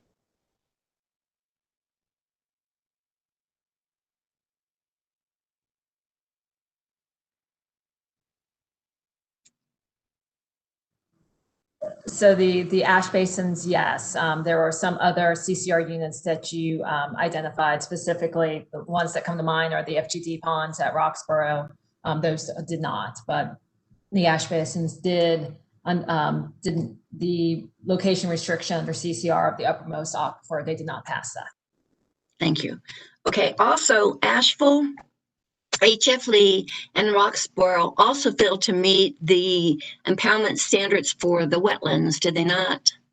In addition to the aquifer? So Asheville did not meet the standard for wetlands. If you can give me the other two, I can confirm those. I believe HF Lee, it would be on page 1-13 for HF Lee. I have a separate chart. I don't need to look in there. I have a separate chart. I just want to make sure I got the okay. I'm sorry. Right site. So HF Lee, you are correct for wetlands. And then the other one that you mentioned was Roxborough, the West Ash Basin at Roxborough. Okay. And while Sutton and Weatherspoon, in addition to failing both the uppermost aquifer and the wetlands location, they also failed to meet the CCR surface impoundment standards for unstable areas or seismic impact zones. Is that correct? So Sutton, that is correct. For at least what I am looking at, and if it's different in the CAM report, I'd like to look at it in the CAM report for the other two, but what I am looking at does not have it for seismic or unstable areas for Roxborough. Not Roxborough, Weatherspoon. So that is why there's a difference. Yes, so Weatherspoon, you are correct. Okay. So Sutton and Weatherspoon for the seismic impacts and unstable areas, those location restrictions were not passed under the CCR rule for those sites. Now, those are new to all of us. Could you explain your understanding of what is meant by the CCR rule standards for unstable areas or seismic impact zones?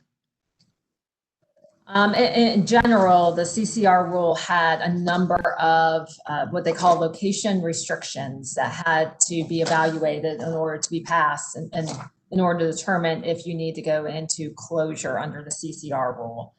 So those specific ones, if you give me one moment, there's those couple different criterias that need to be looked at related to location restrictions for criteria demonstration, wetlands, fault areas, if there was seismic fault areas underneath the basins that might result if there was an earthquake and any type of potential liquefaction of the areas, as well as seismic impact zones and unstable areas. For some of those areas would be because they're in flood zones or floodways, or maybe for potential flooding of the rivers in the areas. So they are all different types of criteria that were evaluated by the engineers in order to determine if we need to go into closure of the CCR units. Okay.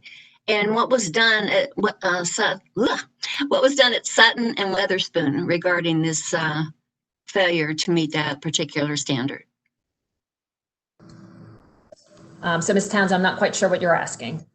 Okay, obviously, as we just discussed, Sutton and Weatherspoon failed to meet the CCR surface impoundment standard for unstable areas or seismic impact zones. Were they required to do anything to to no longer fail to meet that standard? So after CAMEL was passed, there was a number of projects that were implemented in order to do stability of the dams themselves. And I believe that was discussed a significant amount in the last case, in the 2017 case.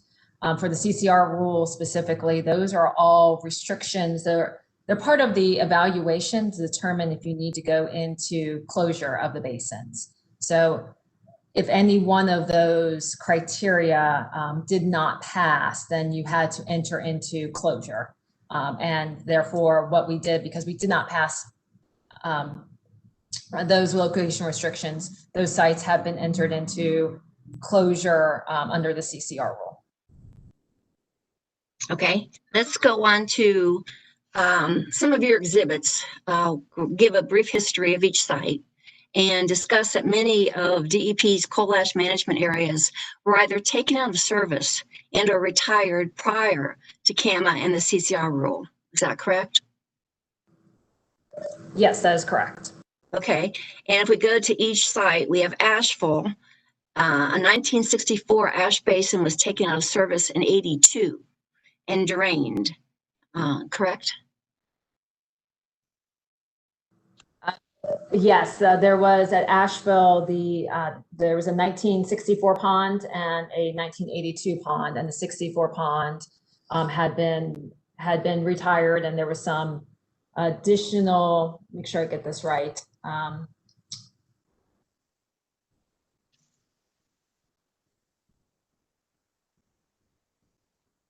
So the 1982 pond had been retired, the 64 pond had continued to be utilized as we were retiring the Asheville coal plant. And you said it was retired, the 1964 ash basin. What, if any, formal documents reference that retirement? So I had it backwards. I thought I had fixed it. If I had not, the 82 had been retired and had was no longer being utilized. And I do not know of the formal documentation, any type of formal documentation for taking that out of service. But we would have, if we still had NPDES outfalls, of course, we would have still had those NPDES outfalls with the state. And if we had any modifications in how we would use those waste treatment units, which is what they are through the NPDES permits, of course, those communications would have happened with the state. But you're unaware of any closure plans or any retirement plans for the Asheville Basin before CAMA? I am prior to CAMA, I am not aware of any detailed retirement plans for the 82 basin. I do know that the 82 basin prior to CAMA and the 64, there was some material that was being excavated out and being used as a structural fill project for those basins as well. And going to Cape Fear, excuse me, there were 4 older basins out of use by 1985 and 1 basin used until 2012 when the facility was closed. Can you tell us what happened to the 4 older basins out of use by 85? What plans? Those 4 basins were dewatered, and if you were to go out there today, you would see that they, for the most part, have been reforested and have been covered now with have gone back to being forested. The dams are still being maintained, but those areas have been dewatered. Okay, and you said reforested. Will they also be excavated at some point? They will be under the a couple of different orders with the state. Then they have been included in, I believe it was the 4-site order with the state, and so those historic basins will be excavated. All right. You also, we also talked about the fact that the facility was closed in 2012. Again, what documents, if any, exist that explain the closure, how it occurred, why it occurred, et cetera? So the plant stopped operating in the 2012 timeframe, and so therefore the basin was no longer accepting ash at that time. And during a decommissioning of the plant, of course, we would have taken down the structures for the coal plant, and that did happen. And then what we would have done as we moved along in decommissioning is working with the state in order to determine what the next steps would have been for the active ash basin. So there was a decommissioning study done. Is that correct? I believe that there was decommissioning. There was some dismantlement and decommissioning studies, and that plant was demolished and taken out of operation. And going to H.F. Lee, they had 3 inactive basins that were out of use by 1980. Excuse me, and 1 active ash basin that was retired in September 2012 when the facility closed. Sounds pretty similar to Cape Fear. Did they also dewater and reforest these inactive basins? Yes, those inactive basins were dewatered, and they are a forest area. And actually, one of them ended up having some logging done on top of it as well. But of course, still staying within the control of the company. Still had dams associated with them that were evaluated and maintained by the company. But they currently are forests, and we will be removing those trees as we excavate that basin. Going back for just a minute, you indicated that both Cape Fear and H.F. Lee were dewatered. Cape Fear was out of use by 85, H.F. Lee by 80. When were they actually dewatered?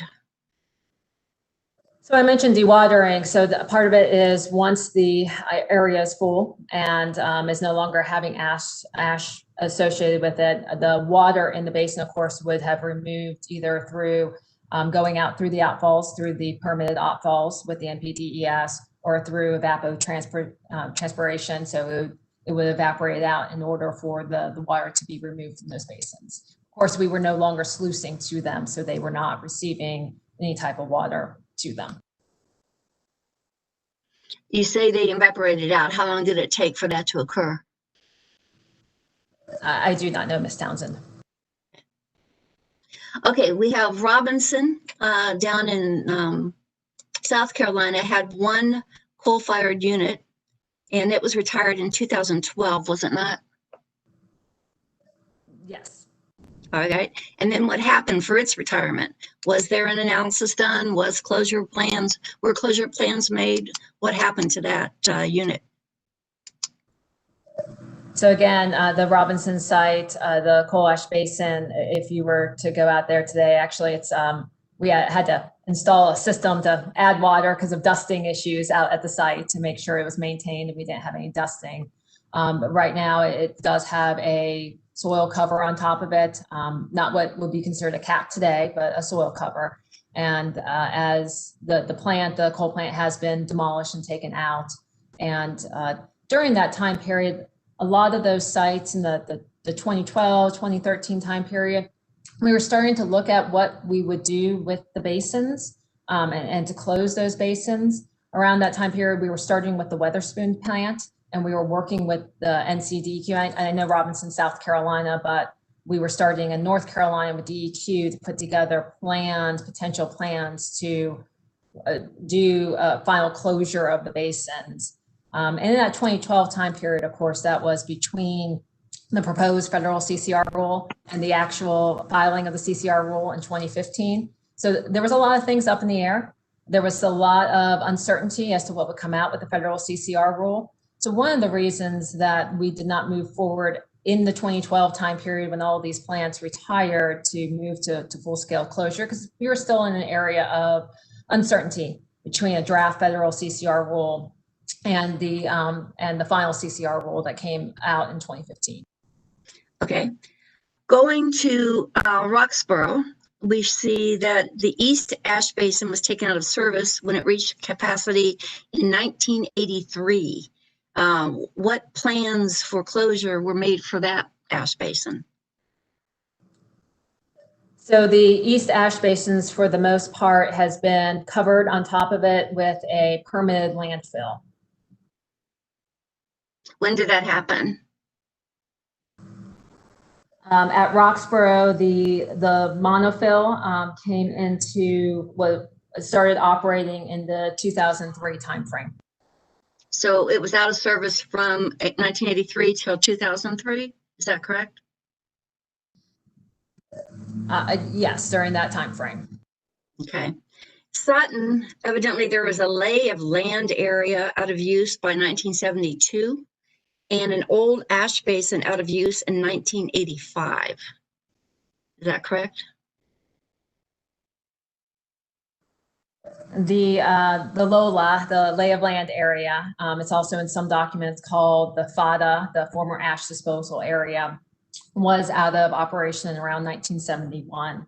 And then there was the 71 basin, which was used up until the plant retired in some capacity whenever any type of modifications or maintenance needed to be done in the 84 basin. We would have utilized the 1971 basin in order to manage those maintenance activities in the 84 basin. Okay, and those units were retired in 2013 and demolished in 2017, is that correct? Yes, that is correct. Okay, and again, those would definitely have some retirement analysis and decommissioning studies for those, for at least Sutton, correct? Related to the plants, yes, and I believe Commissioner Clodfelter was asking Ms. Turner about some of those analyses as well. Right. If you're talking specifically for the basins, I would go back to this time period was in between the federal CCR rule draft in 2010 and the final CCR rule in 2015. And also the LOLA was being managed at that time through the North Carolina Inactive Hazardous Sites branch. And so we had been working with NCDEQ as to what needed to be done in the LOLA at Sutton. Okay. And last but not least, Weatherspoon ceased use of its coal-fired electric generation units and stopped sluicing in October of 2011. Is that correct? That is correct. Okay. And again, have any studies been done before CAMA for that those units? Yes, Ms. Townsend. I think I mentioned it earlier that we were using Weatherspoon as kind of our test case. And we started putting together closure plans for a cap in place for the Weatherspoon site and had many discussions with DEQ, but we determined not to move forward with that closure because it was in between the draft CCR rule in 2010 and the final CCR rule in 2015. And the plan was to utilize the potential closure options and use Weatherspoon as our test case in North Carolina.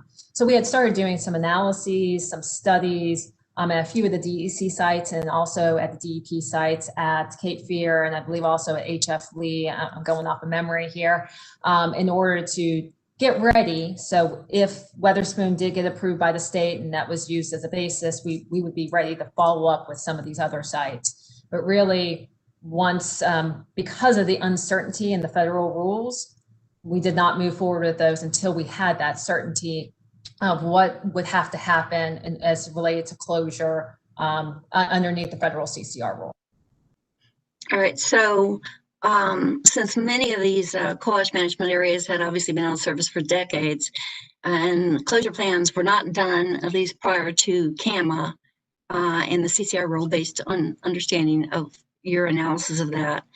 If we could briefly turn to HART Exhibit 36.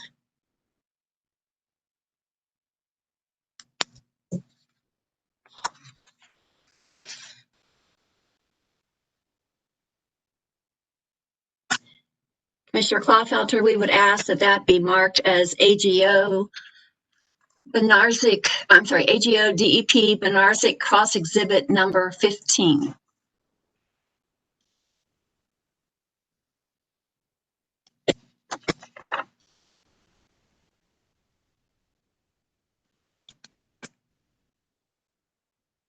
Commissioner Clodfelter, you're also going to note that this is marked as confidential, as we had advised. Townsend, excuse me, Commissioner Clodfelter, you were muted. I believe you were giving instructions there. And I'm sorry. Thank you, Joanne. Before we talk about the confidentiality issue, Ms. Townsend, let's on this exhibit, and let's go back to also something I noted after we marked exhibits 7 through 14 that you earlier identified.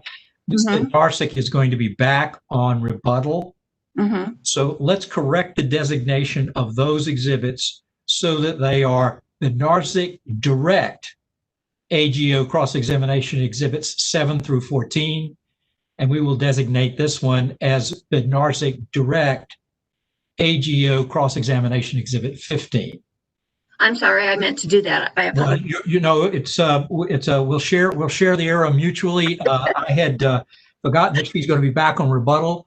So, Madam Court Reporter, the earlier identified exhibits will be Benaric Direct AGO 7 through 14. This will be Benaric Direct AGO Cross-Examination Exhibit 15. Now, Ms. Townsend, it will be so designated. You had a point about confidentiality. Right. The document is marked as confidential, but as we advised in correspondence to the clerk back in April, we had received word from Duke Energy and the Aegis attorneys that this particular exhibit was no longer deemed confidential. Mr. Marzo, correct?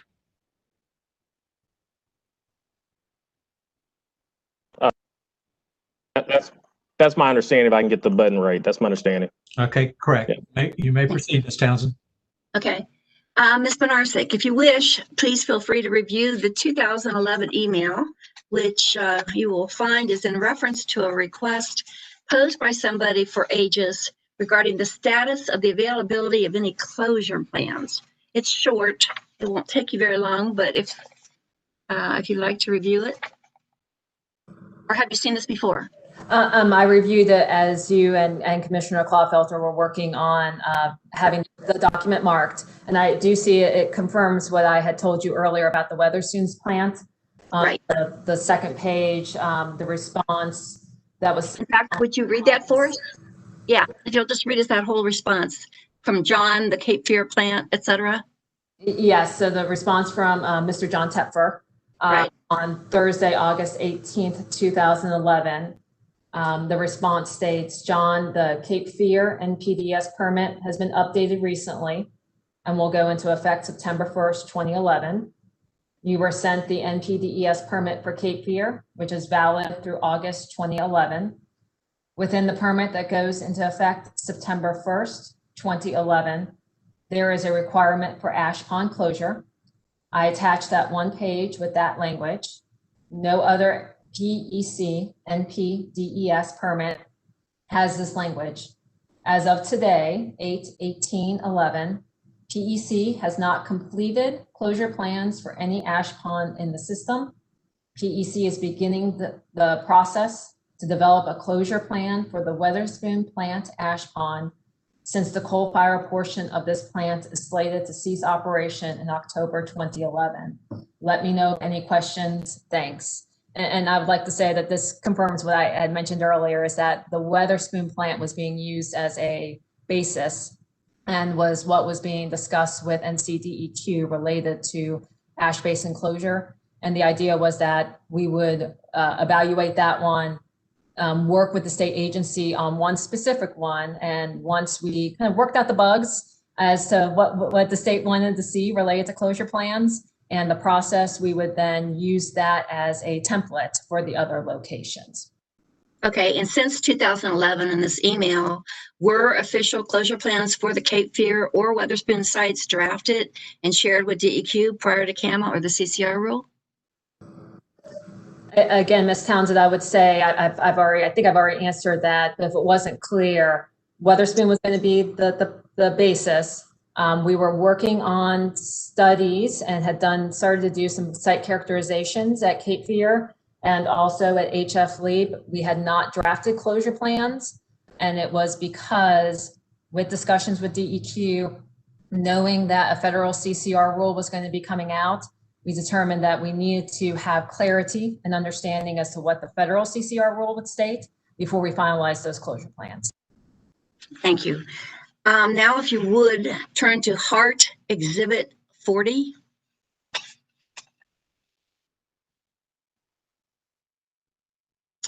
And this is a document entitled Ash Basin Closure Strategy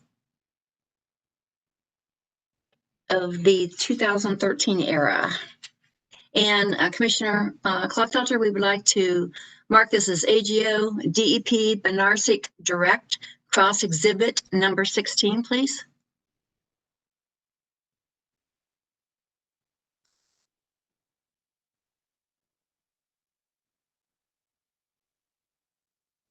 Commissioner Clodfelter, you were muted again. Sorry, my space bar isn't working, so I have to use this mouse all the time.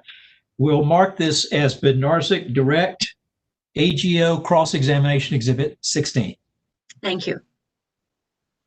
Have you seen this document before, Ms. Benaric? Yes. Yes, good. And if you would, the second paragraph, if you would read that for us to the word include.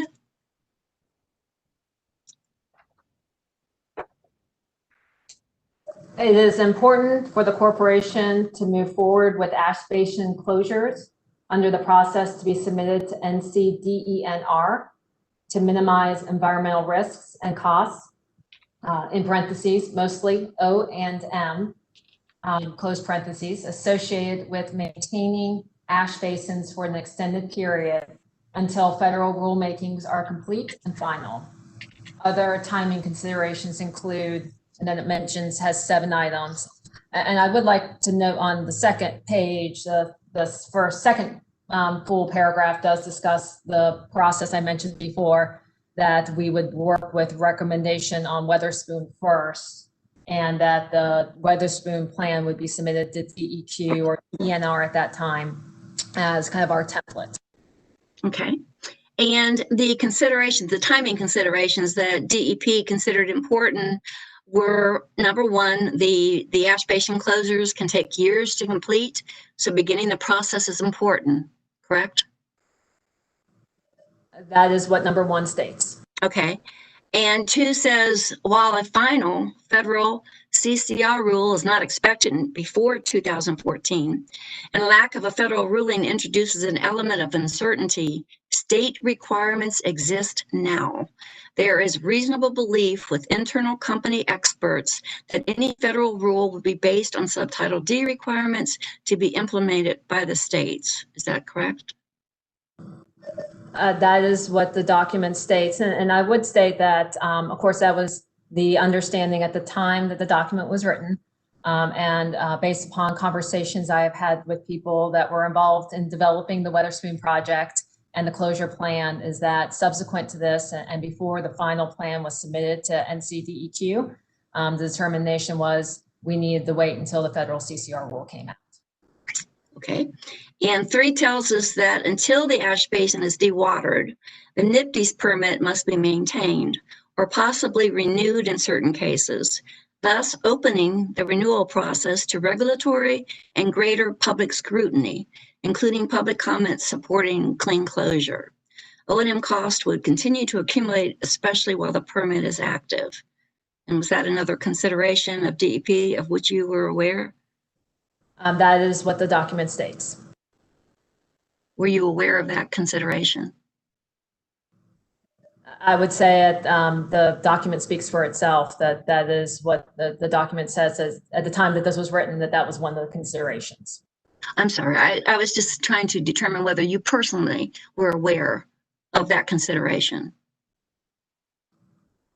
At the time that the document was written, I was not aware in the 2012 that of this specific document, but based upon conversations I had with people who were available and around during that time, the considerations that the company considered as part of ash basin closure is what is written in the document.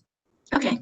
And number 4 tells us that dewatering the ash basins in accordance with the NIPD's permit will, over a relatively brief time, reduce and or eliminate seepage, which the company is currently addressing.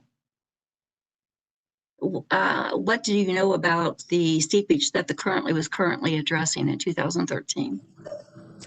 I do know that, of course, we are working with our state regulators, and if there was any type of areas of wetness that were identified, working with the state agencies, a number of those were addressed and modified appropriately. I am going off of memory here. I believe there was some at the Weatherspoon site around that time period that we were addressing. And I know that seeps was discussed heavily in the last rate case, and Mr. Wells would be able to talk more about seeps. Okay, but you also are aware that around this time frame of 2013 is when DEQ and various third parties were bringing lawsuits regarding seeps. Is that correct? As I sit here today, I don't remember the specific dates that those lawsuits were being brought about, but I do know that there was there was some communications, and I believe Mr. Wells talks about it in his rebuttal testimony related to the timing of SEEPs and the discussions we had with the agency. Okay.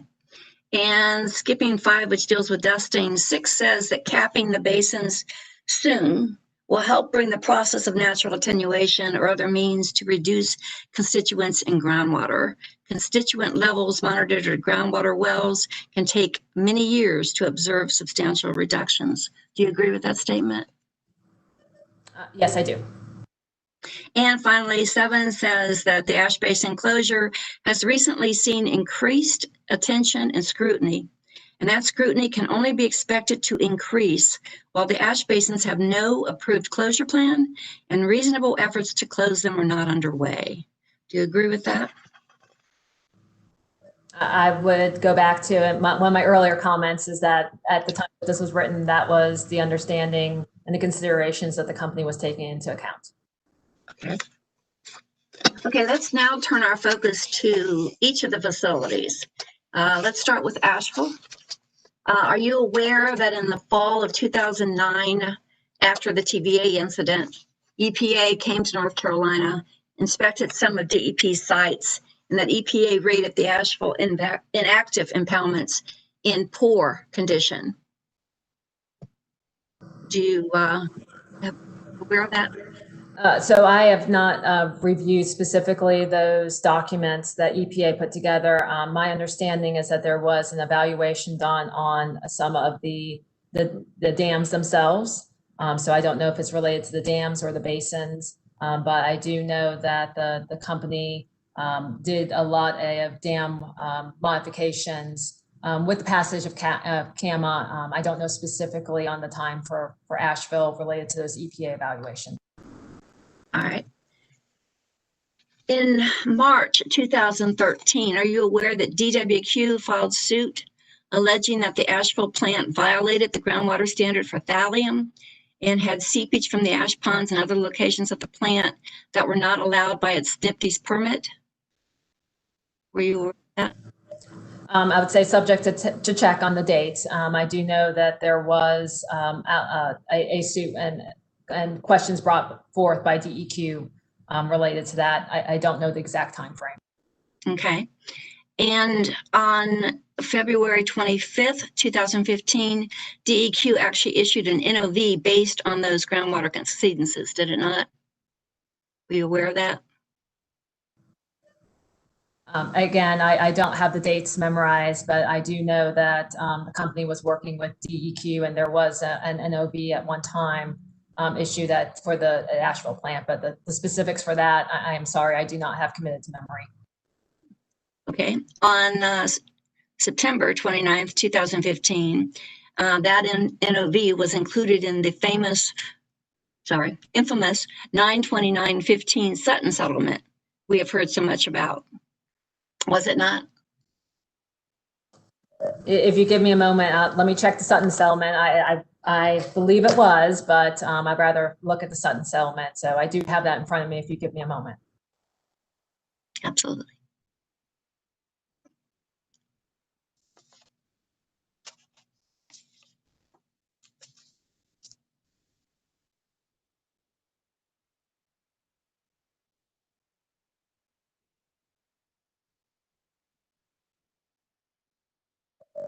I do see that the NOV that you mentioned earlier and the dates are written into the Sutton settlement, and the Sutton settlement did resolve those, the NOV for that and other locations, and gave us a path forward to work with the state to address those issues.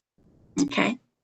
And the reason we're going through each of these sites, Ms. Benaric, is I just want to focus on whether, in looking at this from a larger telescope, whether or not each of the sites, in fact, were operating reasonably and prudently over the years. So that's why I'm giving kind of a historical background here to talk about each one to see if we both agree whether the things that were happening at each of these sites was, in fact, reasonable and prudent. Okay.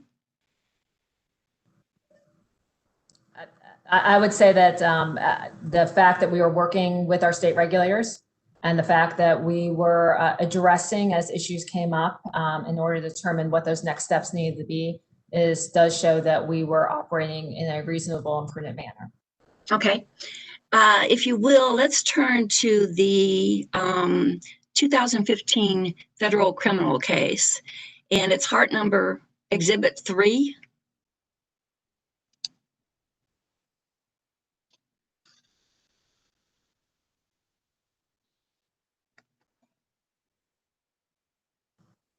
I have that document in front of me. All right. Mr. Clotfelter, that's the joint factual statement. And we would like to mark that as AGO DEP Benaric Direct Cross Exhibit number 17. All right, let's mark it as Benaric Direct AGO Cross-Examination Exhibit. What number again? 17? This would be number 17. Yes, 17 sir. it is. All right. Okay, if you would first on, let me pull it, the joint factual statement at the very bottom of the page, of the first page. It states that they name all the various parties, which includes DEC, DEP, Business Services, and of course USA, et cetera. And it says about the 1, 2, 3, 4, fifth line up, it says hereby agree that this joint factual statement is a true and accurate statement of the defendant's criminal conduct, and that it provides a sufficient basis for the defendant's pleas of guilty to the following charging documents and the terms of the plea agreements. Do you see that there? I do see where you read that. Okay, let's talk about Asheville. If we go to page page 50, paragraphs 159 to 161.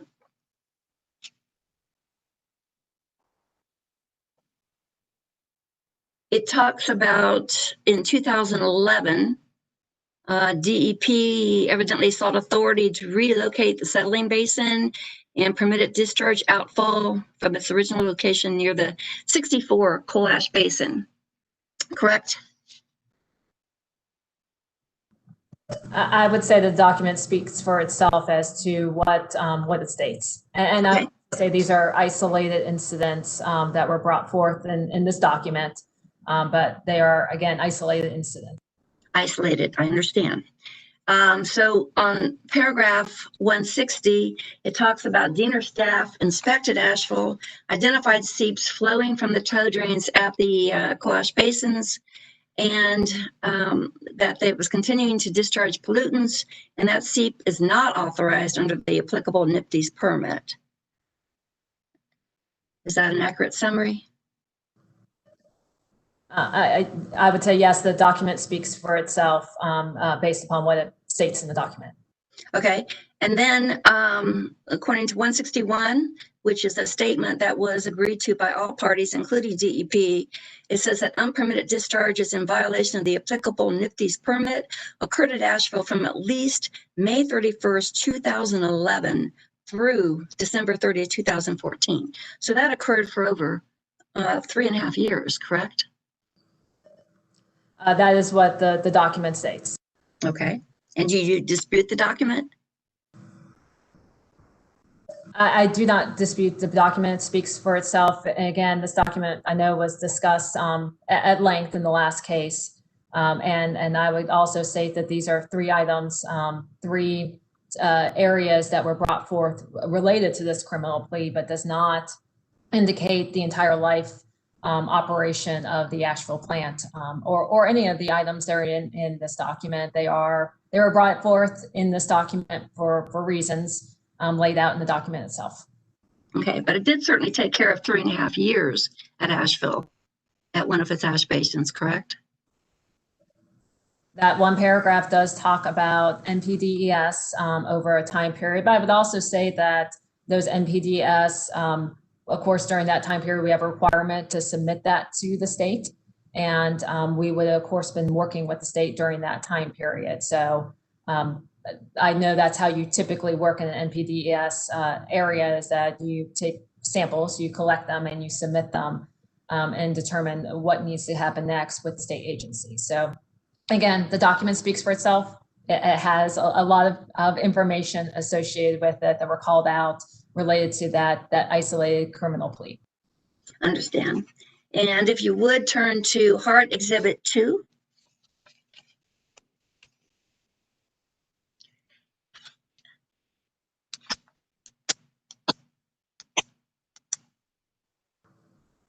I am there. Okay, I'm waiting for Commissioner Clodfelter for a second. Just getting the number in front of me. All right. Go ahead. This would be number 18. And I'm not sure, I want to get the order right. You're saying it's, how are we marking these? I'm suggesting we mark them Benaric direct. Okay. AGO cross-examination 18. All If right. you mark them in that fashion, then you know from the name first where to go to the witness in the testimony and then where within that testimony to go. So let's mark it Benaric direct, AGO cross-examination exhibit 18. All right. Thank you very much.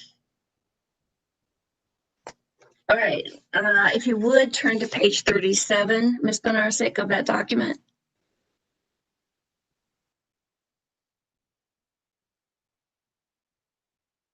Are you there? I am on page 37. Thank you. Okay, and lines 14 through 24 is when the question was asked. Now, did in fact business services and Duke Energy Progress by and through their employees acting within the scope of their employment fail to exercise the degree of care that someone of ordinary prudence would have exercised as relates to the unpermitted and engineered outfall from a coal ash basin at the Asheville Steam Electric Generating Plant through an unpermitted and engineered tow drain into the French Broad River in violation of the National Pollutant Discharge Elimination System? Did in fact those employees do that? And the response was? Ms. Jansen did respond, yes, and I would say that's in line with the previous document that we reviewed through, which was the signed statement. Right. Okay, if we would then go to page 116 of this document.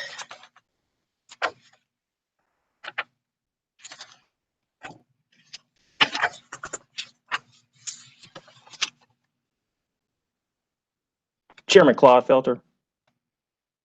I would just Yes, lodge an objection.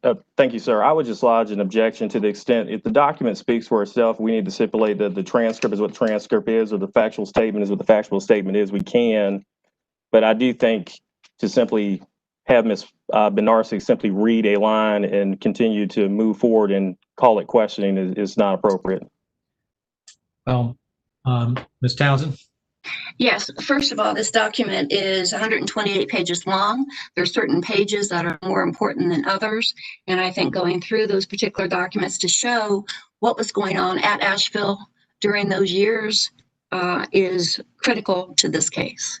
Okay, I'm going to overrule the objection and let you continue, but I want to discourage as much as I can just simply reading a document. The commissioners can read the documents, and in fact, in the case of many of these documents, we've read them previously in earlier cases. So let's try to move through them as rapidly as we can. Certainly, thank you.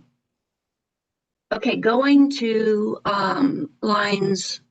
Well, first of all, at page line 7, it says that the defendant Duke Energy Progress shall pay to the U.S. a total fine of $14.4 million. Is that correct? Yes, that is what the document states. All right, and the one that references Asheville is actually for count 1 at $3,900,000 subject to check. I would say subject to check. I do not know how everything with the different counts all go together, but I believe that the document states what it says and states it correctly. Okay.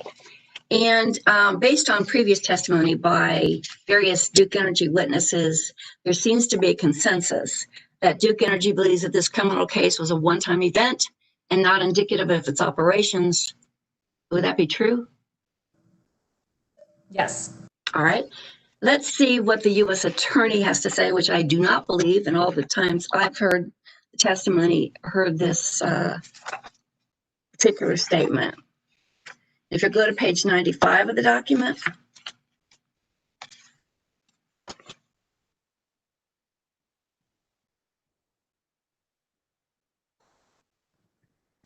I'm on page 95. Thank you. And if you look at line 7, there's 2 paragraphs, and I know reading is discouraged. I promise this is a long one, but it's, I think, very important to the case. Chairman Clodfelter, if I could just raise one other issue here. To the extent the Attorney General wants to focus on SEEPs, Mr. Wells is our expert who will be able to talk in more detail about that. So what I'd hope we try to at least not be redundant and cross on Ms. Medarsik's direct, and also address those issues with Mr. Wells when Mr. Wells is a witness who could talk in more detail about SEEPs. Ms. Townsend, your response? Yes, first of all, I don't intend to focus on SEEPs. What I'm doing is looking at the actual goings on, if you will, at Asheville and what happened during those times. What I'm quoting from now is what the U.S. government thought about what was happening at Duke Energy Progress and at its various sites. Great. Ms. Townsend, I'll allow your question, but let me ask you, if you can't ask the question without reading the paragraphs, if you can just ask the witness to read the paragraphs and then ask the summary conclusion from her reading of the paragraphs. That might save some time. Certainly, I'd be happy to do that. I'll allow the question. Thank you. Thank you. Ms. Benaric, if you would, on page 95, starting with line 7, and go to the next page at line 7. If you would read those 2 paragraphs, please.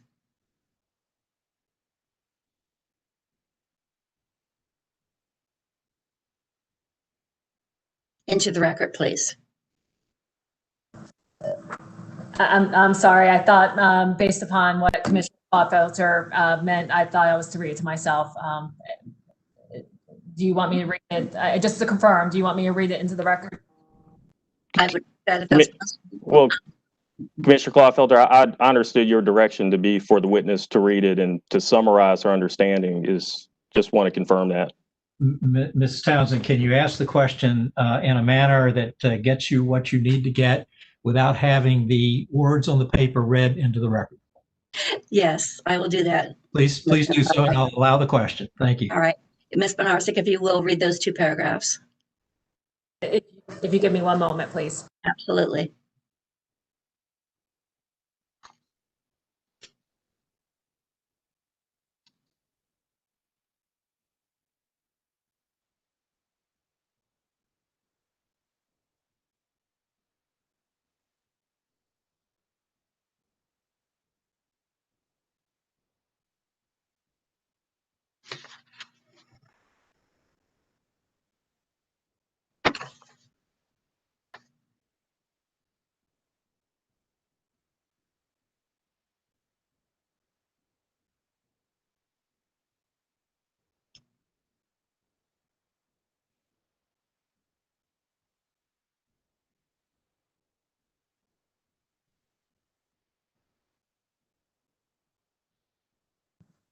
I have read through those 2 paragraphs. Thank you.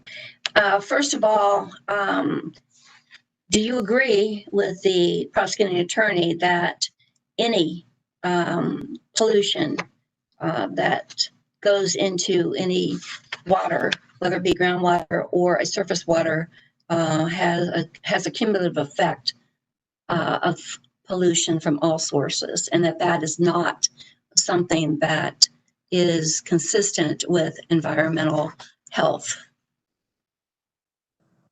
So, Ms. Townsend, I would say I did not read it to that detail to be able to answer it. What I did read, and again, the document will speak for itself as to what the who is actually speaking. I don't know all the different players that were part of this. You mentioned it was someone with the Attorney General's office, so that's subject to check. It does mention that there was a disagreement between what the defendants, Duke Energy, was stating, as well as the Attorney General's.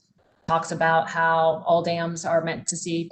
Dams are constructed that way. And I do believe Mr. Wells talks about that also in his testimony. And there was also, I believe he mentions it in his testimony about discussions that the company had related to SEEPs with NCDEQ. So I would say that the document says what it says, and it does have, of course, the Attorney General's view on the matter written in the document. Does it also mention that the U.S. Attorney believed that there's a need for change at DEP in the culture and their management of the coal ash basins?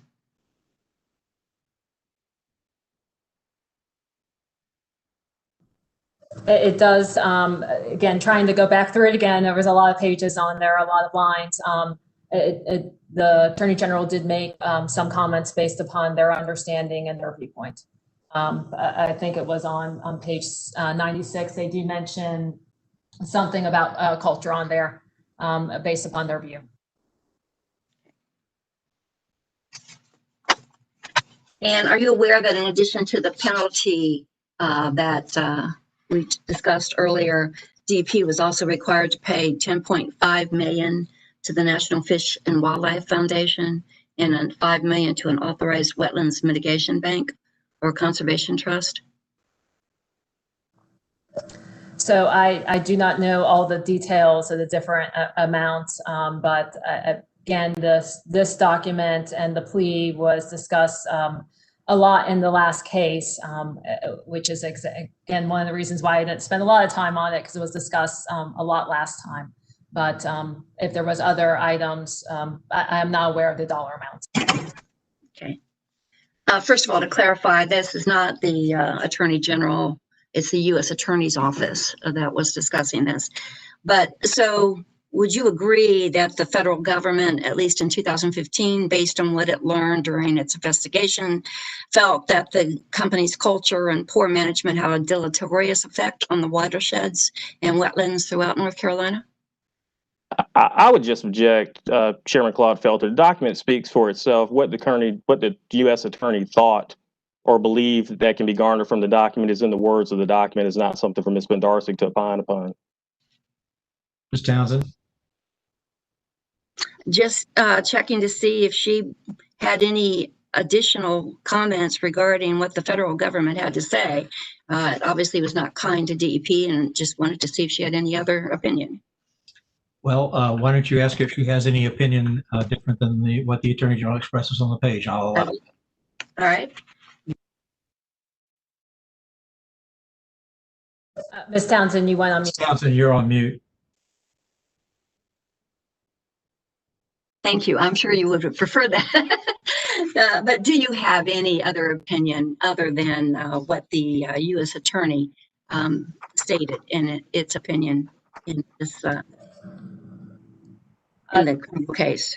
The U.S. Attorney, of course, made their opinion known in the case, and I believe I've already stated what my opinion is that these are isolated incidents and not a indication of the overall operational lifespan of Duke Energy Progress. Okay, let's go to Cape Fear. Ms. Townsend, this may be a convenient place for our afternoon break, so that you're not interrupted in questioning about one of the plants. You get an intact period of time for each plant. Thank you. Why don't we take our afternoon break here, and we will resume again at 3:15. All right. Thank you. Thank you. And before we go off the record, Joanne, it was called to my attention by the eagle who's watching over my shoulder that when Ms. Edmondson moved the admission of her cross-examination exhibit for the Hager, Huber, Pirro panel, she referenced it in her motion as Exhibit 1, but it was in fact designated as Exhibit number 2, Public Staff Cross-Examination Exhibit number 2. And so let's correct that reference in the record. Ms. Edmondson, I see you nodding agreement. That is correct. We've had a lot of inner discussion. And Mr. Mertz has also brought that to my attention. Exactly. Mr. Mertz is the eagle watching over my shoulder. So we'll get that corrected, and let's come back on the record then at 3:15. Thank you. Thank you.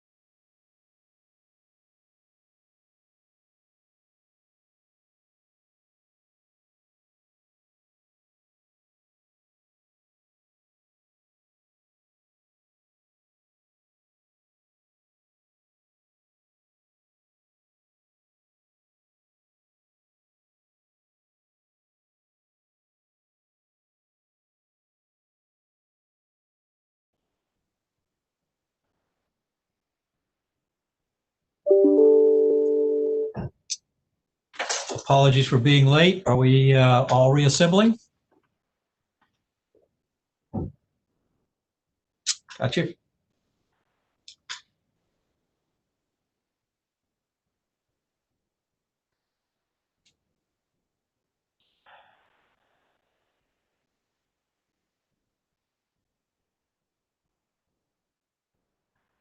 Okay. Mr. Marzo, I see you back. Do we have everybody back? I think we do. Ms. Townsend, you were at Cape Fear. Thank you, Commissioner Gladfelter. And talking about Cape Fear, first of all, are you aware that in the fall of 2009, again, when the EPA came around to North Carolina and inspected the various sites, that they also rated all of the Cape Fear site impoundments in poor condition, and both the 78 and 85 coal ash basins were classified as having, quote, significant hazard potential? Ms. Townsend, very similar to Asheville, I did not review all those documents, so I would not be able to opine on those. But if I had those documents in front of me, I could look at them. Okay.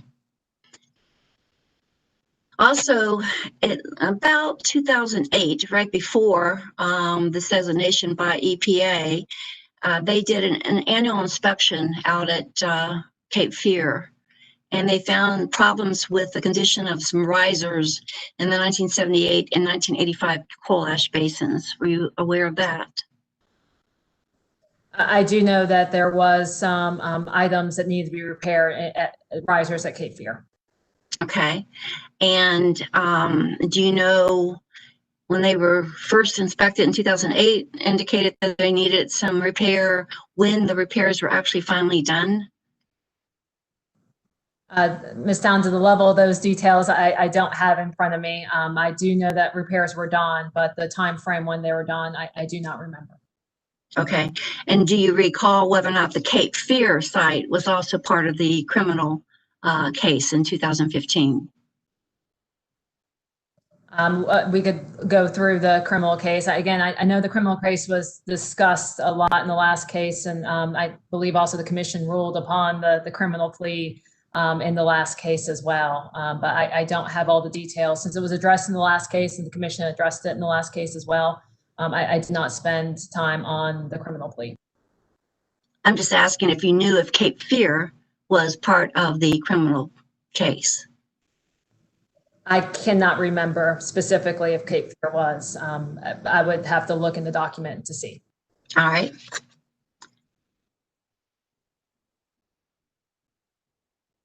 In fact, in the joint factual statement, which we looked at earlier for Asheville, it indicates that the time frame of January the 1st, 2012 and January 24th, 2014, DEP evidently failed to properly maintain the risers in the 78 and 85 coal ash basins.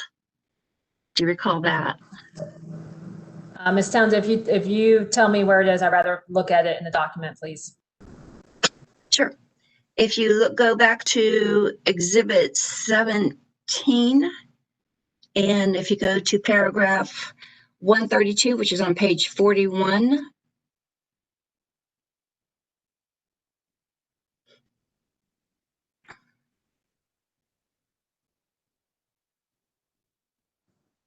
I do see that paragraph 32 does address Cape Fear. okay. And as a result of that failure, they were penalized on two different counts, one for the 78 ash basin and one for the 85 ash basin. Are you aware of that? That is what the document states. Okay. And you're aware that they were charged $7 million. That was the fine imposed, 3.5 for each of those basins. Is that correct? I do not remember the specific dollar amounts of that. Again, I would state that the criminal plea and how it applies to the history of Duke Energy's operations was addressed by the commission in the last case. Well, it's certainly pertinent to how Cape Fear's history evolved, is it not? No, I believe in the last case, again, that what the commission stated is that the plea was one point in time, something I mentioned also when we were discussing the Asheville sites. So the criminal plea did call out specific items at a number of different plant locations, but those were specific incidents, not an indication of the decades upon decades worth of operations of these plants. So 2 years at one plant, 4 years at another plant, those are not things that should be of any concern to how the plants were operated during the years? Is that your testimony? No, they are not. They are isolated incidents that were called out in the guilty plea, but they were not a indication of the operational lifetime of the plant. And again, going back through the DEP hearing last time and what the commission had in their order, they addressed the plea, and they mentioned that the plea again was a isolated incident, not over the entire operation history of the Duke Energy Progress sites. I'm paraphrasing there based upon my memory of reading through the DEP commission order. Okay, but the plea wasn't just Dan River. There were also a number of plants. 3 of the 8 DEP plants were also involved in that case, were they not? There were other plants in there. Again, and if I said Dan River, I didn't mean to say Dan River. What I meant, if just to make it clear, is that the plea did have a number of plants in there that had isolated incidents at a number of different plants that they called out. But those were isolated incidents, not an indication of the operational history during the entire lifetime that the plants were in operation. Okay, so for HF Lee, the fact that DEP acknowledged that it was in violation of its NIPD's permit from October the 1st, 2010 through December 30th, 2014 for 4 years, that is not relevant to the operation of the HF Lee plant? No, that is an isolated incident that was addressed in the guilty plea, already addressed in the 2013 ruling on DEP by the commission. I believe also the company had a mismanagement penalty that was applied to us related to what came out of that guilty plea. And so therefore it was already addressed. And the commission stated it was I'm paraphrasing, going off my memory, of not the overall lifetime, the decades upon decades of operation history. These are items that were brought out in the guilty plea as you're calling them out. Okay, and obviously it was of importance to the US government, who ended up spending at least from investigating this from 2008 to 2014 in finding HF Lee for these unpermitted discharges for those 4 years in the amount of $3.9 million. So that's about $1 million a year for the 4 years of that established violation, is it not? To do the math, trusting your math, yes, that is what the U.S. Attorney's Office or what was laid out in the guilty plea. And I would say actually that, the plea speaks for itself, what is in there. Okay, let's go to Mayo. You will be happy to know that Mayo was not part of the criminal case. But are you aware that in 1978, there was concern by the Corps of Engineers regarding Carolina Power and Light's plan to construct an ash pond in the upper reaches of the Crutchfield branch? If you are talking about the 1978 EIS document, yes, but in 1979, of course, the company did additional research in that area. There was a report that I believe was also included in Mr. Hart's testimony of the 1979 evaluation that we did in that area. Mr. Wells actually discusses it in his rebuttal testimony, and it came up with conclusions that led to the fact that the company received approval from DEQ to install that ash basin. Okay, if you would please turn to Hart Exhibit 24.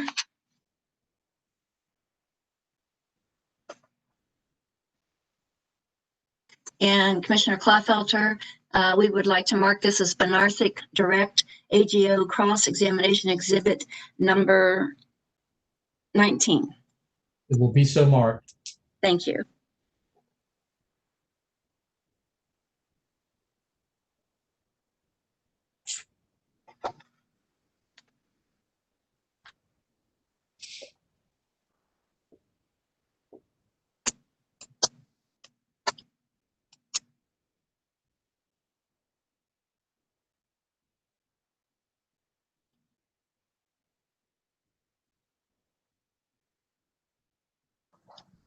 I have Hart's Exhibit 24 in front of me now. Thank you. This is a letter of, excuse me, August 16th, 1978 letter from the now DEQ to the Corps of Engineers. Is that correct? Yes. Okay. And if you want to briefly read that, or have you seen this document before? Yes, actually, I think this is the document I referenced a few minutes ago, the 1978 that resulted in our 1979 evaluation. Okay. And if you'll go to the second paragraph, the third sentence, if you could read to yourself that line and give us your understanding of what that means.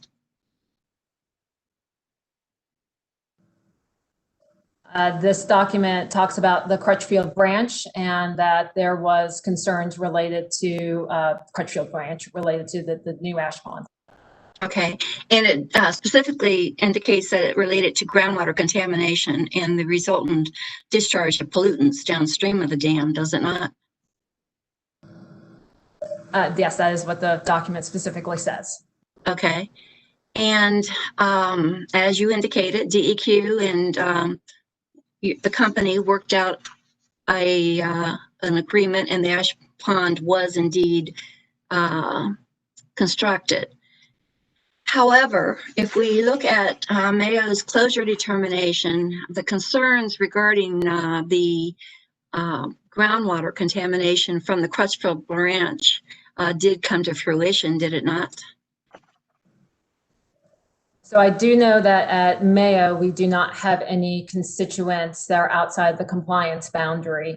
So the data that we have around the Mayo site does show kind of, it's really in line with what the results in N79 report that was also included in one of Mr. Hart's testimony. If you look at the April 1st order from DEQ, that is actually an error where it talks about impacts beyond the compliance boundary. And I believe that is one of the items that we brought up in our OAH appeal against DEQ related to the April 1st, 2019 order, specifically related to Mayo. So the information about the boron being detected above the 2L standard in the transition zone and the bedrock wells was not accurate, is that correct? I do know that, I don't know specifically that specific line that you're calling out, but I do know that we do not have impacts beyond the compliance boundary at Mayo. Okay, but you do have impacts that aren't beyond the compliance boundary, is that correct? Yes, we do have exceedances of the 2L standards within our compliance boundary. Okay.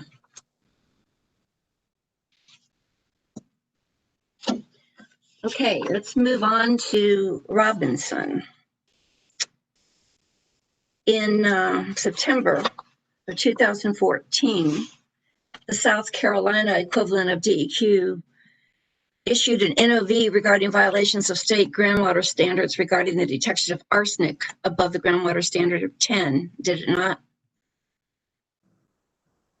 I do not know the specifics related to the date of that NOV, but I would say if you have that document for me to look at, I can look at it. But if there was an NOV that the state gave to us, then there was an NOV that the state gave to us. Okay, if you'll look at Exhibit 11, which is Hart Exhibit 55 regarding the Robinson facility.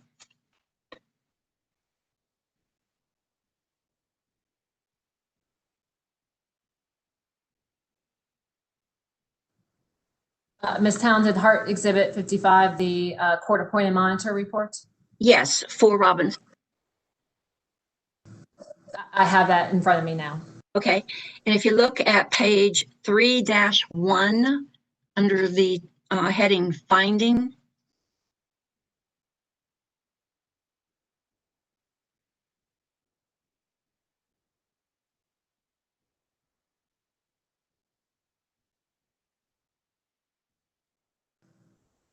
If you give me one moment to read it, please. Absolutely. And we just lost your video, Ms. Benaric. Thank you.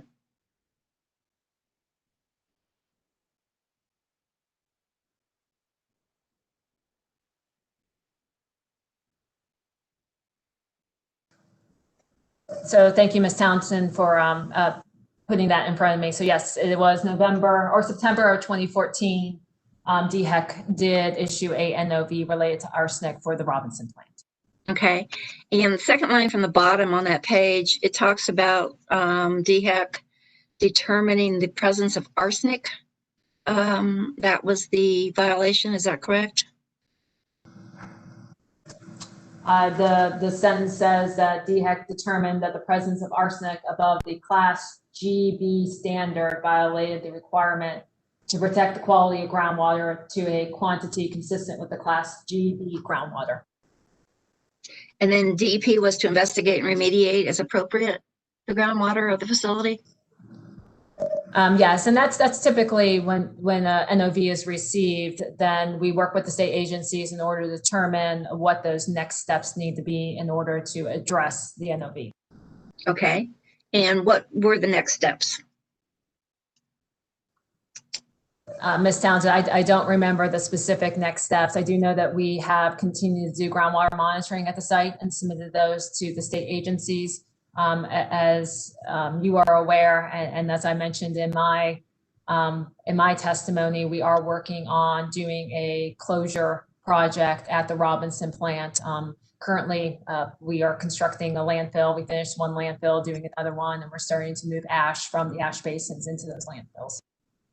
Okay. I believe the CAM helps us a little bit in telling us about DEP was in substantial compliance with remedial requirements, and they submitted a work plan for the groundwater assessment activities in October 2014. And evidently things were fine in 2015. Is that correct? So Ms. Townsend, yes, that's the CAM did an excellent job of summarizing the information that we provided to them in these documents. I had not had all those dates committed to memory. Oh, understand. Ms. Benaric, we've lost your video again. Oh, we've lost you again. I think I am having your problem now with when I hit the space bar, it turns off my video for some reason. So I'm the mute, unmute, clicking on it. The wonderful glitches of the technology, yes. Okay, the CAM also indicates that when it reviewed the 2018 NIPTES groundwater monitoring data, that actually there was water beneath and near the ash basin that continued to exceed the standard for arsenic in a number of the wells. Were you aware of that? So the data that the CAM, of course, has is data that we provided to them. So yes, the company was aware of that. And of course, we are working with the state agency on those items. Okay. Are you also working with them on the radium 226-228 that's been found in the background wells there? That's not been found in the background wells, but have been found beyond the compliance boundary? Yes, we are working with the state agency on all groundwater exceedances at the Robinson plant. And how are you doing that? What are you doing? So we are part of the overall corrective action plan is to remove and address the groundwater and the basin itself and doing the excavation of the basin. And then we are working with the state agency as to what the next steps are going to be. So right now it's just the excavation stage. There's no other specific thing that's going on regarding the groundwater remediation? I would say that's a good question for Mr. Wells. He knows more of the details specifically of what's going on related to groundwater. I cannot remember as I'm sitting here today if we have initiated any type of corrective action of groundwater itself at the Robinson plant. My understanding is that we are continuing to monitor, doing the excavation of the basin. As I mentioned before, we just finished, really last week, we actually finished and got approval for our second phase of the landfill, cell 2 of the landfill. We're removing the material. So we'll work through the process following the guidelines that DHEC has given us. But whether anything specific, any type of groundwater corrective action program has been implemented at Robinson, Mr. Wells may know that, but I can't, as I sit here today, remember where we're at with that process. Okay.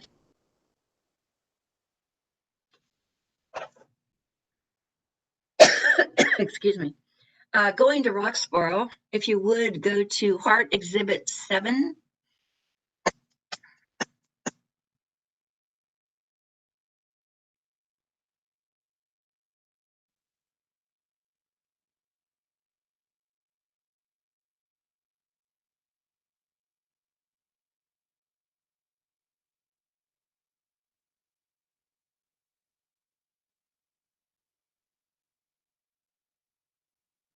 And this, Commissioner Gladfelter, is a coal combustion waste damage case assessment dated July 9th, 2007.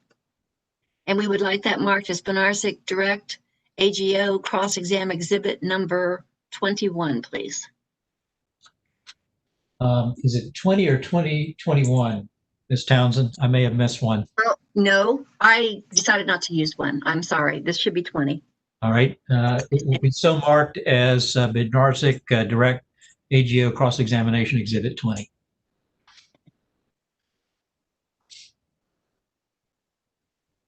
Okay, if you will go, do you have it, Ms. Benaric? Yes, I do. Okay, if you'll go to page 19.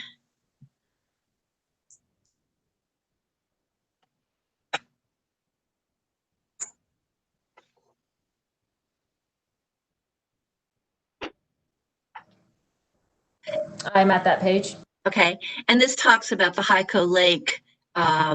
Basically, it was a fish consumption advisory that was given back in 1970. No, they issued the advisory in 1988. Do you know anything about this particular case? I don't know about the specific damaged case, but I do know about the high selenium in the Hyco Lake. I do know some information about that. Okay, can you supply us with that information, please? One moment, I want to make sure I have the dates right on a couple items. No problem. Yeah, so in 1988, we did actually go to a dry fly ash system at Roxborough in order to handle the selenium concerns in Hyco Lake.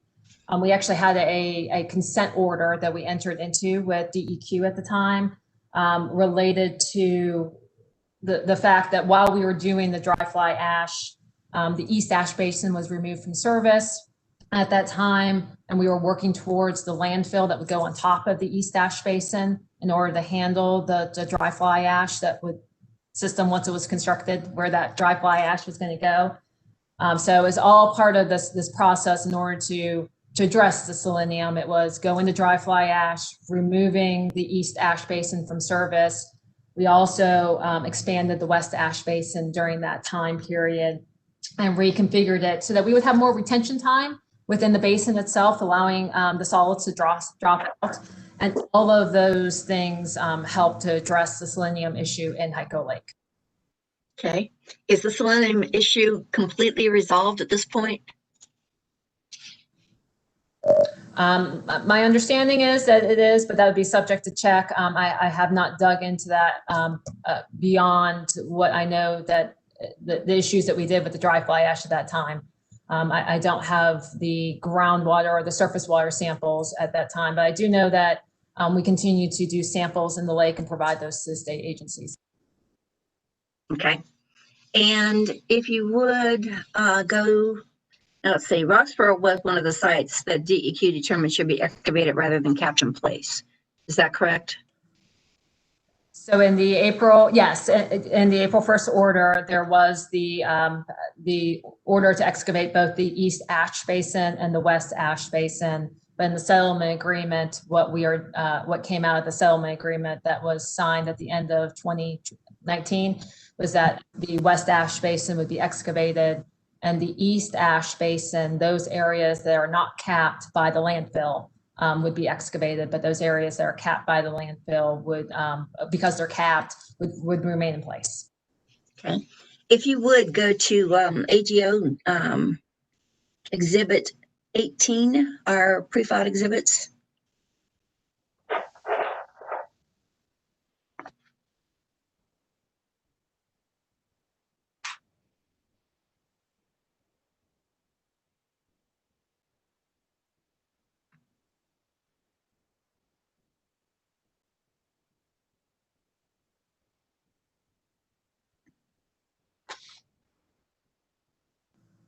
Do you have it? I do have that in front of me now. Okay. Commissioner Clodfelter, this is the April 1st, 19th DEQ CCR surface impoundment closure determination for Roxborough, and we would like that marked as Benaric Direct AGO cross-exam exhibit number 22. 21. Number 21. Right. All right. 21. It will be so marked. Thank you.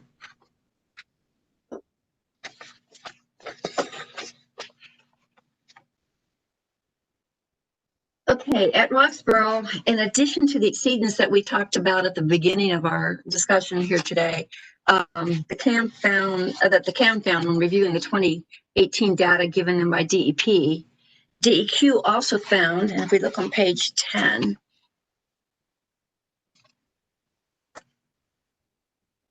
that at the East Ash Basin there in the middle, both soil and groundwater had been impacted by CCR handling activities at the site.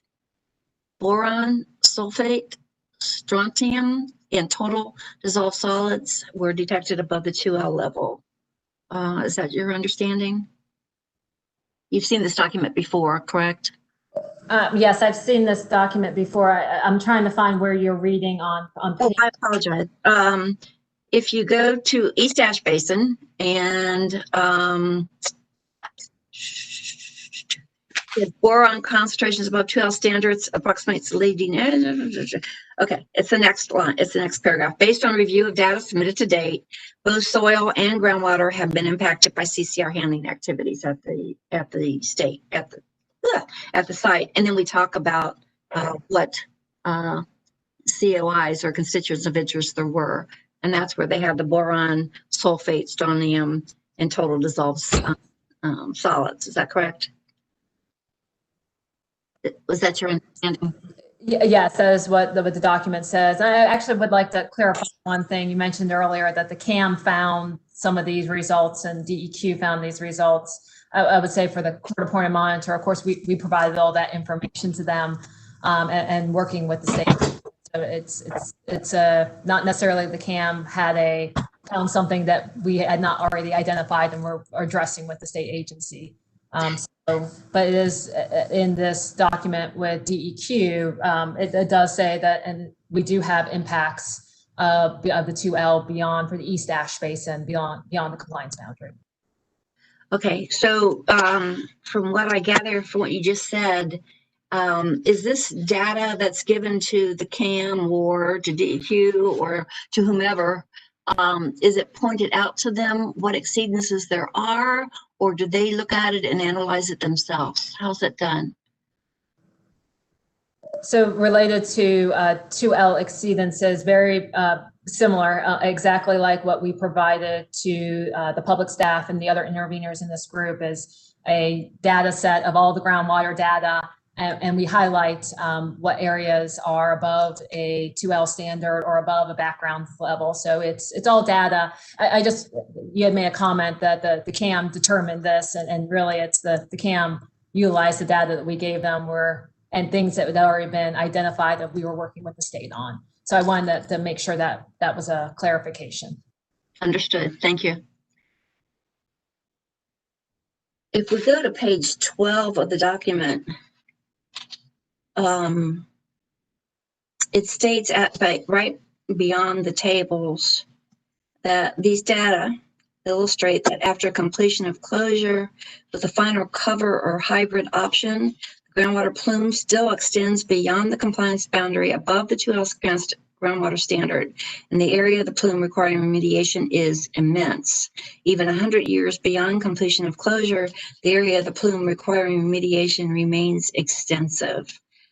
Do you know, or has there been any discussion at DEP what it intends to do regarding remediation? So, Ms. Townsend, first I would like to say that the next paragraph gives a little bit more light, and I think is very important. It Sure. says DEQ recognizes that there were no groundwater remediation corrective actions included in the groundwater modeling simulations submitted to DEQ as part of Duke Energy's closure options analysis documentation.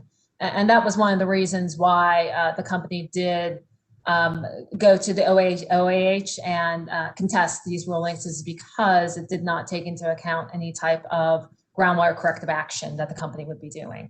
So subsequent, of course, to the settlement agreement we had with DEQ, we also had our closure plans submitted for excavation of the West Ash Basin. And as I mentioned before, excavation of the uncapped areas of the East Ash Basin. We have also submitted to DEQ groundwater corrective action plans that include a groundwater corrective action. I believe it's a pump and treat specifically around the East Ash Basin in order to help move those constituent of interest back inside the compliance boundary. All right, and when did that begin? So Ms. Townsend, as you can probably imagine, we submitted the plans. We can't begin until the plans are approved. So we submitted those plans earlier this year, and they are being evaluated by DEQ right now. We have gotten approval to move forward with pilot studies, and those pilot studies are currently out for bid. We're installing additional wells, and we anticipate to have pilot groundwater corrective action programs in place next year at all of the sites that were part of the settlement, except for Mayo, because as I mentioned earlier, Mayo doesn't have any groundwater impacts beyond the compliance boundary. But for the other locations that were included in the December 31st, 2019 settlement agreement, those pilot studies should be in place next year and operating. But the overall groundwater corrective action program and plans are still being reviewed by DEQ. Let me ask you, you said that at Mayo, according to at least DEP's analysis, there are no exceedances beyond the compliance boundary. Does DEQ agree with that statement? According to DEP's analysis, and we've had discussions with DEQ and they agree, and we are not having to do a groundwater corrective action, a pump and treat type of system at Mayo because we are not beyond the compliance boundary. There may be some additional, of course, additional monitoring that we will be doing at Mayo, but a active groundwater corrective action is not needed at Mayo.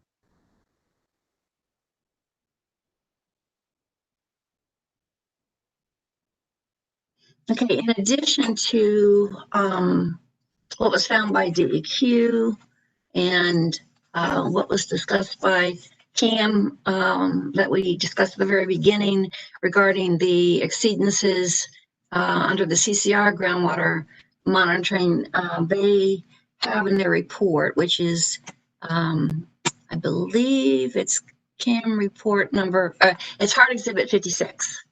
I believe it's 56, number 12, Exhibit 12. Do you have that? I have Hard 56 in front of me now. Okay, so in addition to the other exceedances that we discussed, evidently the 2018 and 2019 CAMA groundwater system found boron, cobalt, iron, manganese, sulfate, vanadium, and total dissolved solids.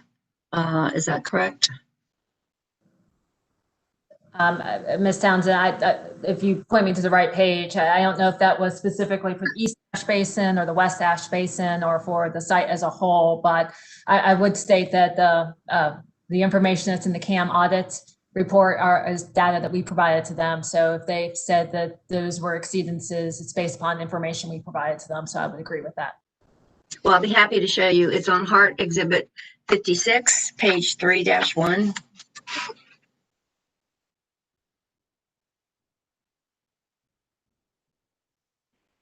And it appears it was in monitoring wells located at or beyond the compliance boundary for both the east and or west ash basins.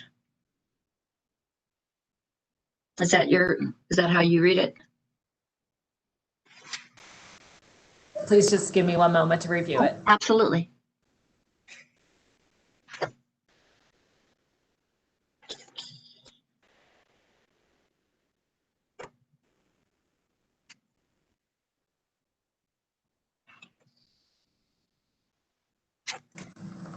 So yes, it does talk about that. And also on the next page, it does mention, and I think I discussed this in the DEC case as well, that these groundwater exceedances weren't new in the 2018 and 19 time period.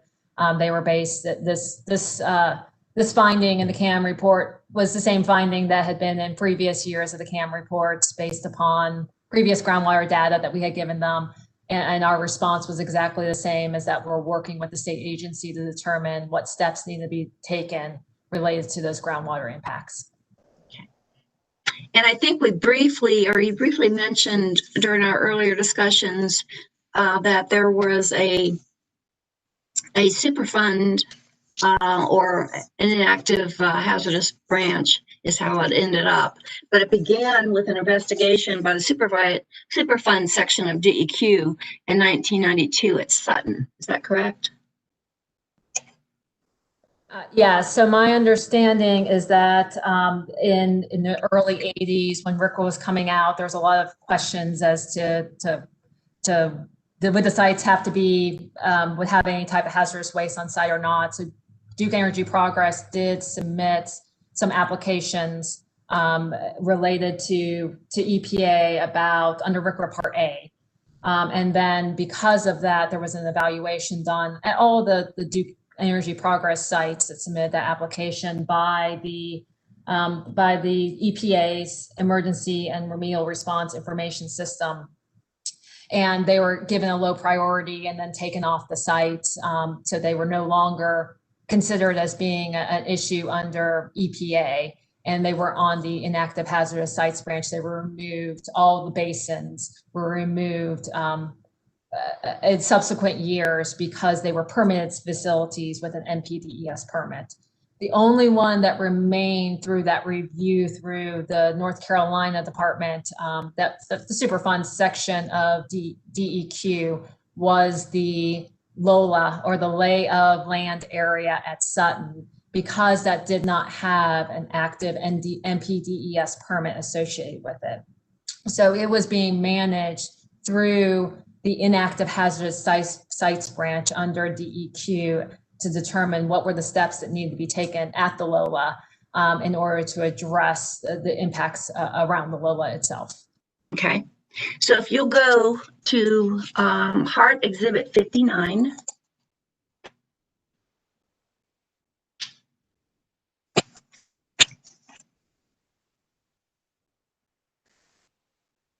I'm trying to find my last number, Commissioner Klopfelter. I'm not sure. Ms. Townsend, this would be Benaric Direct AGO cross-examination exhibit number 22. 22. Okay, thank you. It will be so designated. Thank you. I have 59 in front of me now. Thank you. And 59, if you look beyond the first page, it evidently is a slip sheet for a file at Diener. It's a letter dated June 2nd, 1992, correct? I see that. Okay. And it would appear that after they were done doing their initial investigation, like you discussed regarding all the others, they recommended that the site be assigned a medium priority for an expanded site investigation. Is that correct? Yes, that is what the document states. And the report that is attached, which is phase 2 screening site investigation for CP&L Sutton, it actually, its conclusions and recommendations actually include detailed information regarding the environmental releases of hazardous contaminants at the following areas. Is that correct? Ms. Townsend, can you give me which page you're looking at? I want to make sure I'm looking at the correct page. Sure, I'm trying to get you there.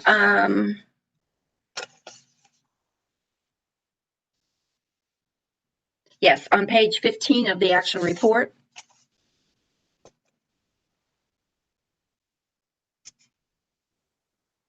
I'm on page 15. Okay, and at the very top, it talks about the fact that it's believed that the site may pose a threat to human health and or the environment, and the analytical results of the sampling event revealed environmental releases of hazardous contaminants at the following areas. And then it has what, 1, 2, 3, 4, 5 bullets that explains where some of these contaminants were found. Is that correct? That is what the document states. Okay, and the 5th bullet actually talks about the fact that there's sediment from the Cape Fear River down gradient of the site is contaminated with arsenic. Is that correct? That is what the document states. And it goes on, I believe, if you read that last paragraph, have you seen this document before? I should have asked. I have reviewed it one time as I was getting up to speed on all the different sites, but it has some time since I've looked at it in detail. Okay, if you would read that last paragraph to yourself.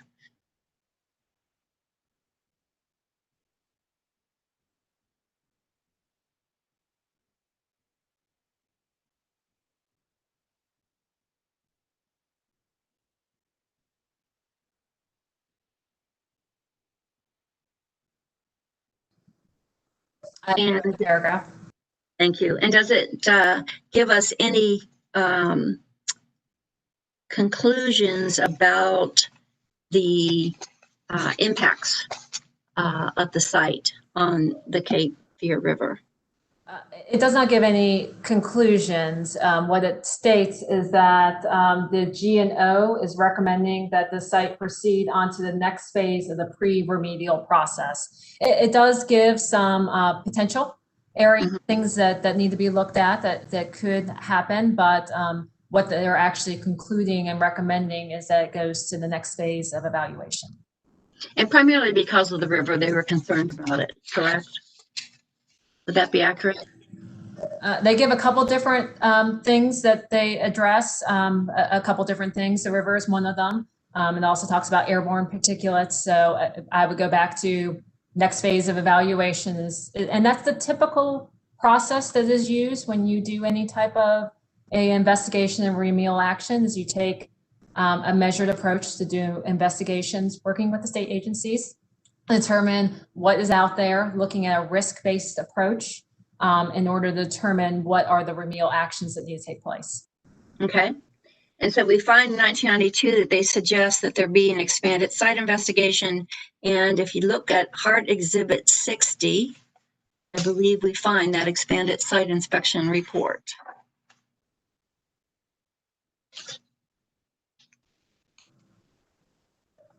Yes, Hart Exhibit 60 is the expanded site inspection report.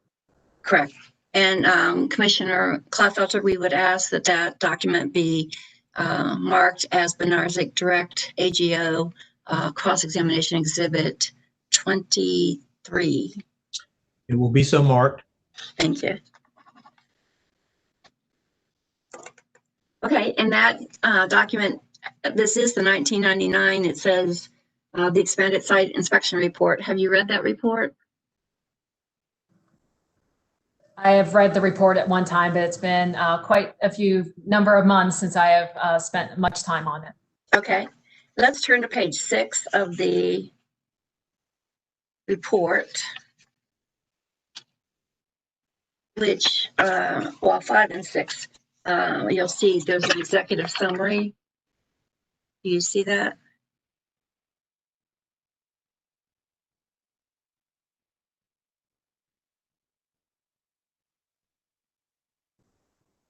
So the copy that I have in front of me goes from 4 to 6.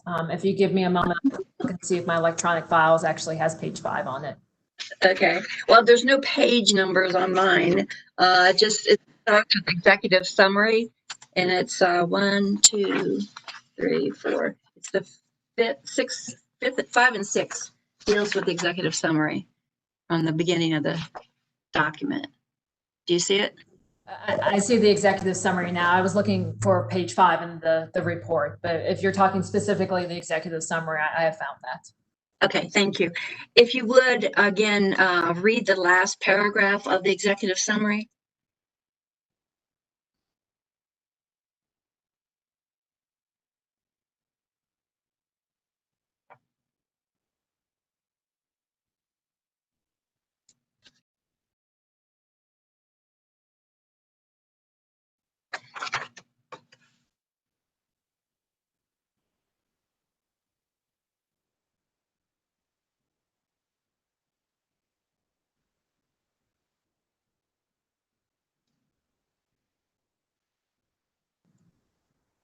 I have read that paragraph.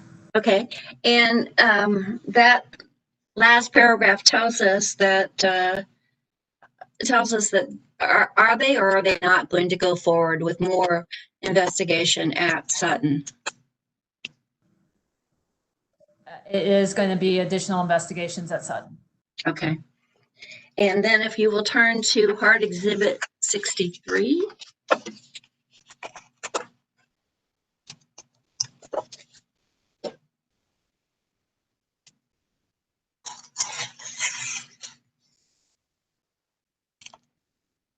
Are you there?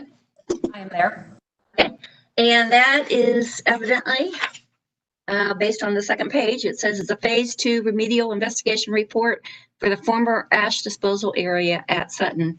And again, Commissioner Clodfelter, we would like to mark this as Benaric Direct AGO cross-exam exhibit number 24. It will be so marked. Thank you.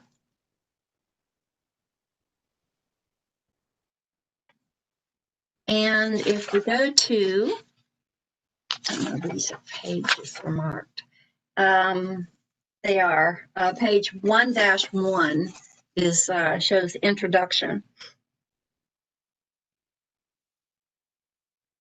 You there? I'm there.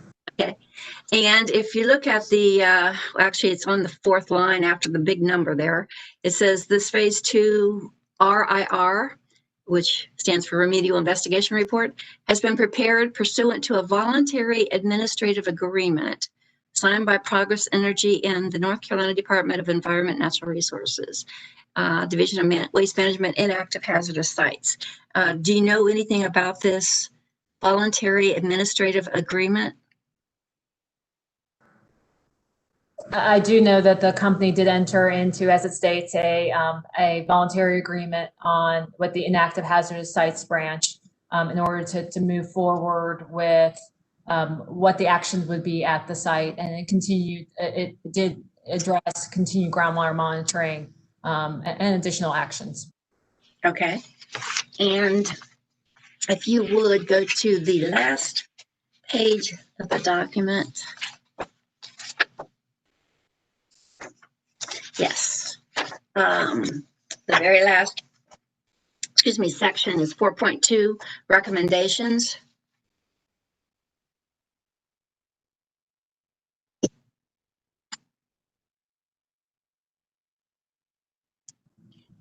Have you read it? I'm there. Okay. Can you tell us what DEP was supposed to do based on those recommendations?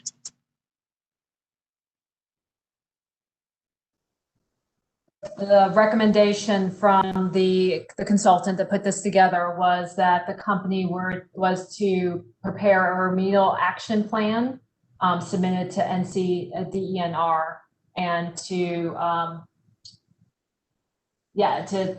do a remedial action plan, which would consist of a combination of groundwater monitoring and the use of institutional controls to address the limited groundwater impacts. Okay, and was in fact a remedial action plan prepared to your knowledge? I'm going off of memory here. I believe, I can't remember if a plan was actually prepared. I do know that this was shared with DEQ. I'm trying to remember if an actual plan was prepared, but I do know that we, at this time, in this time period, make sure I get the year right, 2005, this was around the same time period that we were entering into the voluntary groundwater monitoring program as well under the USWAG, the USWAG order, or not the order, the USWAG agreement that we had that Mr. Wells can talk way more about than I can. And as we were going back and forth with DEQ as to what needed to happen with the LOLA, and I think it's addressed as the FADA, the former ash disposal area in this document, the determination was DEQ wanted us to do continued groundwater monitoring. We were doing that. I don't know if an exact document was, but we removed from ourselves from the voluntary agreement. We still stayed in the inactive hazardous sites branch. The site was still listed. And we kind of incorporated all the groundwater monitoring together with both the LOLA and the areas around the rest of the site. Mr. Wells can talk about how all that kind of worked together. And then later on, we ended up asking the state to remove us from the inactive hazardous sites branch because the LOLA was going to be addressed as part of the foresight order and be excavated, which it has been. Okay. If you would go to Hart 65. And that document moves us forward to 2008 regarding this issue. I am at 65. Okay. Commissioner Klotfelter, we would like to have that marked as Benaric Direct AGO Cross-Examination Exhibit number 25, please. It will be so marked, Ms. Townsend. Thank you.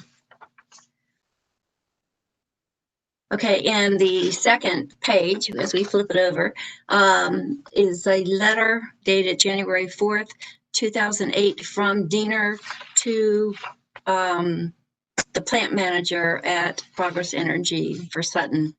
Is that correct? Yes. Okay. And you had referenced the fact that you did terminate the administrative agreement, and evidently, according to the ray of the letter, this deals with that termination of the administrative agreement and notice of statutory requirements, correct? Yes. Okay. And as you noted, and as it reflects on the first line of the letter, it appeared that the decision to terminate was DEP's. Yes. Yeah, so we would have had we would have addressed it and talked to the state and said we wanted to terminate, and that's what's addressed and indicated in this letter. Okay. And if you look at the first full paragraph of page 2 of the letter, it explains DEP's belief that the deed restrictions and monitored natural attenuation were the appropriate remedies. That's the very, I think it's like the second sentence.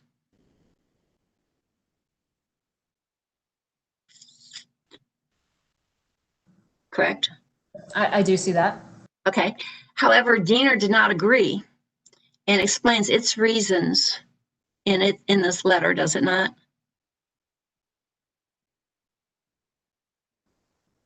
If you give me one moment, it's been a very long time since I looked at this.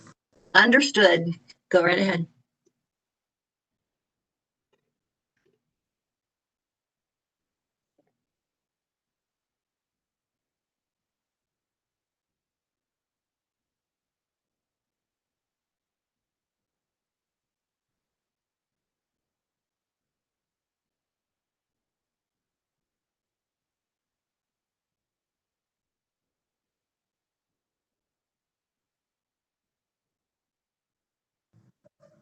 It does, and I did a scan of it, and it appears that DEQ did not agree, or what DEQ was stating as additional evaluation needed to be done in order to determine what the actions needed to be. Okay.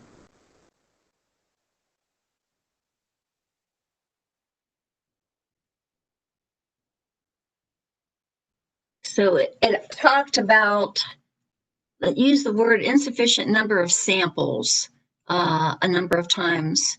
Do you know what kind of samples were being taken for this site at the FATA, as you called it, or the Lola, or whatever the term of art is for that area?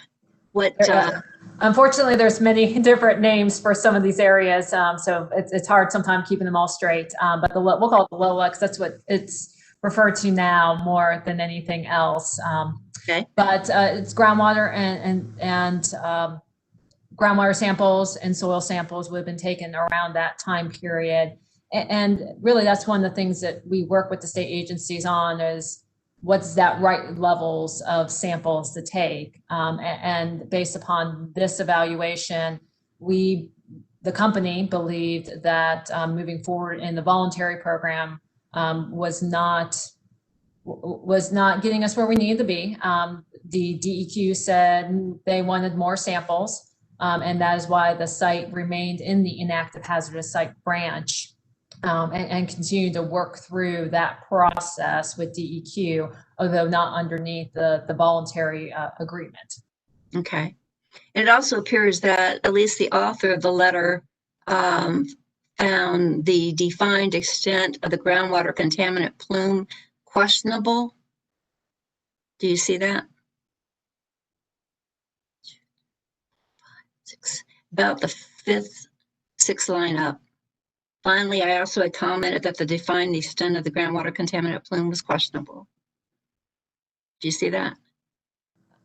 I don't, but the letter speaks for itself. If that is what it states in it, then I would agree that that's what the author wanted to convey. Okay. And in fact, he talks about the fact that it was the location of monitoring wells that were not installed immediately adjacent to the waste material area in order to evaluate the highest potential concentrations of contamination in the groundwater. So there was issues evidently, at least voiced by this person at the inactive hazardous sites branch, who had concerns about the fact that the groundwater monitoring was not being done as it should be. Would that be accurate? I would say the document speaks for itself as to what the author of the document, what their impression was at the time. Okay. And let's bring this particular area to a close. If you would go to Hard Exhibit 67, please.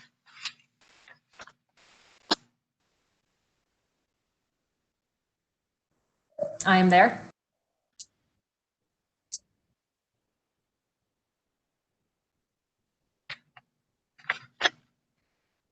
Just want to call for these are it's an email chain dated in 2016. And we would like to have that marked as Benaric Direct AGO cross-examination exhibit number 26. It will be so marked. Thank you. Have you seen this email chain before, Ms. Benaric? Yes. Okay. And can you give us some insight into the background of this email and its contents? If you give me one moment, please, I want to make sure, seeing it's an email, you have to work backwards to forward. So if you give me yes, I understand. No problem.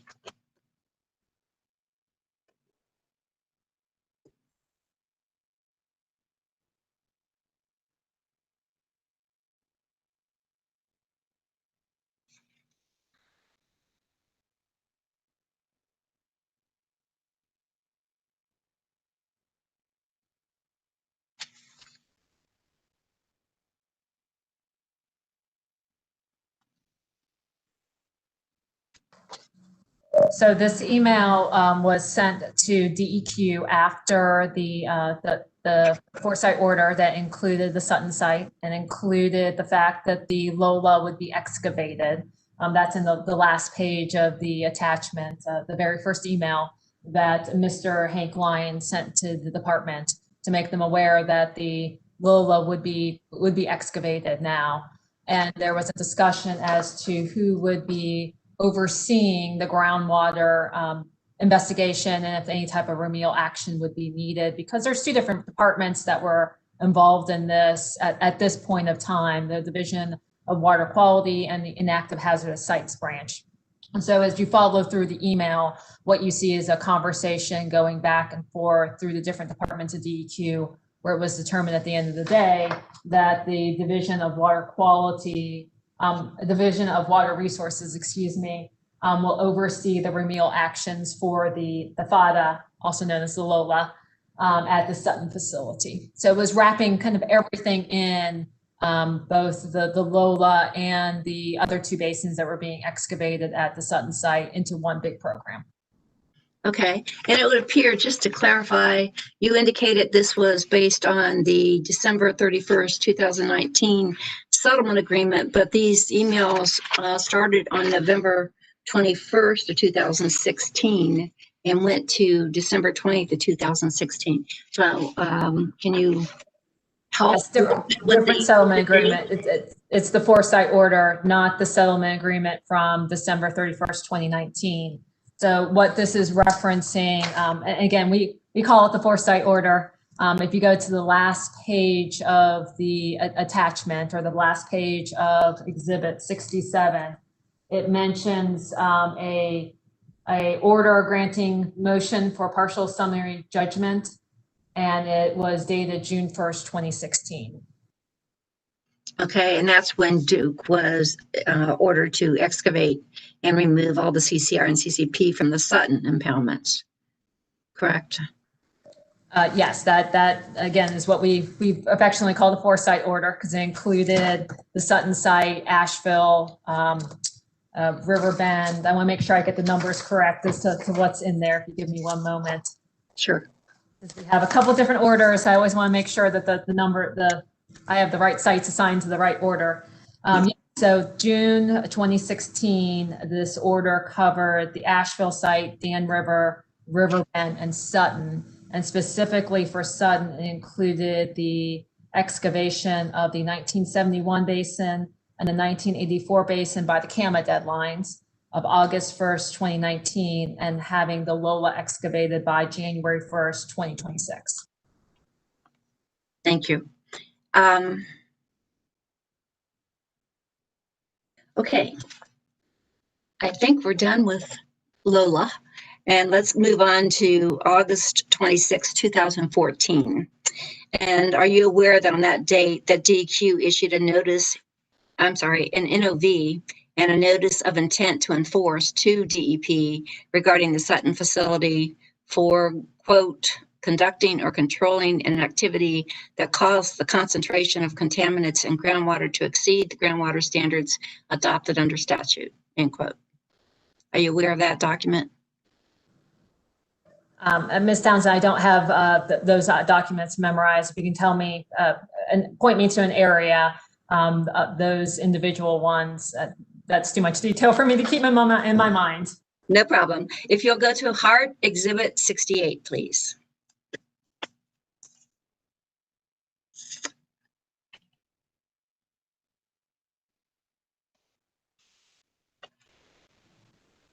I have that document in front of me. Okay, and Commissioner Clodfelter, that's the findings and decisions and assessment of civil penalties by Diener. And we would ask that that document be marked as Benaric Direct AGO Cross-Examination Exhibit number 27, please. It will be so marked. Thank you.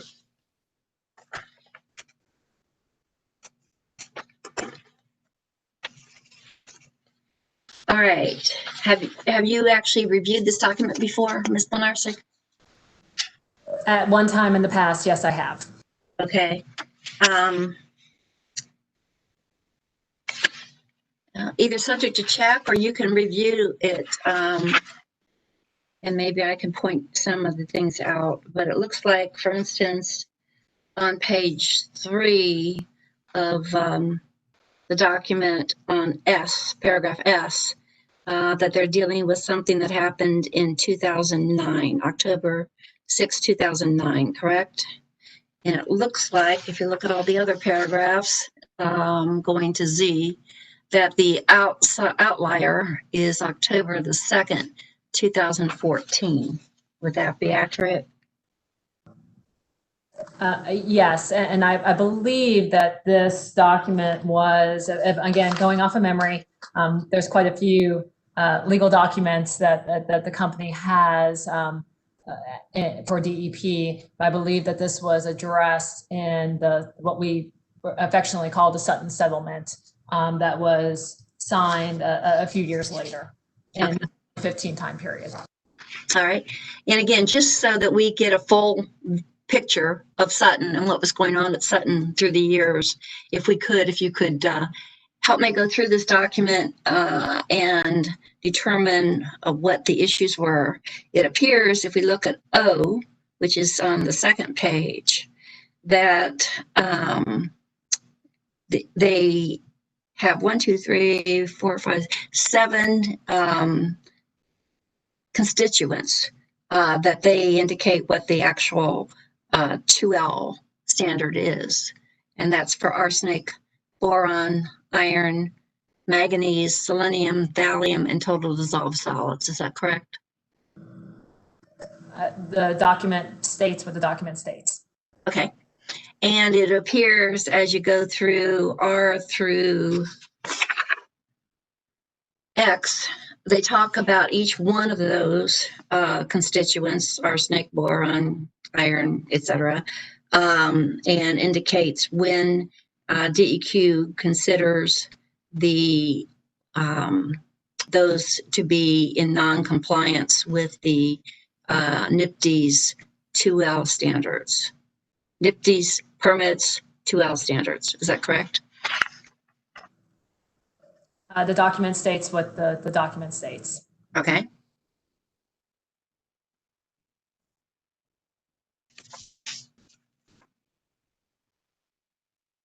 Okay, and it would appear that based on those paragraphs and the types of exceedances, the number of days those violations occurred, DEQ ended up issuing a civil penalty in the amount of over $25 million. Were you aware of that?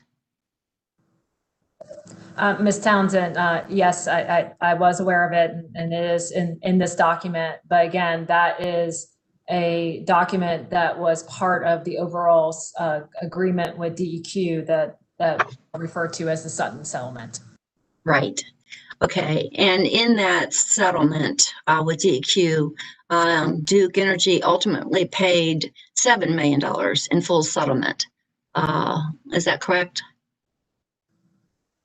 Subject to check for the dollar amount. I don't remember the exact dollar amount, but subject to check, yes. And you were aware that as part of the settlement that Duke Energy also agreed to implement, accelerated remediation at Sutton, Asheville, Bellows Creek, and HF Lee? Are you aware of that? Yes. Okay, Sutton is also one of the 2 facilities that we talked about way back that failed to meet the surface impoundment standard under the CCR rule for unstable areas or seismic impact zones. Remember that discussion? Yes. Okay. And if you look at Hard Exhibit 57, which is the CAM report for Sutton, on page 1-13,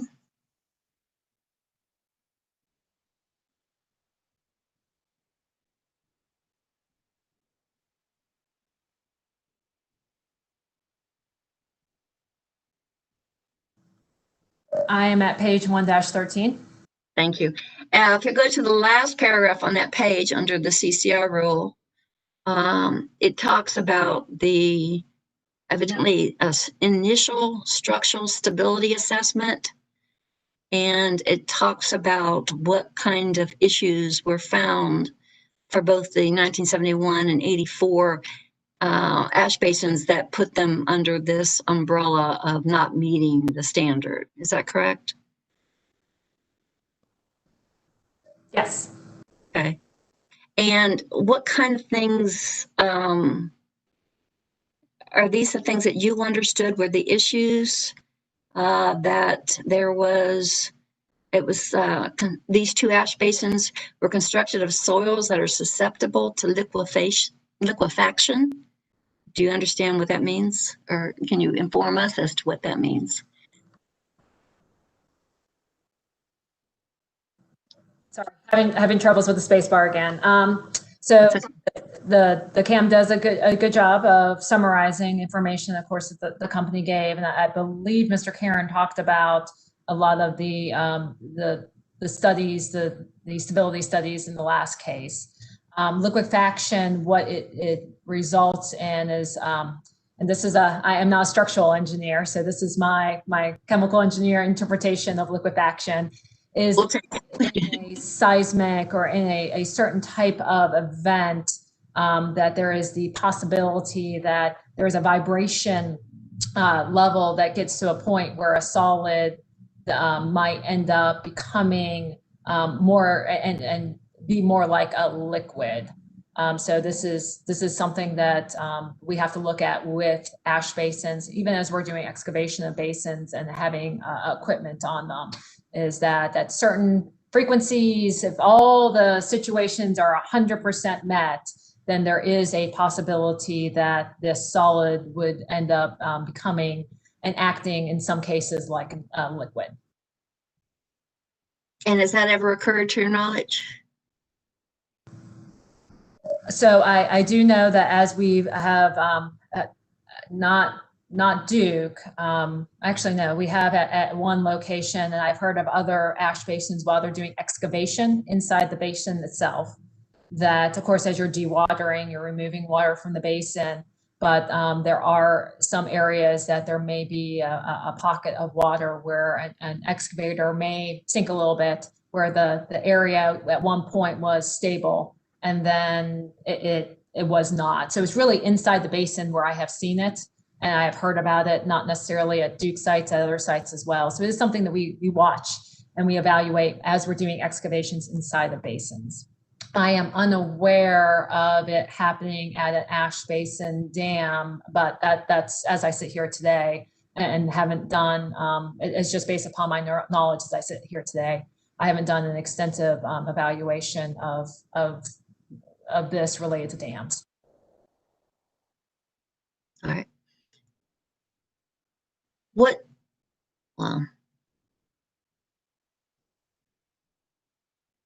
Do you know how DEP is specifically addressing these safety issues at Sutton? And what the cost of those, of doing so, what those costs are? So we are excavating all of the ash out of the basins. Actually, we have finished excavating all of the ash out of the basins, and we are working with NCDEQ's Division of Dam Safety in order to determine what the next steps are to those dams and the decommissioning of those dams. So you're working with Daimler, the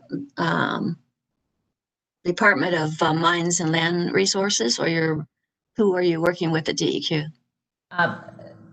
There's a department within DEQ, the Dam Safety Department. As I say here, I can't remember the exact name for it. I think that's Daimler, which is as Dam Safety and Land Resources. Okay, all right. We always shorthand it as dam safety, but they are the ones who are regulating those dams and watch over and approve any type of modifications or any type of work that happens with those dams.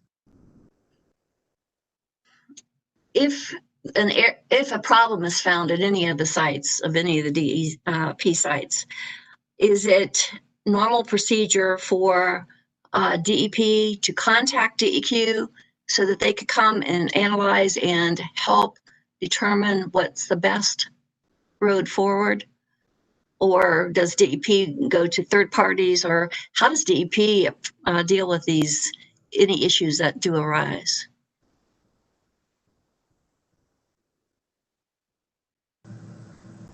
Sorry, again, having problems with the unmute. So what we do currently is that is a very in-depth process we have with dam safety. So we have a standing call with them every other week to go over items that they are currently reviewing, items that we are seeing. There are certain activities that require an approval from dam safety. There are some that require notification of dam safety. And steps along the way and inspections. So there's permits that we get to move forward with an action. Then there's a permit there's a review done by dam safety out in the field before they close out the permit to say, yes, we did everything appropriately. If we see anything at any of our basins, then we communicate right away with dam safety if we, of course, think that it might be a concern. So we are in conversations with them all the time. Again, standing meeting with them every other week. But if we do see something, for example, if a tree were to fall on one of our dams, then that is something that we would contact dam safety and let them know, talk through what the process we are going to do, and work with them as to whether whatever the issue is would require a permit from them, a visit from them, what those steps would be. And are those usually field inspections or are they meetings in an office? So both. It really depends upon what the action is. So the standing meeting is a conference call every other week, but dam safety comes out to our sites.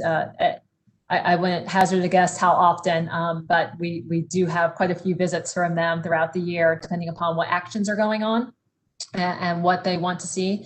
And even when we have something that we want to talk through with them and see what might be the actions, we'll invite them out, they'll come out, we'll talk through what the actions need to be, and they'll give us guidance of, this is what I want to see in the permit. And we put that permit together, review it with them, and they could come back and say, make these modifications here or there before we are allowed to move forward with actually executing those projects. And of course, they all have to have a PE stamp on them.